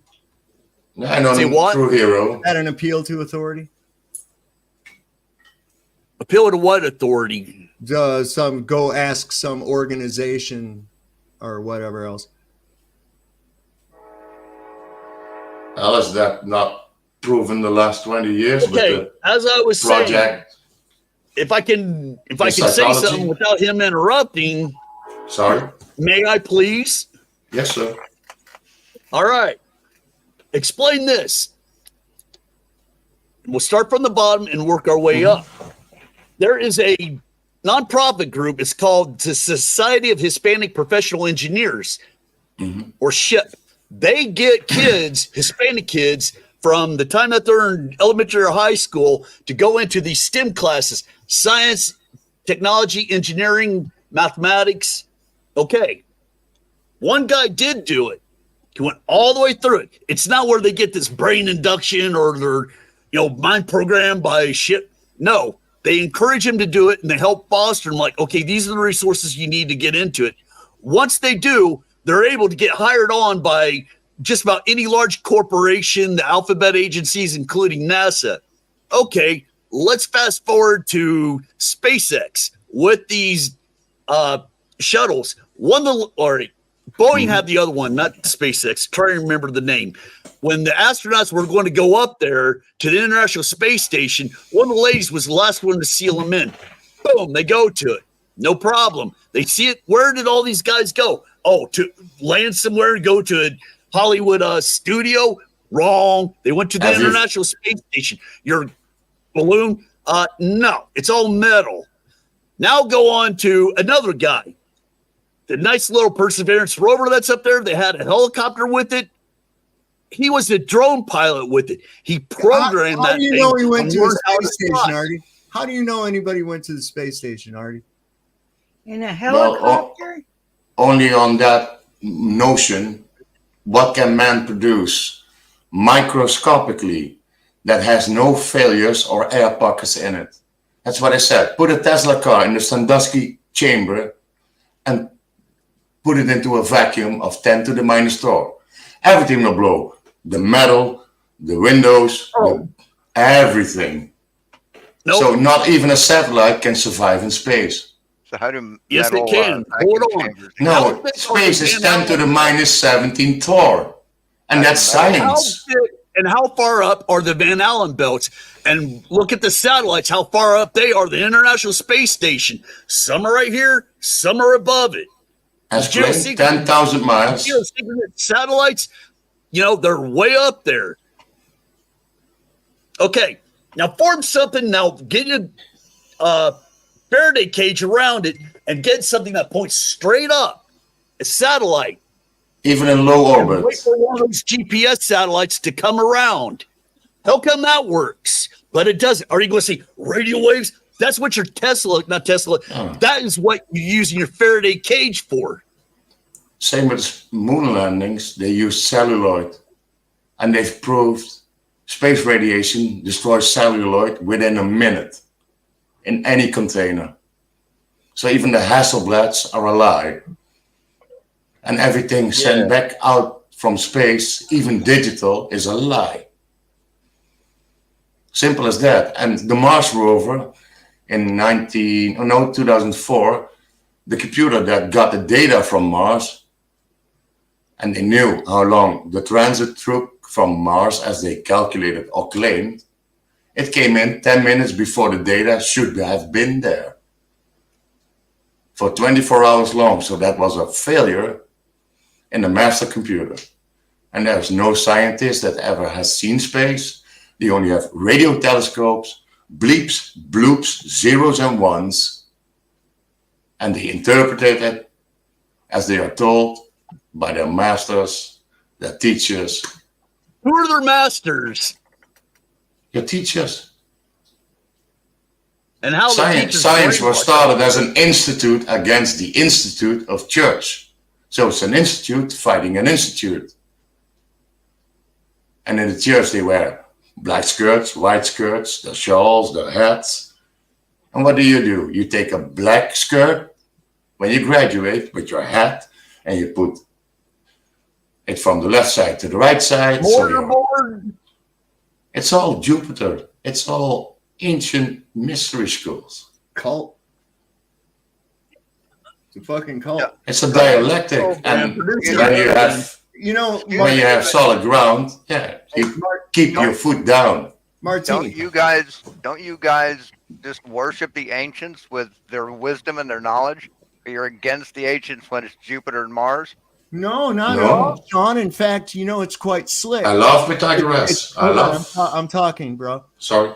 So here, I think it's really neat. We've got some really interesting and useful data from the ancients, particularly the Babylonians. And did you know that system of predicting eclipses is an ancient Babylonian system, and they still use it today? They still use it today. Same one. The Soros cycle can't predict the location of an eclipse. It can only predict the cycle of it. Can't predict where it will be seen on Earth. Claim. That's your claim. But math can. Yeah, but that's your claim, and that's on the assumption. No, that's the truth. That's on your assumption that it's the moon that causes the eclipse every time, too. Well, the simplest way to look at it. The simplest way to look at it. But I wanted to ask M. Cax.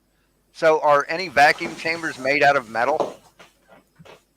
Most are poured in concrete because otherwise they would come. Yeah. Yeah, steel reinforced concrete. Are you talking about that huge one with the concrete walls? We're talking about radiation. Those don't Sandusky Research Facility. That's NASA. Inches of metal. Sandusky Research, the Glen Allen. And it uses valves that need to be replaced every 2 to 3 weeks. The concrete walls don't seal. Those are just there for radiation and that's why they can only take it to a limit, Sean. We understand that. But however, I'm asking the limit they take them to still is catastrophic. Vacuum chambers are made out of metal, right? So why don't they explode and just vaporize under pressure? Well, if they took it up beyond the limits and capacity of the fucking concrete, it would, Sean. No, the concrete. Wait a minute, I got some here. I was just looking up the Sandusky vacuum chamber. Sandusky chamber. It's not a vacuum seal, man. Yeah, and that's not part of it. Hey, you want to know something, Uncle Hardy? I'm sorry. And you want to know something, Uncle Hardy?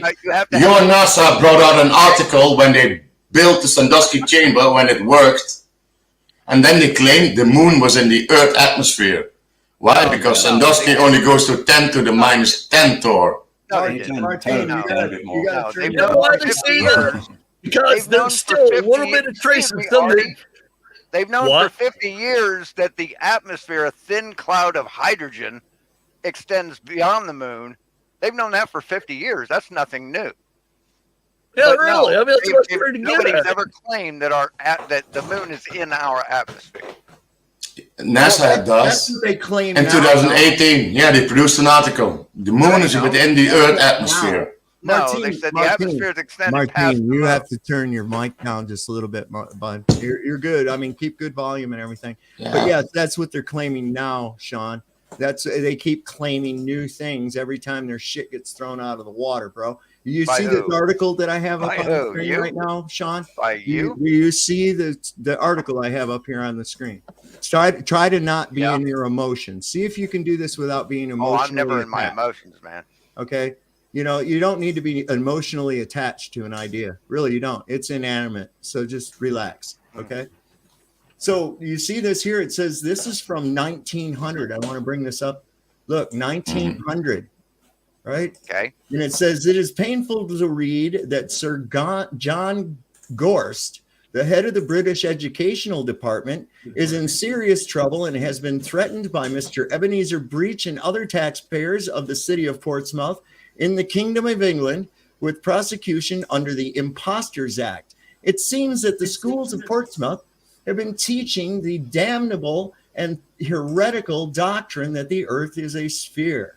Sir John's attention has been called to this dissemination of seditious and treasonable doctrine, but he has refused to correct the abuse. Ebenezer and his friends know, of course, that the earth is flat as a pancake. This was in 1900 in total contrast to your assertion that we've known the earth is a globe for thousands of years now. So a 123-year-old magazine article. You're pointing that we don't have the source for. Sean, didn't you just over point 2,500 years of science. This is measurements history, of the Earth's curvature. This is recent history, Sean. No, that's, we have a that's link, last so? century. 123 years ago. All right, it's just like news articles now. They're slanted towards the Democrats, stuff like that. Or some maybe slanted towards the conservatives and Trump. Wait a second. Here's the thing. Did you or did you not? Did you or did you not just evoke the ancients a few moments ago? Yeah. All right, then. in So I rest mockery my of you. case. I invoked In mockery of something you. that shows that your fucking statement is bullshit.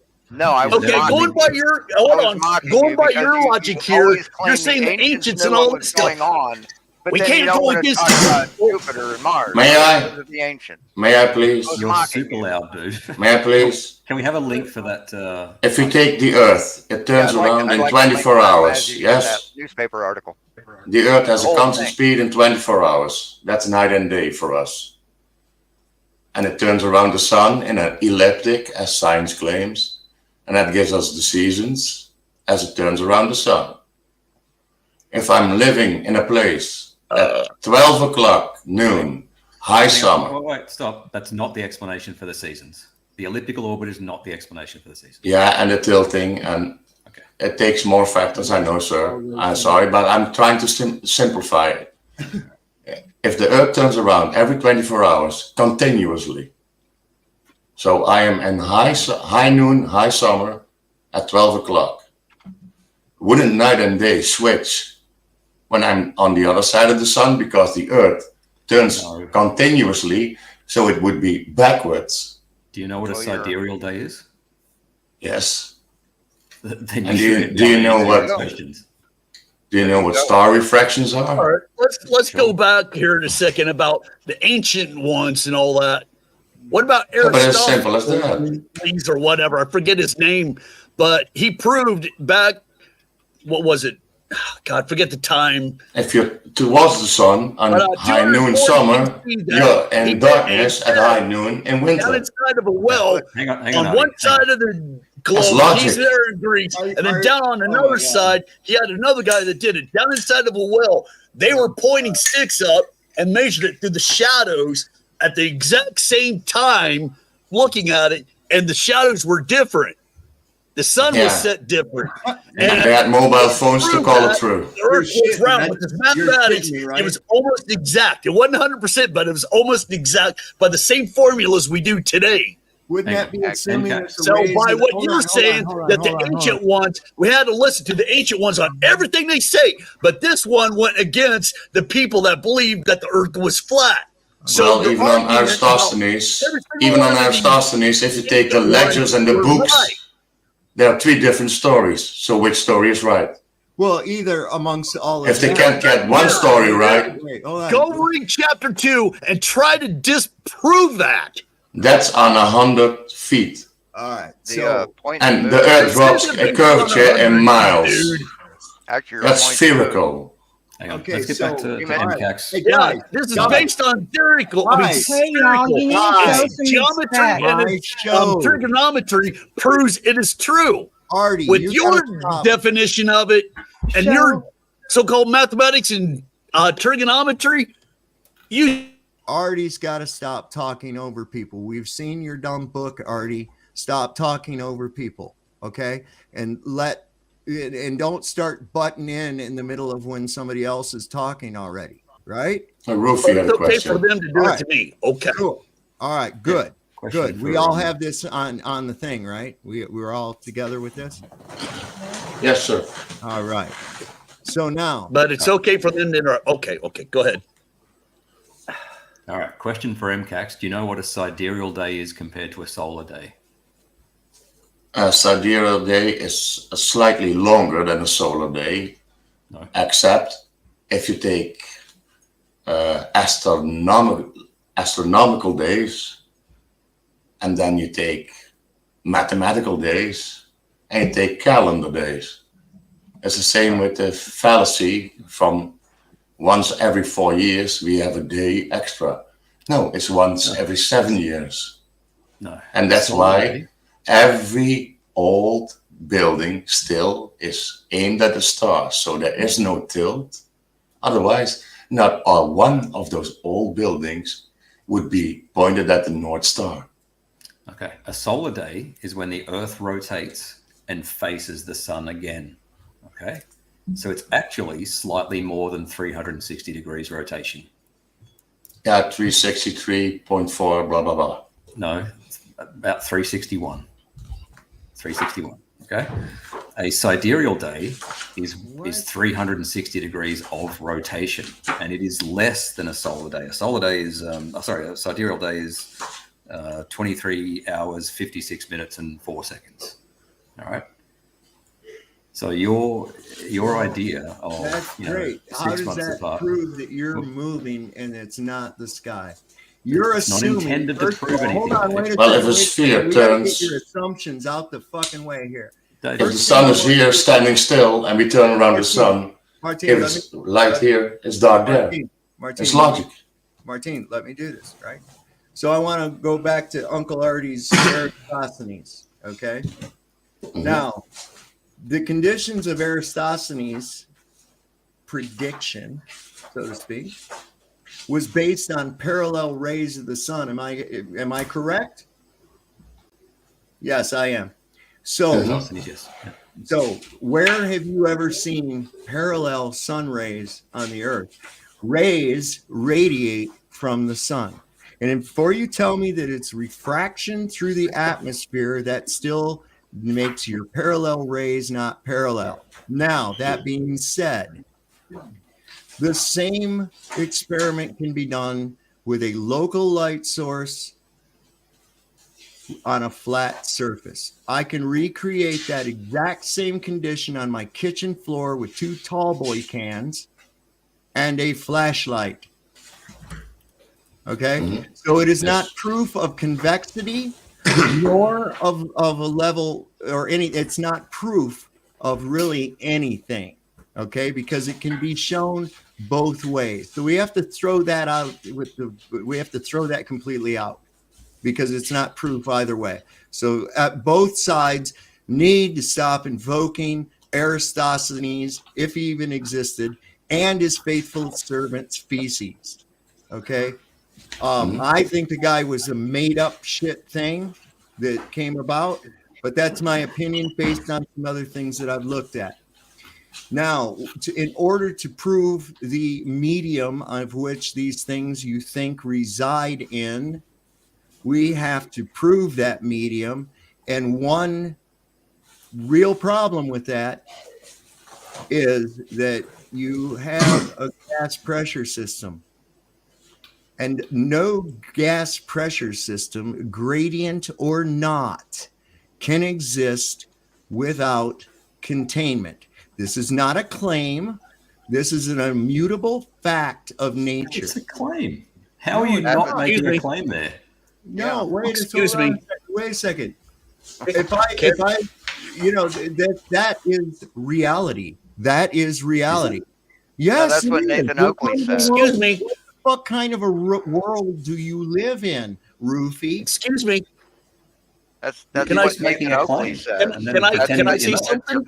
Yeah, go ahead. Can I say something? Mm-hmm. What were you reading? What you were just saying? What did you're reading something? I'm assuming it was something you looked up. I did not read a thing, Artie. So go ahead. Ask your question. I did not read a thing. I'm looking at the fucking screen that you all are on. There's no words in front of me, bro. The only thing, if you reference it to me, I'm looking up the sidereal day, as Mr. Roofy claimed, in a scientific accepted piece of science, a natural world of sciences, produced in 1966. It doesn't even have an ISBN number because it isn't in any library, because it's a fucking secret. And that's the standards of time, and that gives the explanation that every day on Earth is approximated by observing the moon, the moving stars in the sky, and it gives you 365.2422 days. That's a year. And a sidereal day, I have to translate it from Dutch to English. Sidereal month is not exactly 13 times 365 days. But why 13 times? Because there are 13 moons and only 12 months. We're talking about... So that's also a fallacy in science. They talk about 13 months in 365 days. So they're talking about the moon cycle. Without the moon, you have no sidereal days. We're not talking about the moon. The moon doesn't have to be. If you talk about sidereal days, yes. Sidereal days is the moon cycle. No, it has nothing to do with the sun. Yes, it does. That's what a sidereal. Oh, sorry, that's what a solar day is. I'm very sorry, sir, but Sir Lawrence Bragg says you're wrong. Sir James Chadwick says you're wrong. Sir Norman Fisher says you're wrong. Sir Harvey Melville says you're wrong. Okay. And they're all engraved in every university as the great minds of sciences that gave you the standards. Okay. If I find 5 citations that say otherwise, right? Does that? No, you can't, because these are the standards of science. Okay. So and they have never changed for the last 70 years. You found 4. If I found 5 that say the opposite, then what happens? What's the 3-object problem? You take 3 objects in space, Earth, Moon, and the Sun, and you get a problem in gravity, in calculation, in space curvatures. It's the same. Why are you changing the topic? I'm not changing the topic. I'm calling you out on a fallacy. Brought it up, Rufy. He's just You're denying your own science? These are your grandfathers of your science, of your universities. If those guys say that a sidereal day is not 360 degrees rotation of the Earth, then yes, they are wrong. Yeah. No.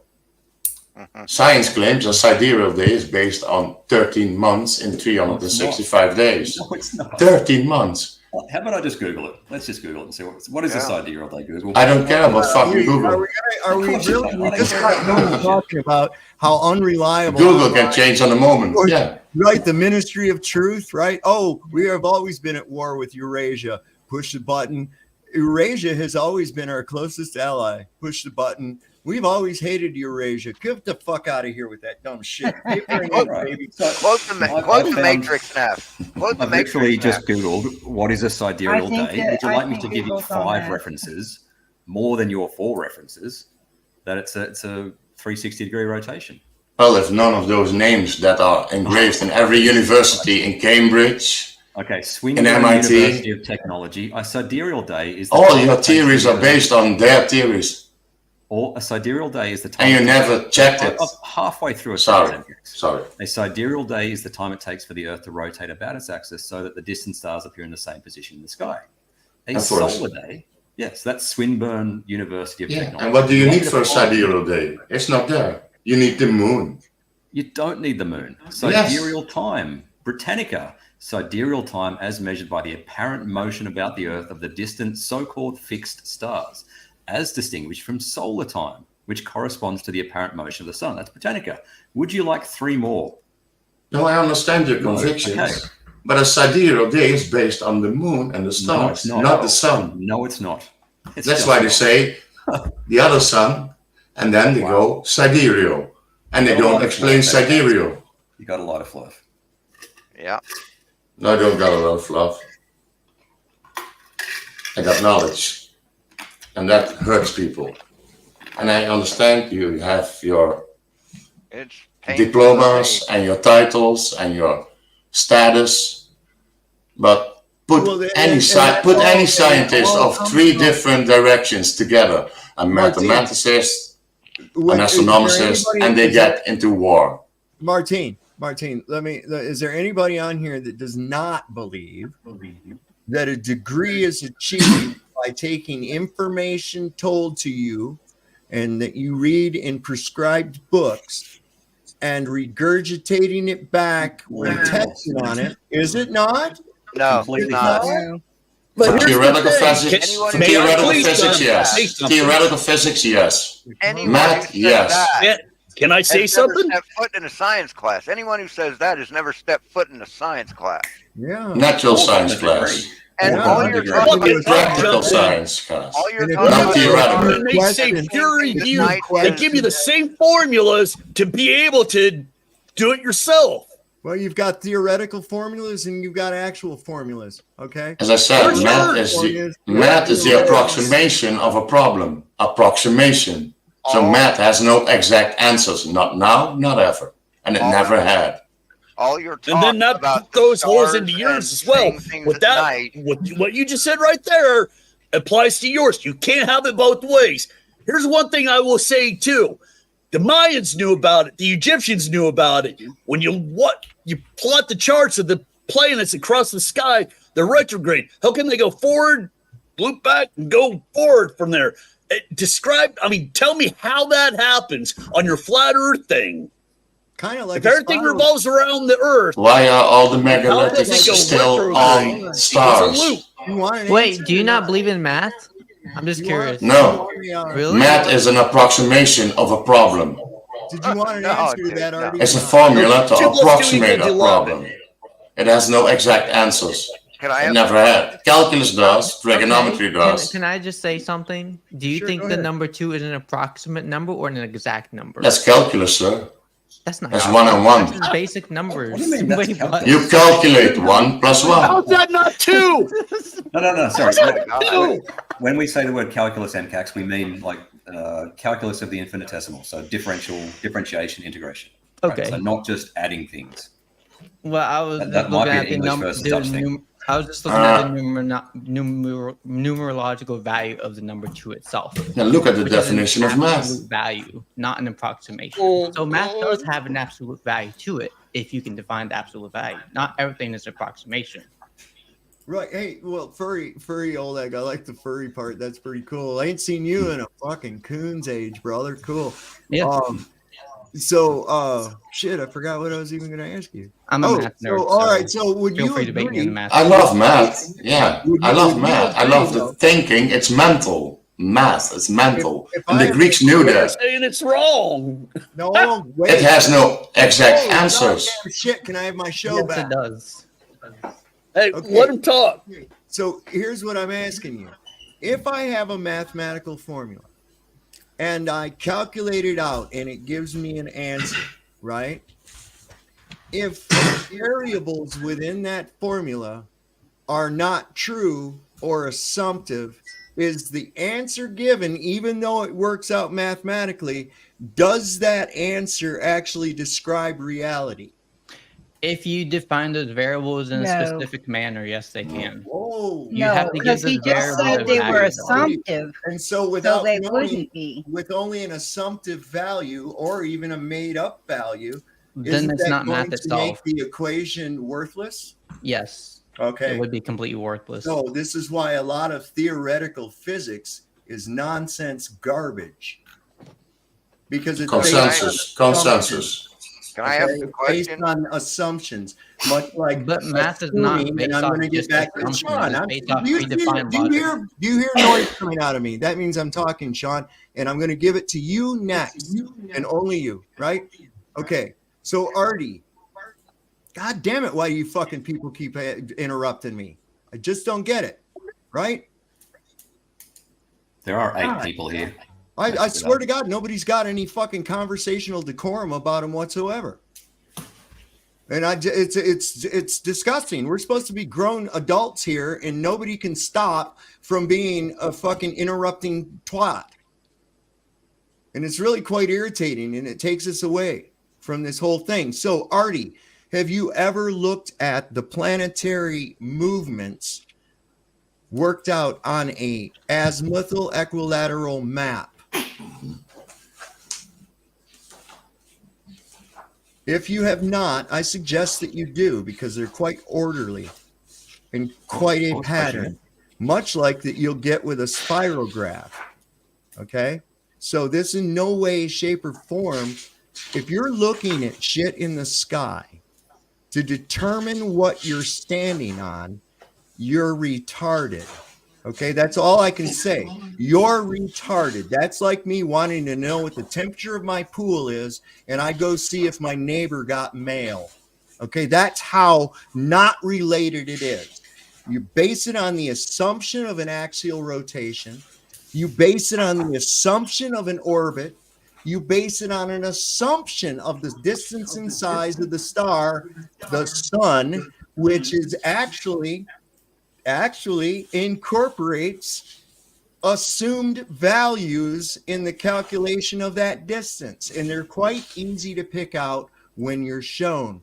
Okay, so we can only deal in what we can prove. Now, knowing that you, the Globers, have taken a curved sky and transposed it onto the surface of the Earth, Okay. I have a question for you. All right, I'll get to you. I'll get to you because Sean's next. Okay, Sean is next. Do I get a chance to? You will. You absolutely will. Right? You've really been jumping in and interrupting people and not letting them finish their sentences. So I'm going to go from me to Sean, and then I'm going to get to Furry, to Oleg over here. Okay. That's how we're going to do it. I have to maintain some control here. I really do. And it's a shame that I have to do that with grown people. So these assumptions. You're a moderator. I know. That's what I'm trying to do here. So these assumptions that are made, including what the medium beyond our Atmos system is, are just that, assumptions. And we can only stick to what we can prove, right? Conclusively. Because when you hear these phrases like, this can only mean, that's you better see some red flags there, because 9 out of 10 times it's not the only explanation for the phenomenon or effect that we're seeing. They do this with gravity. They do this with everything. Okay. Now, Sean, you got the floor, brother. Yeah. Wait a minute. Why didn't I get to rebut? What did I just get done saying? I just got done saying that it's going to Sean, then it's going to go to Furry, then we're going to go back to you. All right. And guys, don't fucking take, a month of Sundays. Okay. What? One more thing. I'm not bailing because of, I got proven wrong. No, Glenn Serio auditing the USA is live right now. I can't pass up a chance. Once he's done, I'll come back. Dude's a train wreck. I don't blame you. He's a fucking train wreck. He's fucking fun to make fun of. Dude, he's a fucking train wreck. See, we got shit in common, guys. We don't need to be at each other's throats, man. That's Lord Vader. Oh my God. He's the guy that says he's going to sweep your leg and shit. Yeah. That's the guy. Oh my God. Yeah. He's as big a train wreck as Chili. I'd like to get them two in the same room. Prepare for a leg sweep of doom. My smell will kill you. Prepare for a leg sweep of doom. Oh, for fuck's sake. All right. All right, man. All right. Guys, I'll be back once he's done, but I got to bail for this, not because you don't know. I know. Anyways. I know. Listen, all right. The retrograde thing I was talking about, you can do it anywhere in your flat earth model. It'll still do the same. All right. We're going to check that. All right. So, Sean, you got it. It's all you, brother. Yeah. My question is, the stars at night.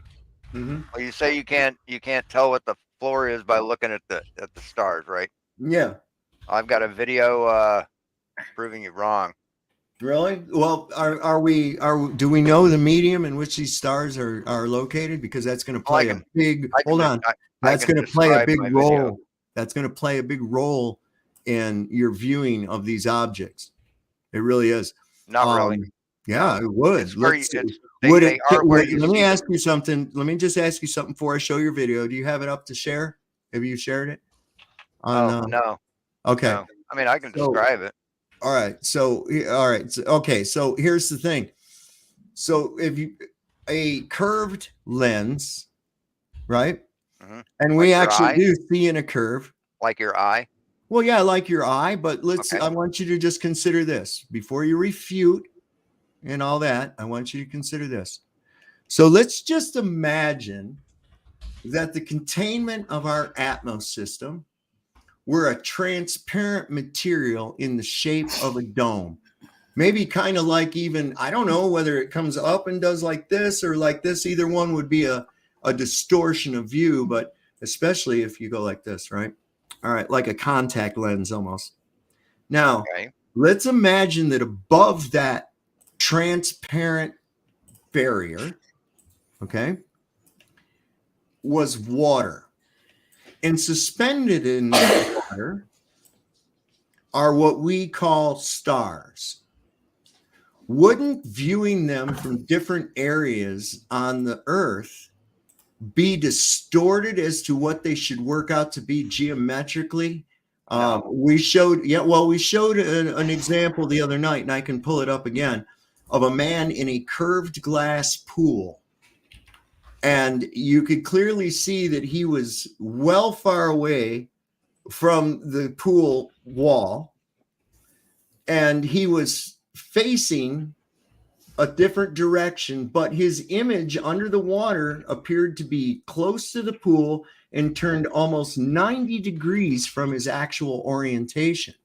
So you're Okay, saying the so stars are out in indeed, the water, not in the dome? no, I don't think they're within the dome myself. No, I think that they're suspended. I think that there's a liquid medium or something that we're Because of looking. out of focus pictures of stars that No, people show you? not because of out And of the focus. blobby things. No, not out of focus pictures of the stars. Can I finish my question? Sure, go ahead. Okay. Yeah, so you can see the stars at night, Mm-hmm. which basically debunks the flat Earth right there. Because if the Earth was flat, it'd never be dark. What? The sun would never Why? set. It would never be dark on the Earth. The sun would So shine wait, everywhere. how big do you think the sun is? Well, according to you guys, it's like 30 miles wide and about 3,000 miles up. Okay. Right. So how And could so it how get big far is the enough away entire to get Earth? near the How big horizon? is the entire Earth? Well, your flat Earth would be about 670,000 miles in circumference. 670,000 miles in circumference Or would be how much in diameter? 67,000 or something like that. Okay, how much? What would the diameter of that be?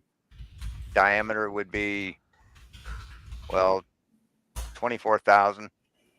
No, that's only to Father? the equator. That's only to the equator. I'm talking No, about that's well that's out past. both sides. Well out past. So I'm 6,000 going to go miles ahead to and the say about equator, 6,000 72,000 miles miles. to 24,000 miles altogether. Sovereign, do you still have that link that you shared with us the other night that showed how The the guy sun in- would work on the flat Earth?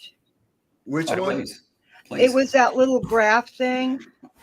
Oh, the geodesic azimuthal grid of vision. Oh, please show us Right that. Yes. where it showed the sun as it would go around if it was Yeah, like day yeah. and night. I don't have it handy right at this moment. Let me see if I think I Are you saved talking it. about I'll Walter I'll Bisland's look thing? it up. But what I'm saying is this too: is that See, I calculated it in GeoGebra, and the sun would have to be 350,000 miles away for it to even come within a degree of the horizon. So No, it could never set. The that's sun's not light true would at never. all.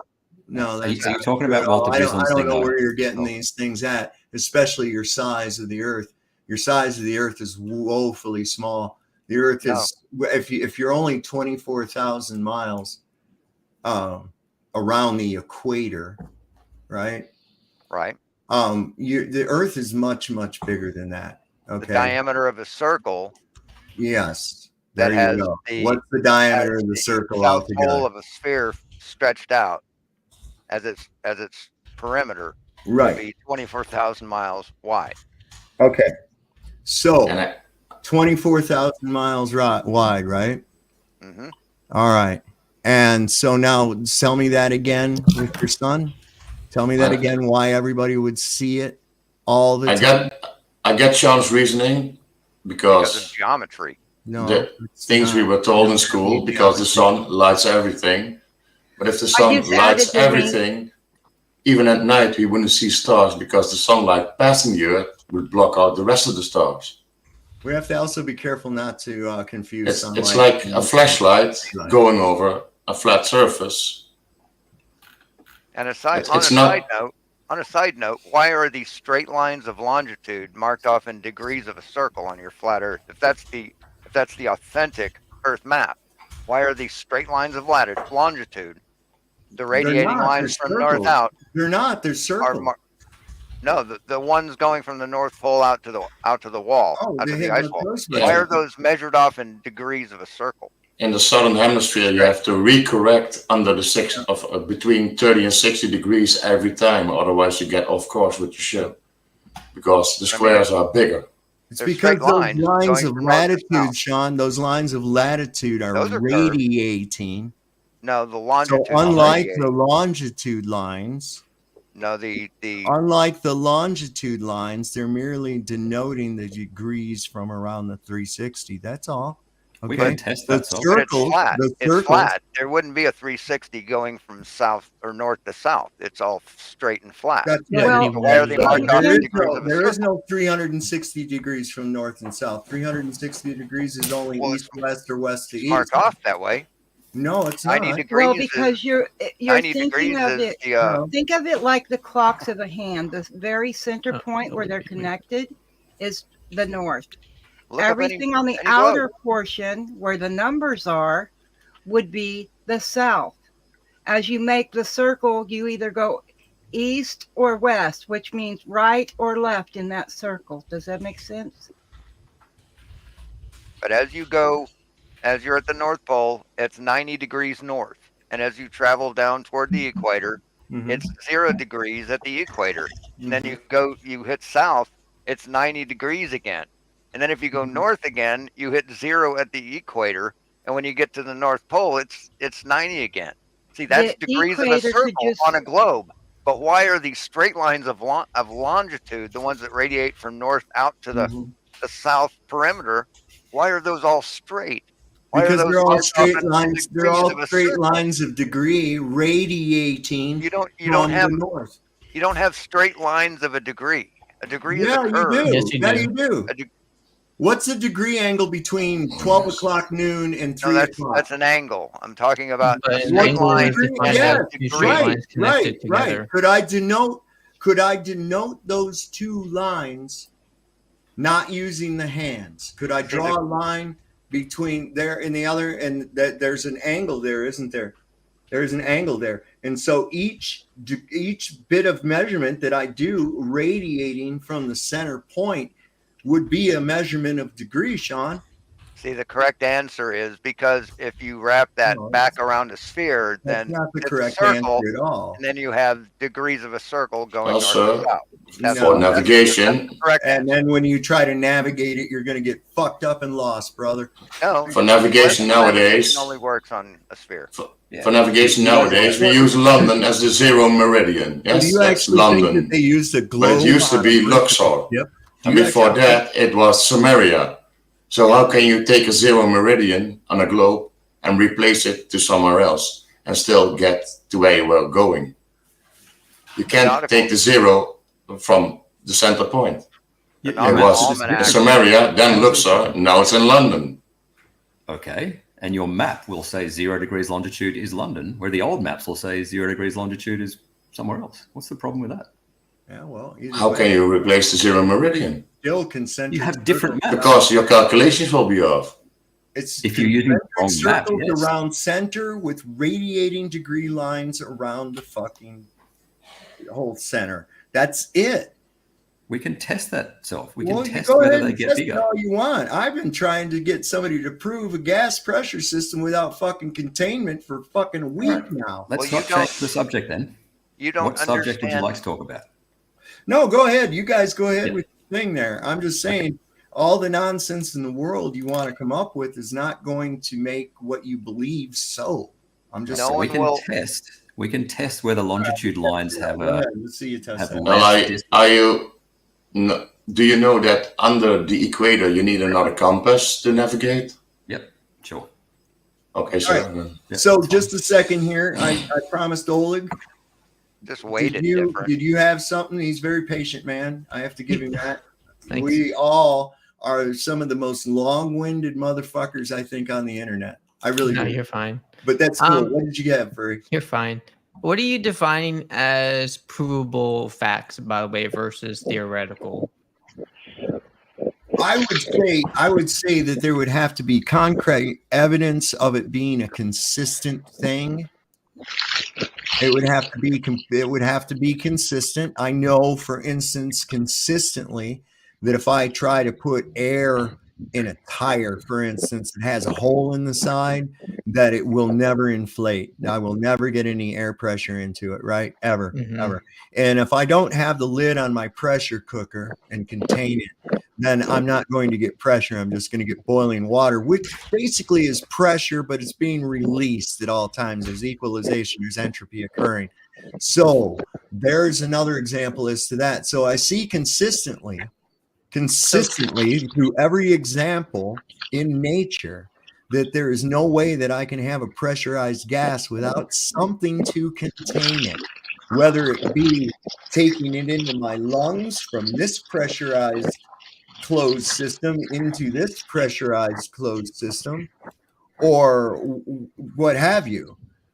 There is no instance where anyone has witnessed or can prove that you could have such a condition. So it's kind of like the claim, if I were to say I can turn into a chicken, you would not be required to prove that I cannot turn into a chicken, because everyone knows that it is physically impossible for me to turn into a chicken. And by all accounts and evidence, you would be right in making that assertion, even if it's considered a claim, because there has never been ever any instance, and we can actually go into the minutia as to why it's impossible, but the claim still remains impossible, and the burden of proof would be on me for the claim of being able to turn into a chicken. Such is the same with a gas pressure system without containment. This is immutable. We have countless instances in our own lives where we have seen this to be true. Okay, never, ever, ever is gravity going to not make your tire blow out. It's a Never, law of ever, nature. ever is gravity going to keep the pressurized gas inside of a Coke can. You keep making that claim and then pretend you're not making a claim. Well, whatever. I'll claim it. It's a law of nature. Okay, I just gave you every fucking example I could think of off the cuff. There's Okay, your black swan fallacy. experimentation. Now, go give me one that shows different. Hey, Black swan fallacy. All my examples have containment, therefore it requires containment. Well, there you go. So far, it's a fallacy. Containment 100, no containment 0. Until point to you the learn. atmosphere. Why don't you lay a I point hose to the out? atmosphere and you Why just go, don't you no. just lay the hose out by your grill? Let's say you got a grass grill. You just lay the hose out there and then light the burner. Is it going to work? What? Hey, No. hey, sovereign It's soul. a law of nature. You So- can't Is it change though? it. It's a fact. Is it though? You keep claiming it's a fact. Until you learn the difference between pressurized gas and atmospheric pressure, you'll be lost. What does atmos mean, Sean? What Atmos does the is word Greek. fucking atmos mean? means atmos is Greek for steam or vapor. Gas. Steam or vapor. Gas. That's a Greek Yeah, root word. gas. Gas. It's not an English Is word. steam It's or a Greek vapor? What root is word. steam? What is steam? Water is Steam it's is- water in is what? It's water in a superheated gaseous form, air correct? or superheated Is water. steam water in a gas form? Yeah. Okay, so Yeah. atmos is gas, right? And Right. so atmospheric, if Oh. there's such a sphere, And it means pressure. being afraid of gas. Stop talking while I'm talking, Sean. I gave you courtesy, give it back. Okay? So the word atmos, which is Greek for gas, thank you for that. Pressure, and whether or not it's in a sphere or not is, well, we're determining that right now, aren't we? So No, it's been predetermined. okay, well that's No, I understand. I understand your claim. Atmos is from Greek, but it's observable. Greeks didn't have measurements or oculuses or glass or any electric device to contain neon, freon, and you name it. So they could boil stuff and heat stuff and see the vapor rise up. It's visual. so So it's observable. having determined, Sean, having determined that gas and atmos are essentially the exact same thing, and we have the word pressure next to it, means that it would be the same thing. No. Okay? So No. don't Yes, argue sir. fucking No. semantics with me. I'm not Sorry. going down No, that you're road. playing semantics with me, man. What the You're fuck are playing you pure talking about? semantics. Don't give So, me so, that. sorry to say about Did gravity. you really just try to tell me even that try and fucking lie steam? about it. Did you really just try to Until tell me you that learn water the vapor difference was not between gas? atmospheric Did you just pressure try to tell and me that pressurized steam gas, was not you'll gas? be lost. Did you Well, just gravity. tell me that steam? And then you interrupted, and you started interrupting me and talked over me. See, that's what you do. And then you blame everybody for talking over everybody else. All right, projector. You're no worse. You're no better, okay? All right, projector. Well, on the problem of gravity. And M. Cax keeps taking people off on a tangent. All right, so Sean. With his side conversations. Sean, is steam a gaseous state of water? It has nothing to do with the subject. It absolutely does, because you said atmospheric pressure. You said atmospheric pressure. You said atmospheric pressure and gas pressure were different. Air into You're a full of pressurized shit, container. and I just proved atmospheric pressure is done by gravity. I just proved you full of shit, no, you Sean. Didn't. No, yes, you didn't. You talked over me. No, you said that. You talked over me. You said Atmos. That's what you did. You said Atmos. The part of atmosphere was not gas. You just Quantum Eraser and Nathan Oakley's arguments. You just fucking said it. And that means you're a fool. Sean, you just fucking said it, bro. You can sit there and run your mouth all you want to. You just said it. You said that Atmos, part of the word atmosphere, did not mean gas. You're full of shit, bro. It's a Greek root word for water, for steam or vapor. That's the truth. You can Google it, man. Is steam a fucking gas or not? Is oxygen a gas? That has nothing to do with the topic. Is oxygen a fucking gas, Sean? That has nothing to do with the topic. Yes, it does. Is there oxygen? Sir. Is there oxygen and keep other gases over me. You in keep your interrupting atmosphere? when I'm trying to explain myself. That means you're trying. You're sitting there smoking. And smoking is gas. You're backpedaling. Mixed with vapor. So, right there, you got your proof. And where's your sorry, lost the word.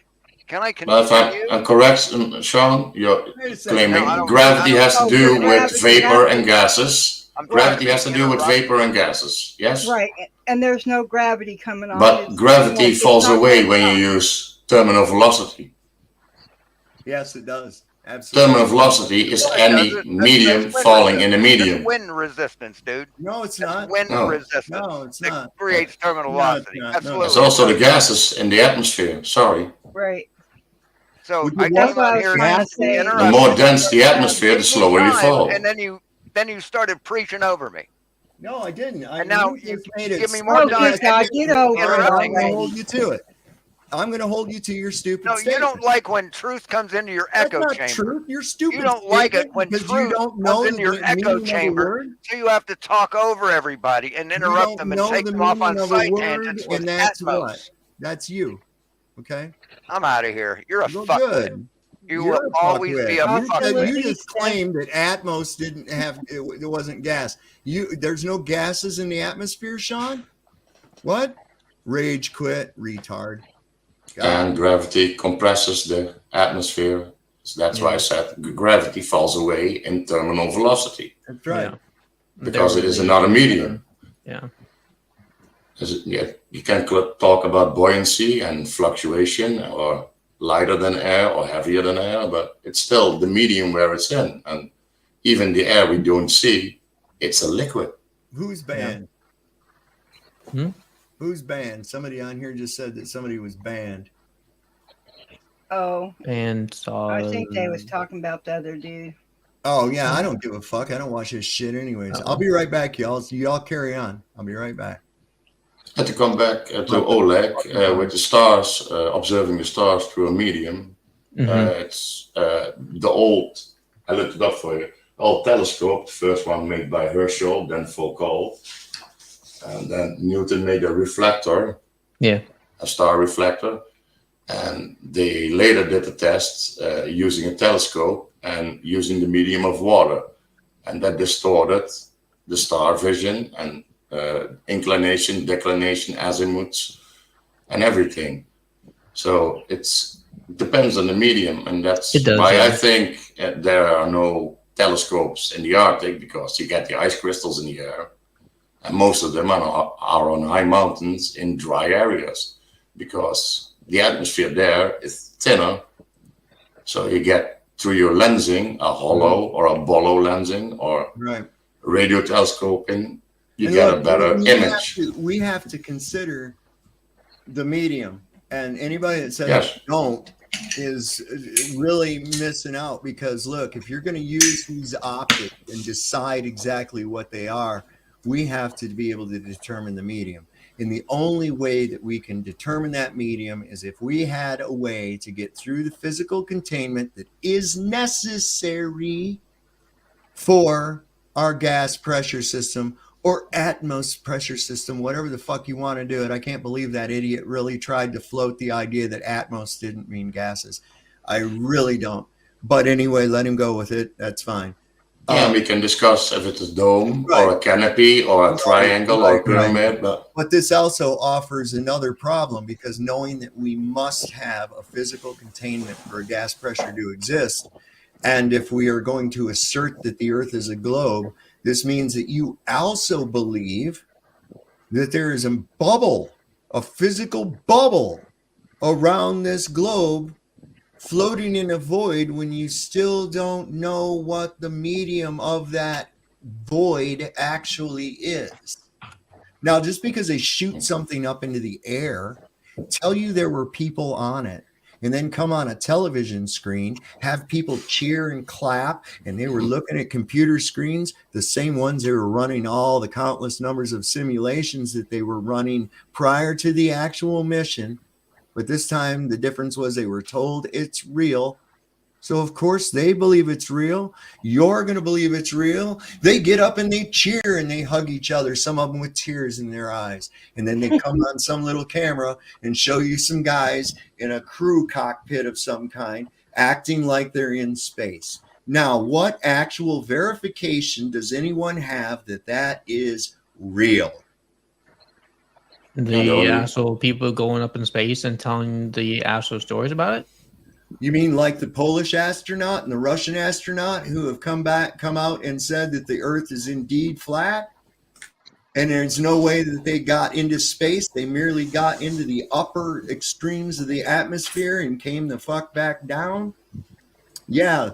So let's not forget the allegiance, not only to deception, I mean NASA, that these people actually have. A high amount of them, especially in the upper echelon, including the astronauts, belong to a really cool little club where part of their whole thing is keeping secrets. Right? I have a question for the one that don't think we live on flat Earth. How do you think the water sticks to the globe? Gravity. You know what they're going to say. But gravity is just weight. So we all know that a gallon of milk or a gallon of water, whatever. Gravity is not just weight. 8 pounds or whatever. So how is that going to stick upside down? What's Upside holding down? it in place? Yeah, what's holding If you it all flip in the milk place? upside down, it's going to go down. Gravity Okay, is now a if you downward think, force. now if you think, now It's just not a think weight, of it's a force. You're getting Okay, weight and if force you're mixed standing up. on Gravitas, doesn't the word gravitas mean weight? if Where you're does the word gravitas fit into mysterious force in the center of a ball? Why would anybody even call something falling gravitas or a variation of the word in the first place if it and doesn't how would mean somebody standing upside down on the bottom portion of the ball, how would they drink without the stuff going up their nose, much less get it in the glass, if water always runs downhill? I mean, those are the things that you think of and go, well, this is a load of shit, right? It's, you know, they have their magic gravity, but this is the problem with their magic gravity. It's not consistent. It doesn't seem to be this great force that supposedly is holding everything to a spinning Earth, because we can disrupt it very easily with a minor pressure differential of gas. We can heat some of the ambient air that's being held by gravity up, and what happens to it? Through the principles of buoyancy and density, it moves to the less dense medium in an attempt to equalize, because it's in a state of equilibrium, right? And so as it going up, wait a second, there's something else happening there. because where that object was once at, there's a hole. So what happened to that balloon-shaped hole where that balloon was just at a minute ago? Oh, that's right. The surrounding gases pushed in behind it rapidly to fill the empty space. And this also assists in the object's seeking equilibrium. Yes, sir. And pure Newtonian gravity is nothing more than the acceleration of an object towards Earth. So we are back at terminal velocity. Right. Which the falling aspect, if you actually look at that, is a same product, because there you are with that hole in the air that has to fill in. It's just like when if you've ever driven really close behind a semi and you're on a long trip. My son does this all the time. I'm not recommending it because it's dangerous, but you can go from here to California and use only half the gas by drafting behind semi-trailers, because that big hole where that big box was at is rapidly filling in continuously as it moves along, causing a pressure differential that's not only pushing against and helping the truck, but it's also pulling the car that's behind it along with it, assisting in its acceleration. Mm-hmm. They use it in racing all the time, slipstreaming, F1 and NASCAR. It's simple principles that have to be like overlooked in order to have this stupid gravity bullshit. And without this gravity, they don't really have anything, because what they've done is they've taken this scientifically theoretical force, and applied it to objects that they absolutely know nothing about, that they see through a telescope, and they see this thing and they go, oh, I see things in the sky. That must mean that I am one of those things in the sky. Really? Well, that's a really scientific method of figuring shit out, I'll tell you. Right? They don't call it programming for nothing. Wow. And then we're just going to assume, hey, I see some stuff, and I see little lights that go around that bigger light, or they look like they're going around it. I don't know what's really going on there. I'm going to ascribe this theoretical force that I know nothing about or the cause of. I've only speculated, and it's not conclusive, but I'm going to ascribe these properties to this object that's 500,000 miles away by my cockamamie math, and just assume that it must be some kind of ball of terra firma with the same properties of the thing I assume to be on. Now that right there is exactly what you have. And yes, I can create formulas to describe that bullshit right there. I can even use those movements, but let's look at it from a realistic standpoint. Yeah, we discussed this before about the AU, the distance from the Earth to the Sun. It changed 5 times already the last 70 years. Scale the actual distances by a quarter, all the sizes by a quarter, and their apparent speed of movement to 1/4, and you would not know the difference.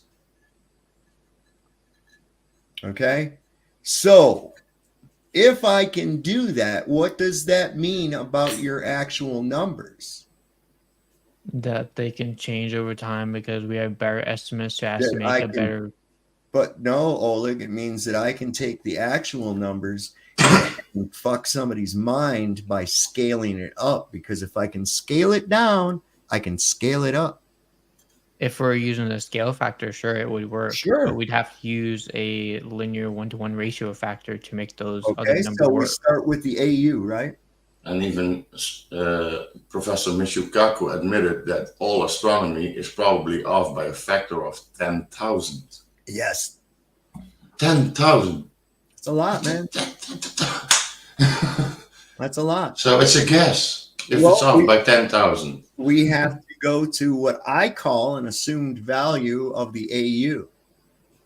And we have to look and dissect the exact method used to determine this phenomenal number and size of this yellow energy source we see in the sky, which is somehow kind of bluish white these days. But when we're calculating larger numbers, we actually have a higher degree of error than calculating smaller numbers. It's always been that way. The larger the number is, the more error there will be in the calculation. So, like, I don't know if you caught And it the the more other you night. calculate it, the more error there is in that calculation itself. I don't know if you caught it the other night, right? And this is where it got me onto the whole idea of visual distortion. Okay. When people say that can only mean that there's a curve to the earth, well, we're considering an assumed medium in which these objects are residing, right? Because we know that at 45 degrees parallel, we see Polaris at 45 degrees. However, if we double that and go to the equator, right, it appears at like 0 degrees instead of 26 degrees. So geometrically, that doesn't work out. Now, does this mean, or is this the only explanation for it, is that the earth is curved? No, because the sky in which we're looking at could be curved instead. And if the medium is water, it would account for such a geometric anomaly when trying to calculate the height of these objects and distances themselves. Now, if we stick to something that appears to be within our Atmos system, or even if you think that it isn't, we have to calculate the distance to an object that never appears to any two people in the same spot. Well, show them Even if The observer, yeah, quantum observer. Even yes. if they're only standing 5 feet apart, they see it in a different location. Now, what we have to do is we have to find a baseline and be able to take an observation when we think that it's actually at a zenith over one guy, and then establish a baseline for that to be able to come up with any kind of a comprehensive distance. He wasn't here probably earlier, so show him what happens when you have your lighter lit close to the camera versus pulling it back, and what happens. This was really interesting. I found this fascinating. Is this fire appear to you to be a ball? Yeah. It's spherical, isn't it? But look what happens when I bring it closer to you. Okay. Oh, its true shape is revealed. It's because like that with every light source at a distance. Yeah, but that has to deal with the perspective view Right. of Exactly. how the camera Right. Then also extrapolation to the square law and so another observing. And also the camera lens is not flat. What you can look at is you could have 3 observers viewing a huge freight train off at a distance coming to you on the tracks, right? And I'm standing right near the tracks and you're over maybe 50 yards from me off the tracks, right? And we see the light of that train coming at us, right? And it will appear as a round ball of light, even to the guy that's 50 yards away from me. He'll see that same way. Now, it could give the impression that I'm seeing a spherical light moving along. But here's what happens. When the train gets close, you realize that there's a bunch of different lights, and not a single one of them was round or spherical. So when we consider looking at the sun, we have to take a lot of things into consideration. What is the sun? Where is the sun? Is it actually a physical object, or is it a projection of another actual physical object? I did a really cool little thing. I found out by accident I have a little flat earth model with a dome, right? It's just a little paperweight thing. And I was taking some pictures of it. In fact, one of those pictures is in my profile picture of my channel. And if you look closely at that little flat earth model, it's sitting in the middle of a Gleason's map. It will appear that there's a little sun inside that dome. And I thought that was really cool. So I actually started playing with it. And all it was from the ceiling light. It was just from the ceiling light. And so what I did is I started playing around with, wait a second, Let's see what that really looks like. So I moved around to different angles, and I'll be goddamn, no matter where I went, it looked like there was a physical ball of light inside that dome. Was there really? No. But it sure looked like one. And Like a focal point. To be someone on inside that little dome and see what that looked like too. That would be kind of interesting. What's the perspective there? And then change the medium outside, put that fucking thing underwater, and then see what it would look like from inside, right? And that stays the question: is it a dome? Is it a pyramid? Because to create a rainbow, what do you need? I would have to say, Martine, if I had to guess, although I don't know, we have to be. We don't know. No, we speculate. Yes, but I would have to say that the physical containment that there has to be that contains our air and is over the earth would most likely be in a dome or arch type structure. Why? Because that is the strongest architectural structure that there is. It absolutely is. When you have a dome, what is that? It's just 300 degrees of arch. It's like taking 360 arches and just sticking them right next to each other in a radial pattern. That's uber strong, man. Yeah, it can be frozen gases in the upright. Oh, sorry. Strongest building type structure is triangles. Geodetic domes, if I'm not wrong. Yeah. Yeah, in a dome. 5-sided. Absolutely. We were talking about Buckminster Fuller's geodesic dome, and that is remarkable. I don't know if anybody's joined since. I put out a thing. You can do this at home. It's really kind of cool. I've done artwork with it and shit. It's kind of cool. Make a 90-degree angle, right? And take a ruler and just put even measurements, put a dot, okay, all the way down each one of those lines and make them the same. And then go from the y-axis, the furthest dot, all the way to the first dot on the other axis. And likewise, all the way. The second to the last, the second from the first, the third from the last, to the third from the first, like that. And by the time you get done doing that, all those straight lines will make a perfect fucking arc. Perfect. Yeah. It's really cool. But it's almost really parabolic. Yeah. They do shit on pieces of wood, make artwork doing that same kind of thing with wire. And with the little nail, like it even increments like that. And instead of drawing it, they're actually stringing a line that does that. And it's we did that stuff. That was cool stuff. Yeah, we can have thought experiments about the lensing. Is it a projection? Is it a curvature? Is it hexagonal? Who knows? That's the whole thing too. It's here. We know that it must. We know it must. Rainbow gives it a definition. Kind of defines it in a way. Yeah, for the pyramid, you need a triad. So that's why I also think it could be a pyramid structure. Faith Very is possible, but faith is a human made up. I'm sorry, Owen. Go ahead.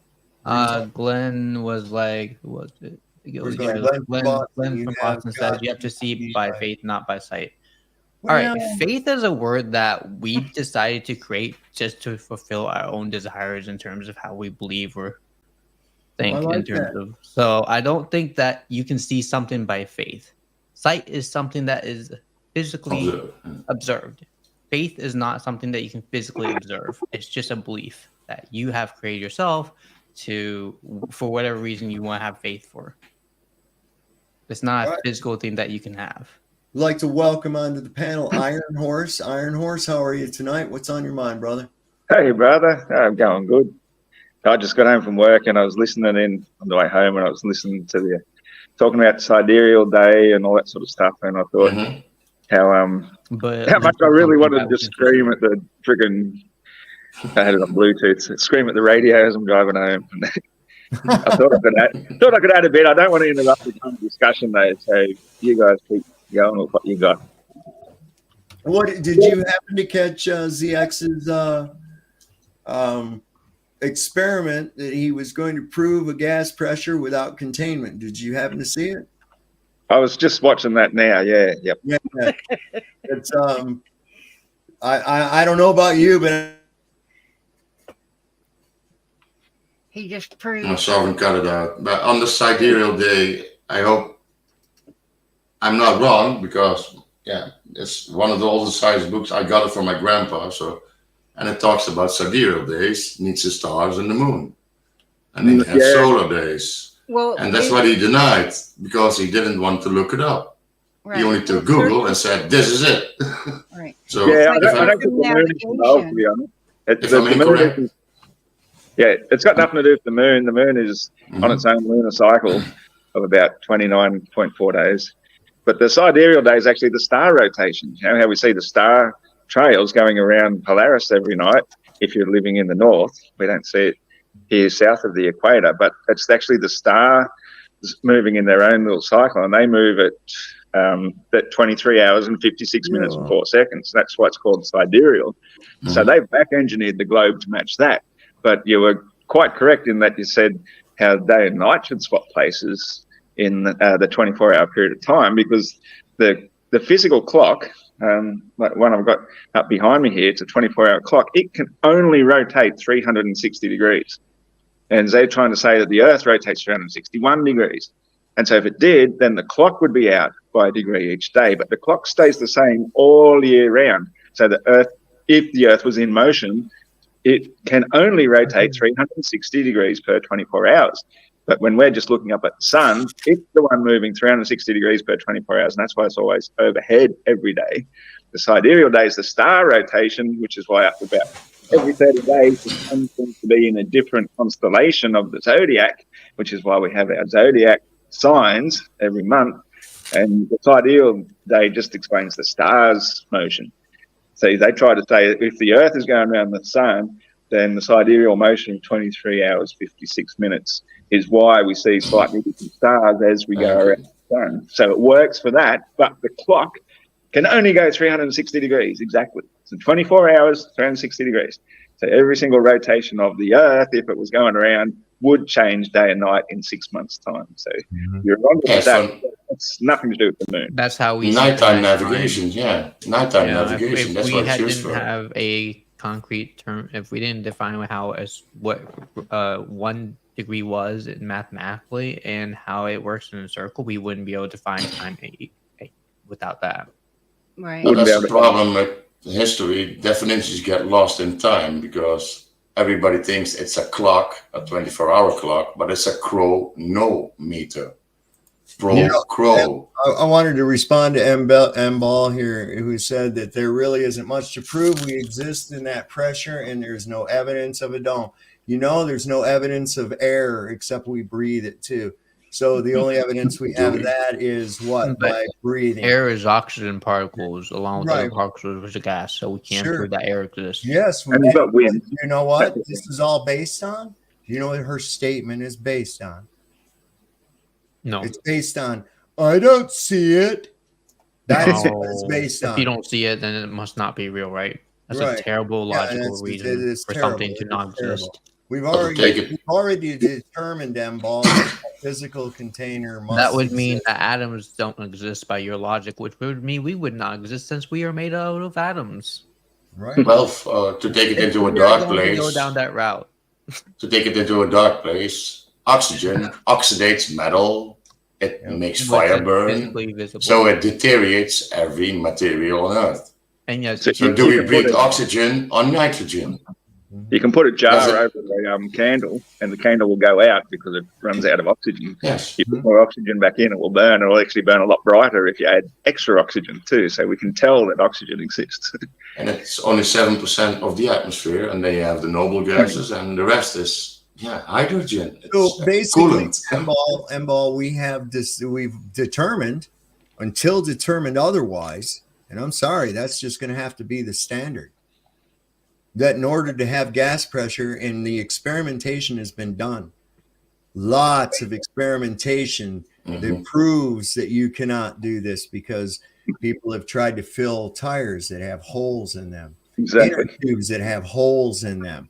We know that you can't go to Walmart and get a bucket of propane. You cannot. There's, the examples are endless to come to a conclusion that a gas pressure system needs a container, a physical container. Scene says atoms are pseudoscience. Okay, so what is water made out of then? How are we defining what water is? Yeah. Particles, but atoma are the basic building blocks of life according to the Greeks. Emball, you are correct. The pressure of air itself shows that containment exists. Elsewise, we would have no pressure. And then you'd have no water, because the water will turn into gaseous vapor and evaporate. Exactly what happens when you put it into a vacuum situation. It requires that pressure. So you can almost say that water is liquid air. You compress air enough, it will turn to water. So Emball, you want to see the dome? Do you want to see the dome, Emball? Emball? We see an atom. We have microscopes to actually. It's interesting too, Olin. No, we don't. Because what they've discovered is that it's not this little thing with stuff orbiting around it as they show you on like the nuclear energy logo and shit, right? It's actually, it appears to be nothing more than a toroidal energy field, man. It's a little fucking torus field. And that's basically what everything is a torus field within a torus field within a torus field. And this whole thing right here that we're on may be a torus field. And we are on the inertial plane of that torus field. The microscope is literally called transmission electron microscope. Wants to see. Oh, I'm sorry. Oh yeah, we can. Emball wants me to show them the dome. Okay. Well, Admiral Burrow described it. If it's a clear night, which I'm hoping it is, what I want you to do is I want you to go outside, and I want you to look straight up. There it is, right up above you. Right between you and the stars. Okay, there it is. So there's your thing. And I have to bring up the story again. Maybe you'll be bright enough to correlate it to your statement. I have seen birds whose instinct is to avoid solid objects in order to not crash into them, on several occasions smash into a window. Were they trying to commit suicide because maybe they were depressed or something? Or do you think that, well, I'll let you go ahead and determine why they did that, because I've also seen people, before you go on to the shit about birds are stupid, because I've seen countless numbers of videos and in life witnessing of people walking into glass doors because they didn't realize that it was closed. Okay. Now see if you can reach into your toolbox up there in your brain of deductive reasoning and see if you can come up with a reason as to why these things happen. Okay. There you go. Yeah, that's why I love my grandpa's book, because it still talks about the earth as a magnetic dielectric electropole and space around it. By all accounts seem to be electrical. I mean, we're electrical. We know that you can receive an electrical charge with your bare feet standing on the ground. This is provable with a voltmeter. It really goes up when you look directly at the sun while doing it. That was interesting. I'll have to make a video about that. But you can also make earth batteries and get energy from the ground. So it's like very, it's an intricate system. And I think that denying it for what it actually is and the magnificent creation that it really is, by coming up with some other kind of nonsense, I think that that's kind of shitty and not showing gratitude toward the creator of this universe at all. And I want to point out that word universe, meaning one. Okay. I'm thinking, it's all Luciferian in the idea that everything that is real, they have inverted. Big sun far away. No, it's close and small. Everything that they got out there. It's just Luciferian inversion of reality. Every bit of it. And, even the discussion on 666, that is nothing more than the carbon atom as it is described in science. Because that's six electrodes, 6 diodes, and the other ones. But yeah, I think they even changed the atom a couple of years back. I don't really think, I have to say though, Martin, is that when those scriptures were written, I'm not convinced that the people writing that were aware of the atomic makeup of carbon. I mean, it's easy to correlate that, but how likely would it have been for Paul of Patmos, for instance, who wrote Revelation, how likely would it have been for him to have known what the atomic number or anything of carbon was? Yes, theologians have been fighting about this for centuries because it could be some Arabic signs that means 666 and wrong interpreted. But 666 is the mark of the beast because everyone if you take it is. Vicarious or Opus Dei, what's inside of the Pope's head, if you take that into translation into numerology, especially Pythagoras or Kabbalah, it translates into 666. Wow. I think Napoleon does. But on the other side, 66, the revelation of the beast, that's talking about an army.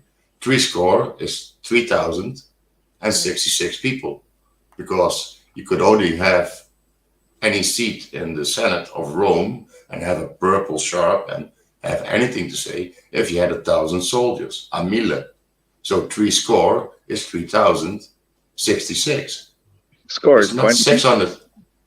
It's not 666. It's a wrong translation of Roman numerals.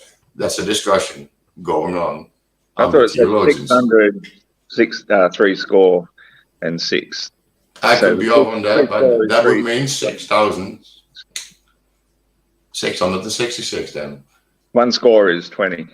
That's why, 3 score and 12 is said to be the age of what a man will die at. That's why people started, saying they'll die at 72, because it was 3 score and 12.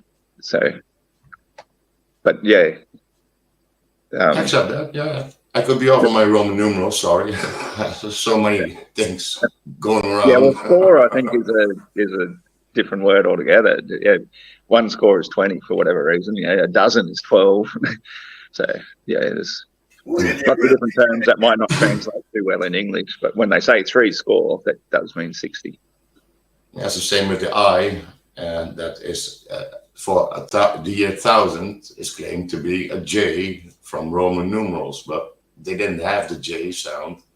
Same with Aramaic. Jesus, sorry, that name didn't exist because there was no J in Aramaic. And same with the Septuagint. Well, a lot of names do cross over in translation and have a different sound according to the local tongue that we use. And J is a relatively new sounding thing. We could even use the G because it's often pronounced softly as J as well. So, the language is a very intricate sort of topic. So when you speak different languages, lots of different things are lost in the translation.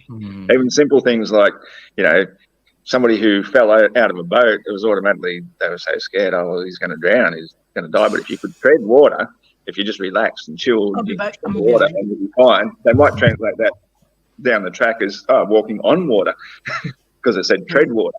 We use the same term tread. Well, we'd think, he can walk on water. So we'd be saying, it's a miracle, walk on water. Yeah, or even in the modern days, and a rock concert, surfing on the crowd, walk on water, walk on the sea of man. Could also mean that, possibly. But and sunlight reflected across water. The sunlight walking on the water could be just a reflection of the sun at sunset. There's so many different ways of interpreting things. So I want to address one of these dumb shit things that we keep hearing all of the time. Oh, that's the pressure up near the top of the dome. It's almost zero, right? Okay. Let's explore that real quick. For sure. Like there's different grades of gas. Oh, sorry, you're doing a presentation. Okay. I Sorry about have a domed container with a level flat bottom in it, right? And we can all agree that gas is a fluid and liquid is a fluid. Can we not? Yep. Okay. Yes. Different state of form, yes. Right. Yep. Great. So now what do I have inside of here? I've put water in here. And this thing is, I'm going to say this is 30 miles tall. Okay, it's 30 miles tall. And I've filled this thing up with water, right? Now, we can also agree that along this whole area right here, right? Let me go back to black, are various gradients of pressure of the medium, correct? Of expansion, yes. Right? And so down here on this third line, below this third line, the pressure is higher than it is here, correct? And as I go up, the pressure decreases until I have no more of that type of pressure of liquid anymore there, do I? I have this empty spot right here. I have this empty spot. Okay. So if the container, as we see, is only partially filled, right? There remains an empty space at the very, very top of that thing. However, the pressure of this material down below it requires containment as well, doesn't it? Yeah, the different air layers, All yes. around it on For the planes and, yeah. Okay, so now replace this with gas. Replace this with the mixture of gases that we have in our Atmos system, right? By ratio and everything else. And the exact same thing will happen with these gases, leaving, if it's not all the way full, it's going to leave a little open spot up here, but you're still not going to get out of it. Okay, you're not going to get out of it. So that's your pressure differential. That's how it absolutely works. It's how it works within an enclosure. Okay. So now don't forget too, you've also got different density gases as well. As water itself is generally only one density, so it's pretty well a constant all the way down. So the more you've got above you, the more pressure you've got of that. But as you get higher, then the density of the gases themselves get lesser and lesser, to the point you've got almost negative pressure from, say, helium and hydrogen higher up, which would create a reverse pressure gradient. Well, over 30,000 feet, no plane can fly because it has no traction or no push. And look, this is what I've tried to explain. Yeah. You can't have that gradient without a container. Exactly. Okay? You can't. It's just dumb. And this idea that gravity's pulling fucking gas to the earth is beyond retarded. And especially if it's in a vacuum. The very first thing that's going to go is all your helium, hydrogen, and then slowly everything else in between, then all your oxygen and nitrogen, and it's all gone, and then you got no pressure for your water, so the water's going to be boiled and gone, and you're going to be bare bald as the moon in a nanosecond if we were hurtling through a vacuum of space. Right? Yeah, a mountain climber knows it. When you boil water at, as an example, Kilimanjaro, base camp 3, you're almost at the top. It boils at 70 degrees because the air pressure is lower. So the water molecules get excited easier because they are not pressed down. Exactly. To make it more difficult, sadly, the scientist died 2 years ago, but he was an oceanographer, and he found lakes at the bottom of the ocean filled with silt-heavy water that has 10 to 15 times more salt than the ocean water, and is more dense than the water, and they cannot penetrate it. I actually have a theory that that's probably actually mercury. It could be like a lake of mercury, and that's why the submarine bounced off it and created waves and that in it. Because mercury is the most dense of them all, and it is a liquid, so of course it would settle out flat like a lake. And yeah, it would send up vapors as well, mercury vapor. So I believe that's actually most. I kind of further went along and exemplified what Iron Horse was talking about when it comes to these gases coming into that same type of a gradient. Okay, I can actually have this up here. If there's only a certain amount of these various gases within a contained system and it settles, right, due to their buoyancy and density, this top layer of gaseous material is going to be much like the surface of this water. When we went from the gradient of the deepest up to the most shallow. Not to mention the temperature gradient as well. It gets much, much colder, which would possibly even freeze those gases to the point they do become a fluid, which talks about waters above, be like a superfluid of helium. But ultimately, it all has to be contained, and gravity does not fit the bill for the containment at all. It just doesn't. I mean, even the mass attracting mass, they can try to throw their little gravity in there all they want to, but as I increase the mass of a helium balloon, I mean, they have some the size of the Astrodome. Did you guys know?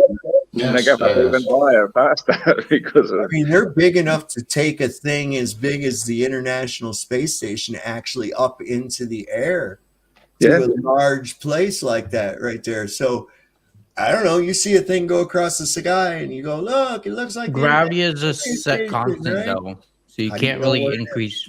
You can't increase that constant. Well, that's not true either, because there is a terminal velocity.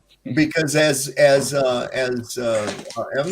Martine pointed out, terminal on the Earth you can't actually increase that all gravity up, unless you change the actual. Well, I guess it's back to relativity, special relativity, big G, little g. Yeah. Like I said, everything was inverted, and that's what gravity is. It's an inversion of the truth is the only force is actually resistance. And resistance comes from the density. So the more dense the medium, such as water or the ground, the more resistance it's going to give. So a thing dropping isn't dropping because of a force apart from its own weight. It's dropping because of the lack of resistance that isn't there, because there's no very little density in air. So everything is inverted. It's not an attraction of mass. It's the lack of resistance stopping it. And what stops it is the density of the medium once it hits the ground. Same as in a vacuum chamber. Well, you can't have a vacuum chamber without the density of the container. It's like the flaps on the plane is what, whenever they're taking off and landing, those flaps is what either allows it to lift or to slow down. I mean, I've sat next to the window seat right behind the wing where they show, and they don't just have the flaps just don't all come up one at once. You know, they come out in a certain pattern when they land. So, you know, I mean, we can see how when they're talking about gravity and stuff, well, a plane defies that. Right. Because of how much force a plane exerts compared to how much gravity there is at that time. But even Newton said that an object in motion will remain in motion unless another force acts against it, and the force is resistance. So the plane uses those flaps then to create more resistance, more drag against the air to slow it down. Otherwise, it would keep on going forever. So it's all resistance. They always land with their rear tires, not their front tires. Their front tire, they don't land on those, only the rear ones. I've been told 1.5 degrees nose elevation will be level flight. I'm not sure if that's consistent with all aircraft or not, but that's kind of a standard that I've been told. I don't know.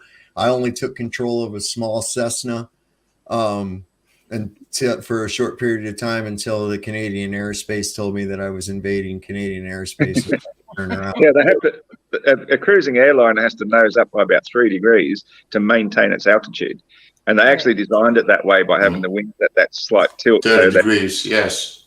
3 degrees. The planes. So how do they get down to Ulster? This what they call dolphining through the air to keep them flying level and straight. How do they get if they're always up? Emball, what makes you think that there's anything crossing through a dome? What are meteorites, and how do you know what they are? Because somebody told you that they saw one in a telescope or some dumb shit? How do you know what the fucking meteorite is?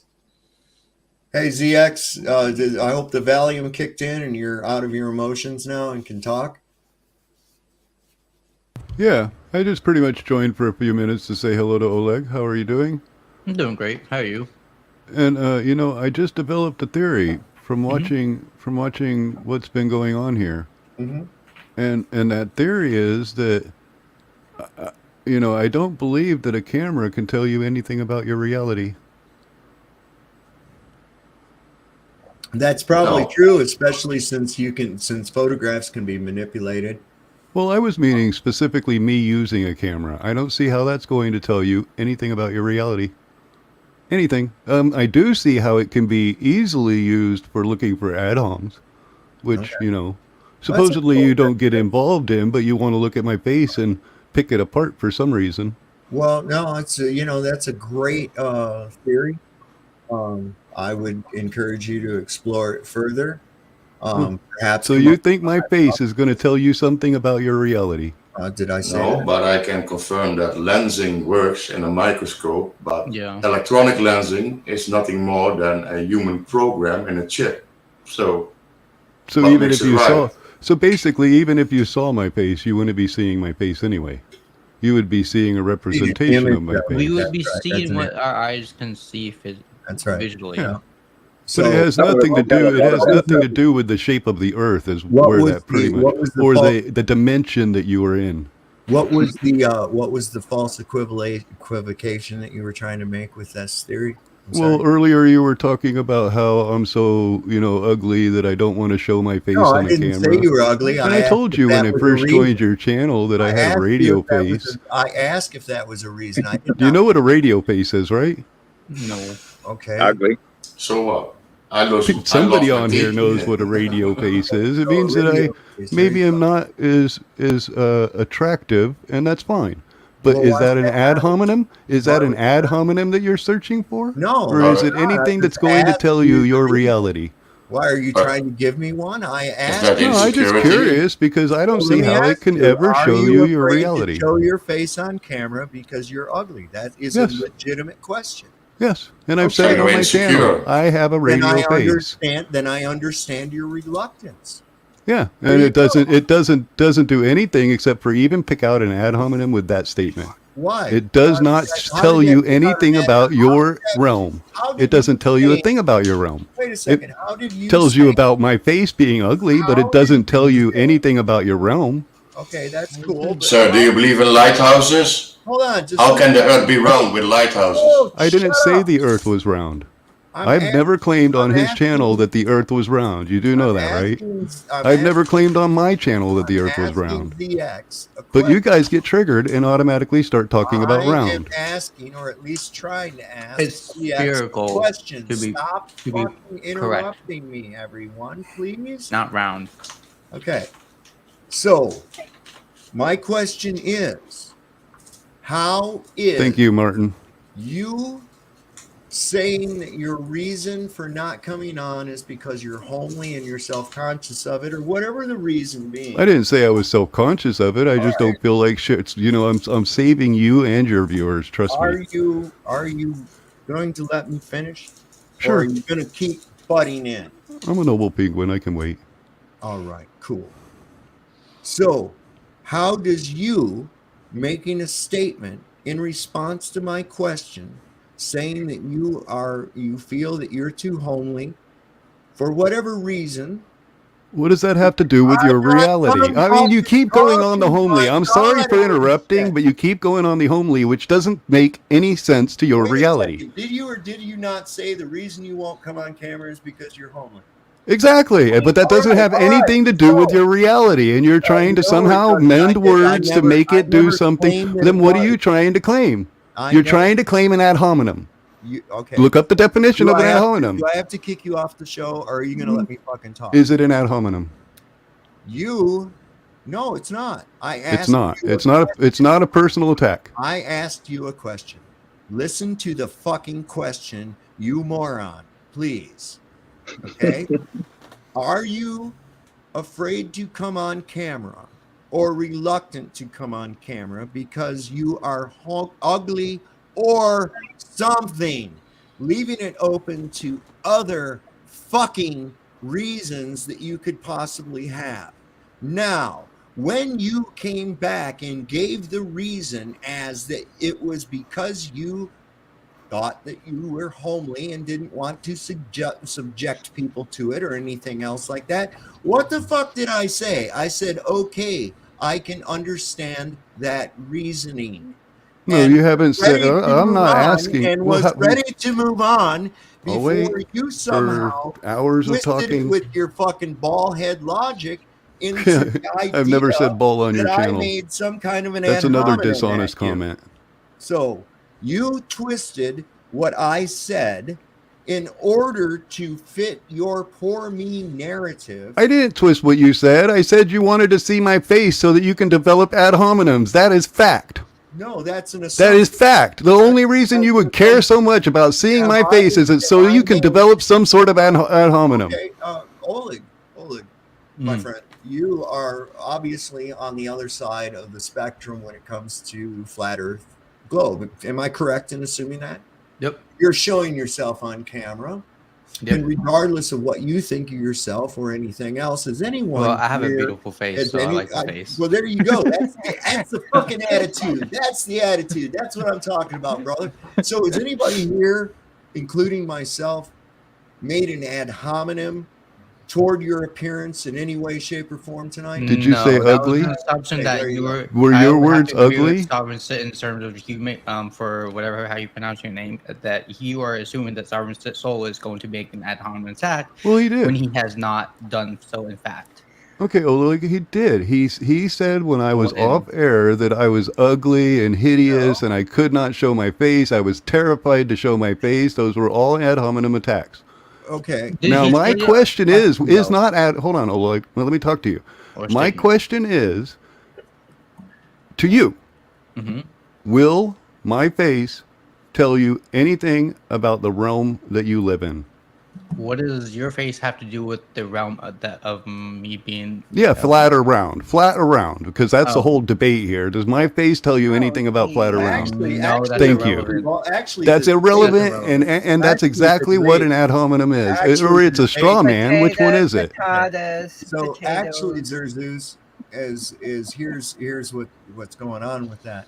Actually, the debate here tonight is a gas pressure system without containment, as is kind of. Yeah, you can roll back. I already went over that. Okay, so you're going to be backstage till I finish talking because you cannot refrain from talking over people. You have no conversational decorum. And so I'm going to fix that by putting you backstage until I'm finished. Okay. Now, no, your appearance has absolutely no bearing on your presentation of whether or not a gas pressure system can exist within a vacuum any more than Martine's does, or any more than Furry's does, or Dreamy, or Iron Horse. You understand? And I'm not curious to the constant reason why someone's not using a camera. It does make me curious some of the time, and I wonder as to the reason why. However, both Iron Horse and Dreamy have alternated between the two, as have I, in order to save memory resources to try and avoid another irritating fucking reboot, right? So your assumption that because I asked if you being ugly, or which is synonymous with homely or unpresentable, I want you to understand the words.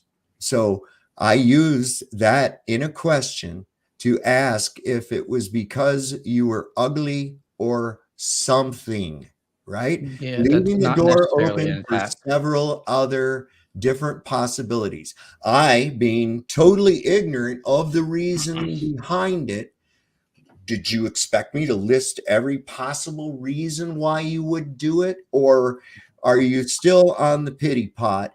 Go, it's your turn. What does that have to do with the subject of round or flat Earth? What? Nothing. Whether or not a gas Nothing. pressure It's system off is subject. vacuum? It's wait, look up what an ad hominem is or a straw man. It's way Right. off Okay, subject so of flat or round. then why do you keep bringing it up if it doesn't I'm matter? bringing it up because Sovereign Soul decided to use it, and I'm pointing out that that is a direct ad hominem. Okay, It has well- nothing to do with the Okay, well, subject we're at done hand. hearing it. I The accept- definition. Look up the Wait. definition of it has nothing to do with the Listen subject. To me, listen to me. I accept that your opinion is that I made an ad hominem. Okay. It doesn't have anything to do with fine. it. That's fine. Now, have you finally?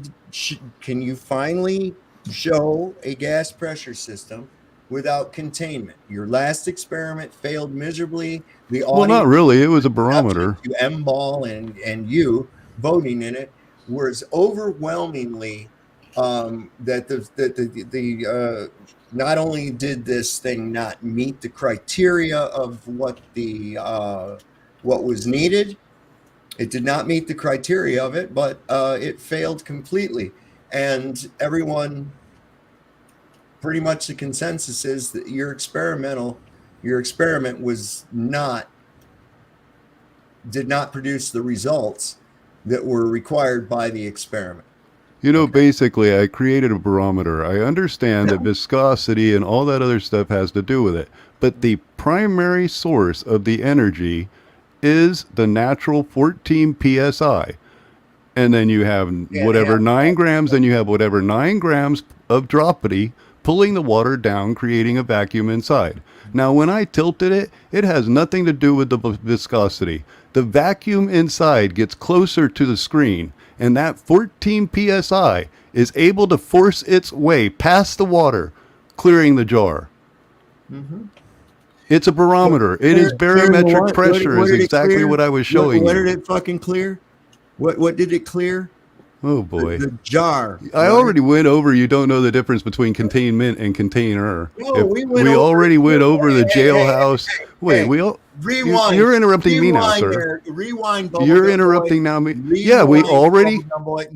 No. We're not going to accept that container means totally enclosed because we've already shown. Yeah, that it container doesn't doesn't. have to be enclosed. It means it's in a space that is within that area. You answered it right, Still Oleg. open. You answered it right. I was trying to show that with the jar open, it's not containment. It is a container, but it's not containment.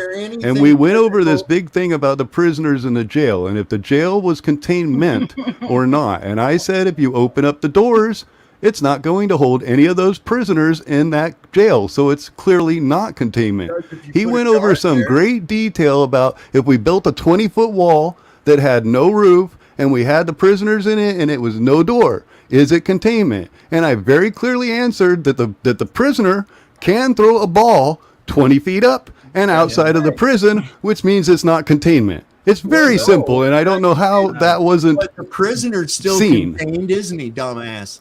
But the other object, which is, then it's fucking contained, you idiot. did you Holy confirm fucking God, let me ask you this: that the When you screen? wait a second. When you turned your jar over, Are we defining containment versus container? Yes, they're We two could look different it up. things. We could just have a philosophical debate what we mean by containment versus Right. container. He didn't understand that. The definitions are Because they are different. and he didn't understand that. He said they're the same. So They're not the same. container, right? I'm gonna do container. All right, we're gonna pull this up on the screen, Zerzu, so that you Watch can him not see it understand. this time, right? Okay, just so you can see it this time. All right, so we're gonna go under container. This is How they under are container. You see where I defined typed is that into the vastly search engine different. right there? Okay, and what we're also gonna let's see what counts as a container. Oh my God! Look, a basket. We are not Right? looking at We've the got objects. We are pie looking at the tins. pure word We've itself as got the definition a ice states. bucket with or without lid. What- We've got shipping containers. We've got all kinds of shit. Look at that. That doesn't have a lid, but it's a container, doesn't it? Isn't it? Wow. Can how it about hold that? a fly? Oh my God! A trash can is a container. Holy Can shit! it hold a So, fly? Let's go ahead and take a look and see what container. Without a lid, can it hold a fly? Go into containment. Okay, let's see. What do you know? Look at that. You can buy a 119 gallons. Can you create pressure systems in those containers? Spill containment. You're looking at images. Those aren't definitions, sir. Look up the definition. No fucking lid, man. Containment. Can it hold a fly? Can it contain a fly? Dude. No, that yellow thing cannot contain a fly. I wish it was more like duct tape. You also cannot. Go across your mouth and hold their breath. And You also cannot.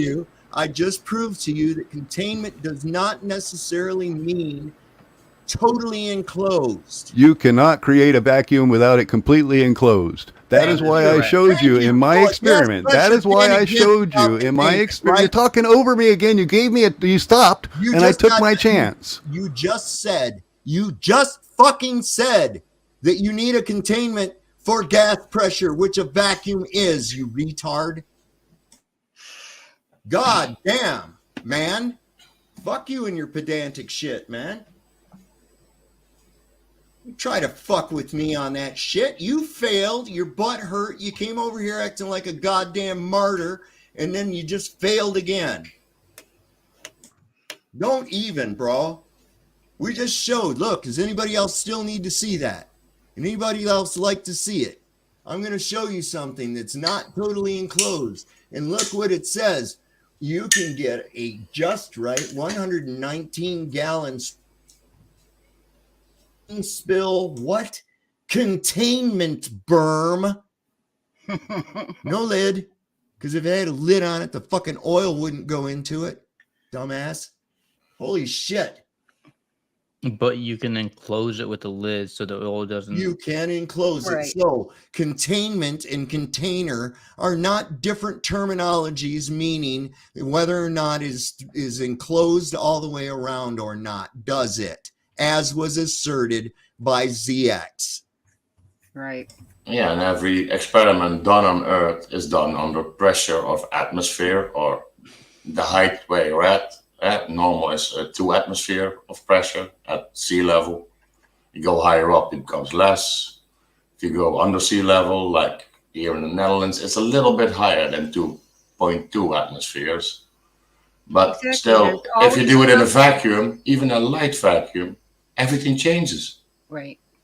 You need a container. That's why I always say it depends. It depends. It depends on, like when he was saying earlier, if he put 100 pounds per square inch of pressure in that jar. Well, I want to know what's the density of that jar. You know, I mean, because a tire is rubber and it can only hold 65 if it's a big tire.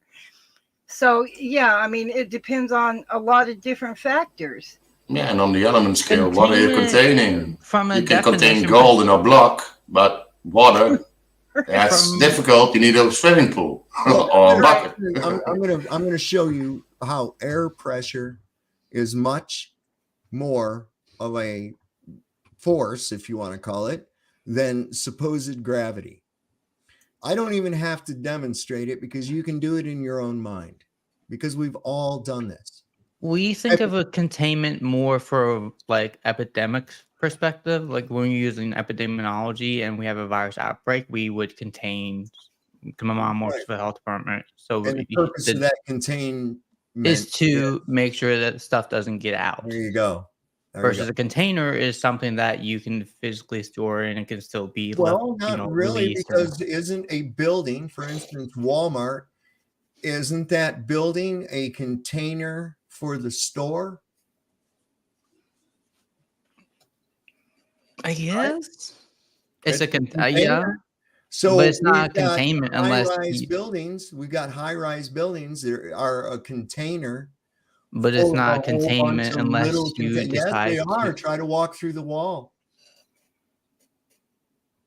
Those people are contained in those rooms, the containers within that containment, right? So it's not mean whether you're or not using containment incorrectly from the definition perspective. No, I'm not. Because what is the containment of all the workers within that building? Containment is an epidemiological definition. No, not really. Because what's a fucking, there again, back with the jail cell, man. How is that epidemic? What is that? That's containment. It has open bars, and you can have a 20-foot bars with an open fucking ceiling right out to the outside. And as Zerzu said, you can throw a basketball out of it, right? But the basketball is going to require you to throw it out of the containment. It's going to need a force to do that.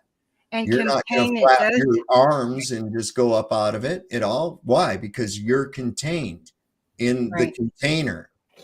And in a hospital, you, as a building, right? So whenever you have somebody that's in quarantine, that's in a hospital setting, you have to go into a room that's completely sealed off from others. First, you go enter one set of doors and it closes, and then you're in a room. And then you have to put on your protective whatevers and then walk into the next room. So there is a containment that separates those rooms so the germs don't get out. Well, here's another thing to consider too with his So they jar. say. Here's another thing to consider with his jar. Okay? Forget the fact that the glass was containing that pressure. Right. Right? But what's that water? Is water physical? Well, I do believe that it is. I believe that water is a physical thing. And Yeah, that 'cause we can water touch it. and that water created a physical barrier of containment for that gas system. Well, here's another one for you if you got a chance. I've got to go shortly. But if you've got a container like a boat, a ship, it is a container of air because it is sitting on the water. So it becomes a container of air. And you can easily prove that that is the case. It will find its own place according to its own density and buoyancy by replacing that air with water, and the ship itself then becomes more dense in the water and it will sink again. So it is actually a container of air, and it doesn't necessarily have to have a lid over it. It will still float. It'll have buoyancy because it's filled with air. You know, you can prove that with the lead ball example is my favorite one to use. If you have a lead ball and you drop it through the air, it'll fall at exactly the same rate as a rubber ball of the same size. Hit water exactly the same time and speed. The rubber ball will go back up to the surface and float. What happened then? That's not gravity. It's density. And the lead ball that would sink to the bottom, if you take that back up, beat it and roll it flat and shape it into a boat, it becomes an air container and it will float in the water. Here's exactly the same weight, exactly the same mass, and exactly the same density, but per volume, it is a bigger air container. That's why water is such a mystery. It expands when it freezes, and it expands when it becomes a vapor. And it has buoyancy and sinkancy. It makes you sink, but it also pushes you up. So let me finish my mind experiment with you. It only takes a second, and it's something that we've all experienced, right? So gravity, right? If we've all had latex party balloons that you blow up, and sometimes you can do, all right, okay. Now, when you hold that balloon uninflated, yeah, right. When you hold that balloon uninflated from your fingertips and let it hang in front of you, does gravity stretch that latex down to the floor or anything? No. What happens to the latex if I blow air inside of it? I fucking stretch and stretch and stretch. So what's got more power? What has more power, the gravity or the pressure of air? Yeah, you've increased the pressure, but you've also put exerting more on the air, pressure of air, because you can also have it equal to the gravity. So if you're exerting more pressure on the air than the gravity, you're going to have more force on the air itself. But through the pressure you're exerting. Because gravity is very, very weak if it even exists. Yes, it is The a very weak balloon force. itself, if you tie the knot in it with it's full of air, it wafts down to the ground. Because of the gravity is impacted also by the mass of the objects in space. Well, we don't feel gravity problem because of the mass of helium. We don't feel the gravity as much because we're small. If we were bigger, we would feel more the gravitational force. So the bigger I inflate a helium balloon and increase its mass, the stronger its tendency to oppose the mass of the Earth becomes. Yes. So that means that mass attracting mass is not a constant at all, if it's a thing at all. No, you do the reverse too. Say you have a basketball and it's uninflated, it's soft, and if you held it underwater in a pool, it's going to slowly rise up. But if you increase the air pressure inside of it, it's going to rush to the surface of that water with great velocity. It's going to really have a huge urge to get to its equilibrium in the atmosphere and the density of the water. So obviously, the more air you have inside, even under air pressure, like a balloon just inflated with air, it is still going to just waft you to the ground. But the empty balloon, if you drop it, it will just drop the same rate as anything else. So the air itself is, in a way, giving itself buoyancy. It's only when you heat that air up, then, like in a hot air balloon, it will rise because the hot air expands and becomes less dense than the surrounding air, and it will just gently rise up. The hot air balloon is an even better example than here. Yes, sir. And that denies gravity also, because as known, helium is lighter than air, as they claim. But if you heat normal air, you get also buoyancy in the atmosphere. Exactly. So is it the exciting of the molecules, so they vibrate more and they go higher? So they vibrate out the other molecules that are colder? Or is it really gravity and weight? It's just, or is it excitement? Yeah. The density of something relative to an environment. So the hot air balloon is the perfect example, because you only need to alter that density by a small amount by changing the temperature, and it will gladly rise up into the air. And as the day heats up, the air itself becomes warmer, and the hot air balloon can't compete with that, and it will just naturally come down again. You can't pump enough heat into it fast enough. And that brings us back to the former statement: high pressure, low pressure, and weather dialectics around the world. What brings you rain? What brings you clouds? What gives you dissipation, concentration? Well, the humidity. I'm giving a 10-minute warning. Relative density is the main thing. Right. Yeah. I'm giving the 10-minute warning, actually 9 minutes. So we're going to start wrapping it up a little bit here too. So Cool. what I want to give Oleg a chance. Everybody keeps jumping in on the poor man, and he. I have when nothing he's else to trying say. I was say- good. No, you can Oh, talk. you're good. Okay. Yeah. Cool. Thank you, though. Appreciate it. Oh, I just want to Luckily. be sure, because unfortunately people do that a lot. They want to talk over people when they're talking, or jump in the middle, and it's something we're going to work on here. Well, if I may, Oleg, you have the name Furry, and you love your tail as subscription. So you are a furry, as okay. You do that. You What dress got you there? That's so you actually what baffles me sometimes. Wait, you actually dress up in those outfits and like go to furry conventions or Yeah, whatnot? I went to a Comic-Con actually a few days ago on Friday, so it's pretty fun. So I mean, what's that about? I mean, for real, what's it about? Is it just a role-playing thing? Or Yeah, I'm curious about it. It's more about connecting with the community, because we don't dress up in our furry costumes in public because people look at us really weird and they say mean stuff. So that's why we have a lot of these conventions, so we feel more comfortable and not hated on for being dressing up as furry. If I may say, you use it as dressing up like a stormtrooper or Darth Vader and going to Comic-Con. And not the other side. That's what I was gonna say. I was gonna say it ain't no different than if somebody goes off. Oh, we lost Iron Horse. Sorry, Iron Horse. Thanks for coming up, brother. You had a lot of good shit. Be sure to come up again next time, brother. It's just with very insightful. I gotta say, man.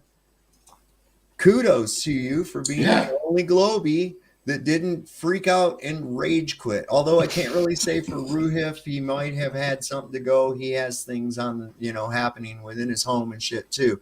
No, I'm Sean. Sean. I'm one of those people that believe that discussion is good, and I also am not a science nerd, so I can't say I believe in globe. That I do. But I'm not going to be like, oh, the flat earth people, you suck just because you have different thoughts or ideas. I don't go that way. I'm a very logical, methodical person that likes to look at you don't get into your emotions over it like Sean did. Sean seems to get into his fucking emotions. Oh, yeah. ZX gets into his emotions real bad. Everything there was about his goddamn feelings because his experiment failed. Yeah, you can't have a logical debate, or I should say debate in general, if you have emotions involved. It just won't work. That's exactly right, man. You have to be open-minded, willing to look at both sides, because you can't experiment with anything if you only have one side argument, one thought. Yeah. You know, there's nothing to compare it to. And this is exactly why, like in tonight's show, right, we've included links to things that are pretty much neutral, really, like the PDFs and documents regarding geodesic surveying. Yeah, look into it. Look into it. Who knows? Some of you flatties might go, fuck this. This thing's a globe, man. I don't know. But that's the whole thing, is keeping an open mind, honestly presenting and looking at the information. Okay? That's what this is all about. I don't think the world's flat or a level topographical plane in a contained system because that's what I want it to be. It's because by all logic accounts and the pseudoscience telling me the other way, and by all observations, I've concluded that it is most definitely not a ball, and I can't say it's in a void because I cannot be certain of the medium outside of the atmos of our gas pressure system. I don't know what's there.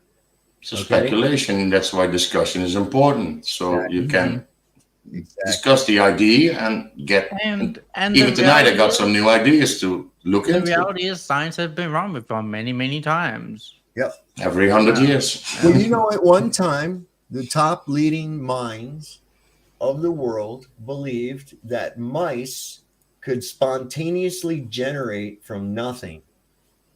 Oh, now we're talking. You know, back in the 1800s. Yeah, correct. They actually believed that shit, man.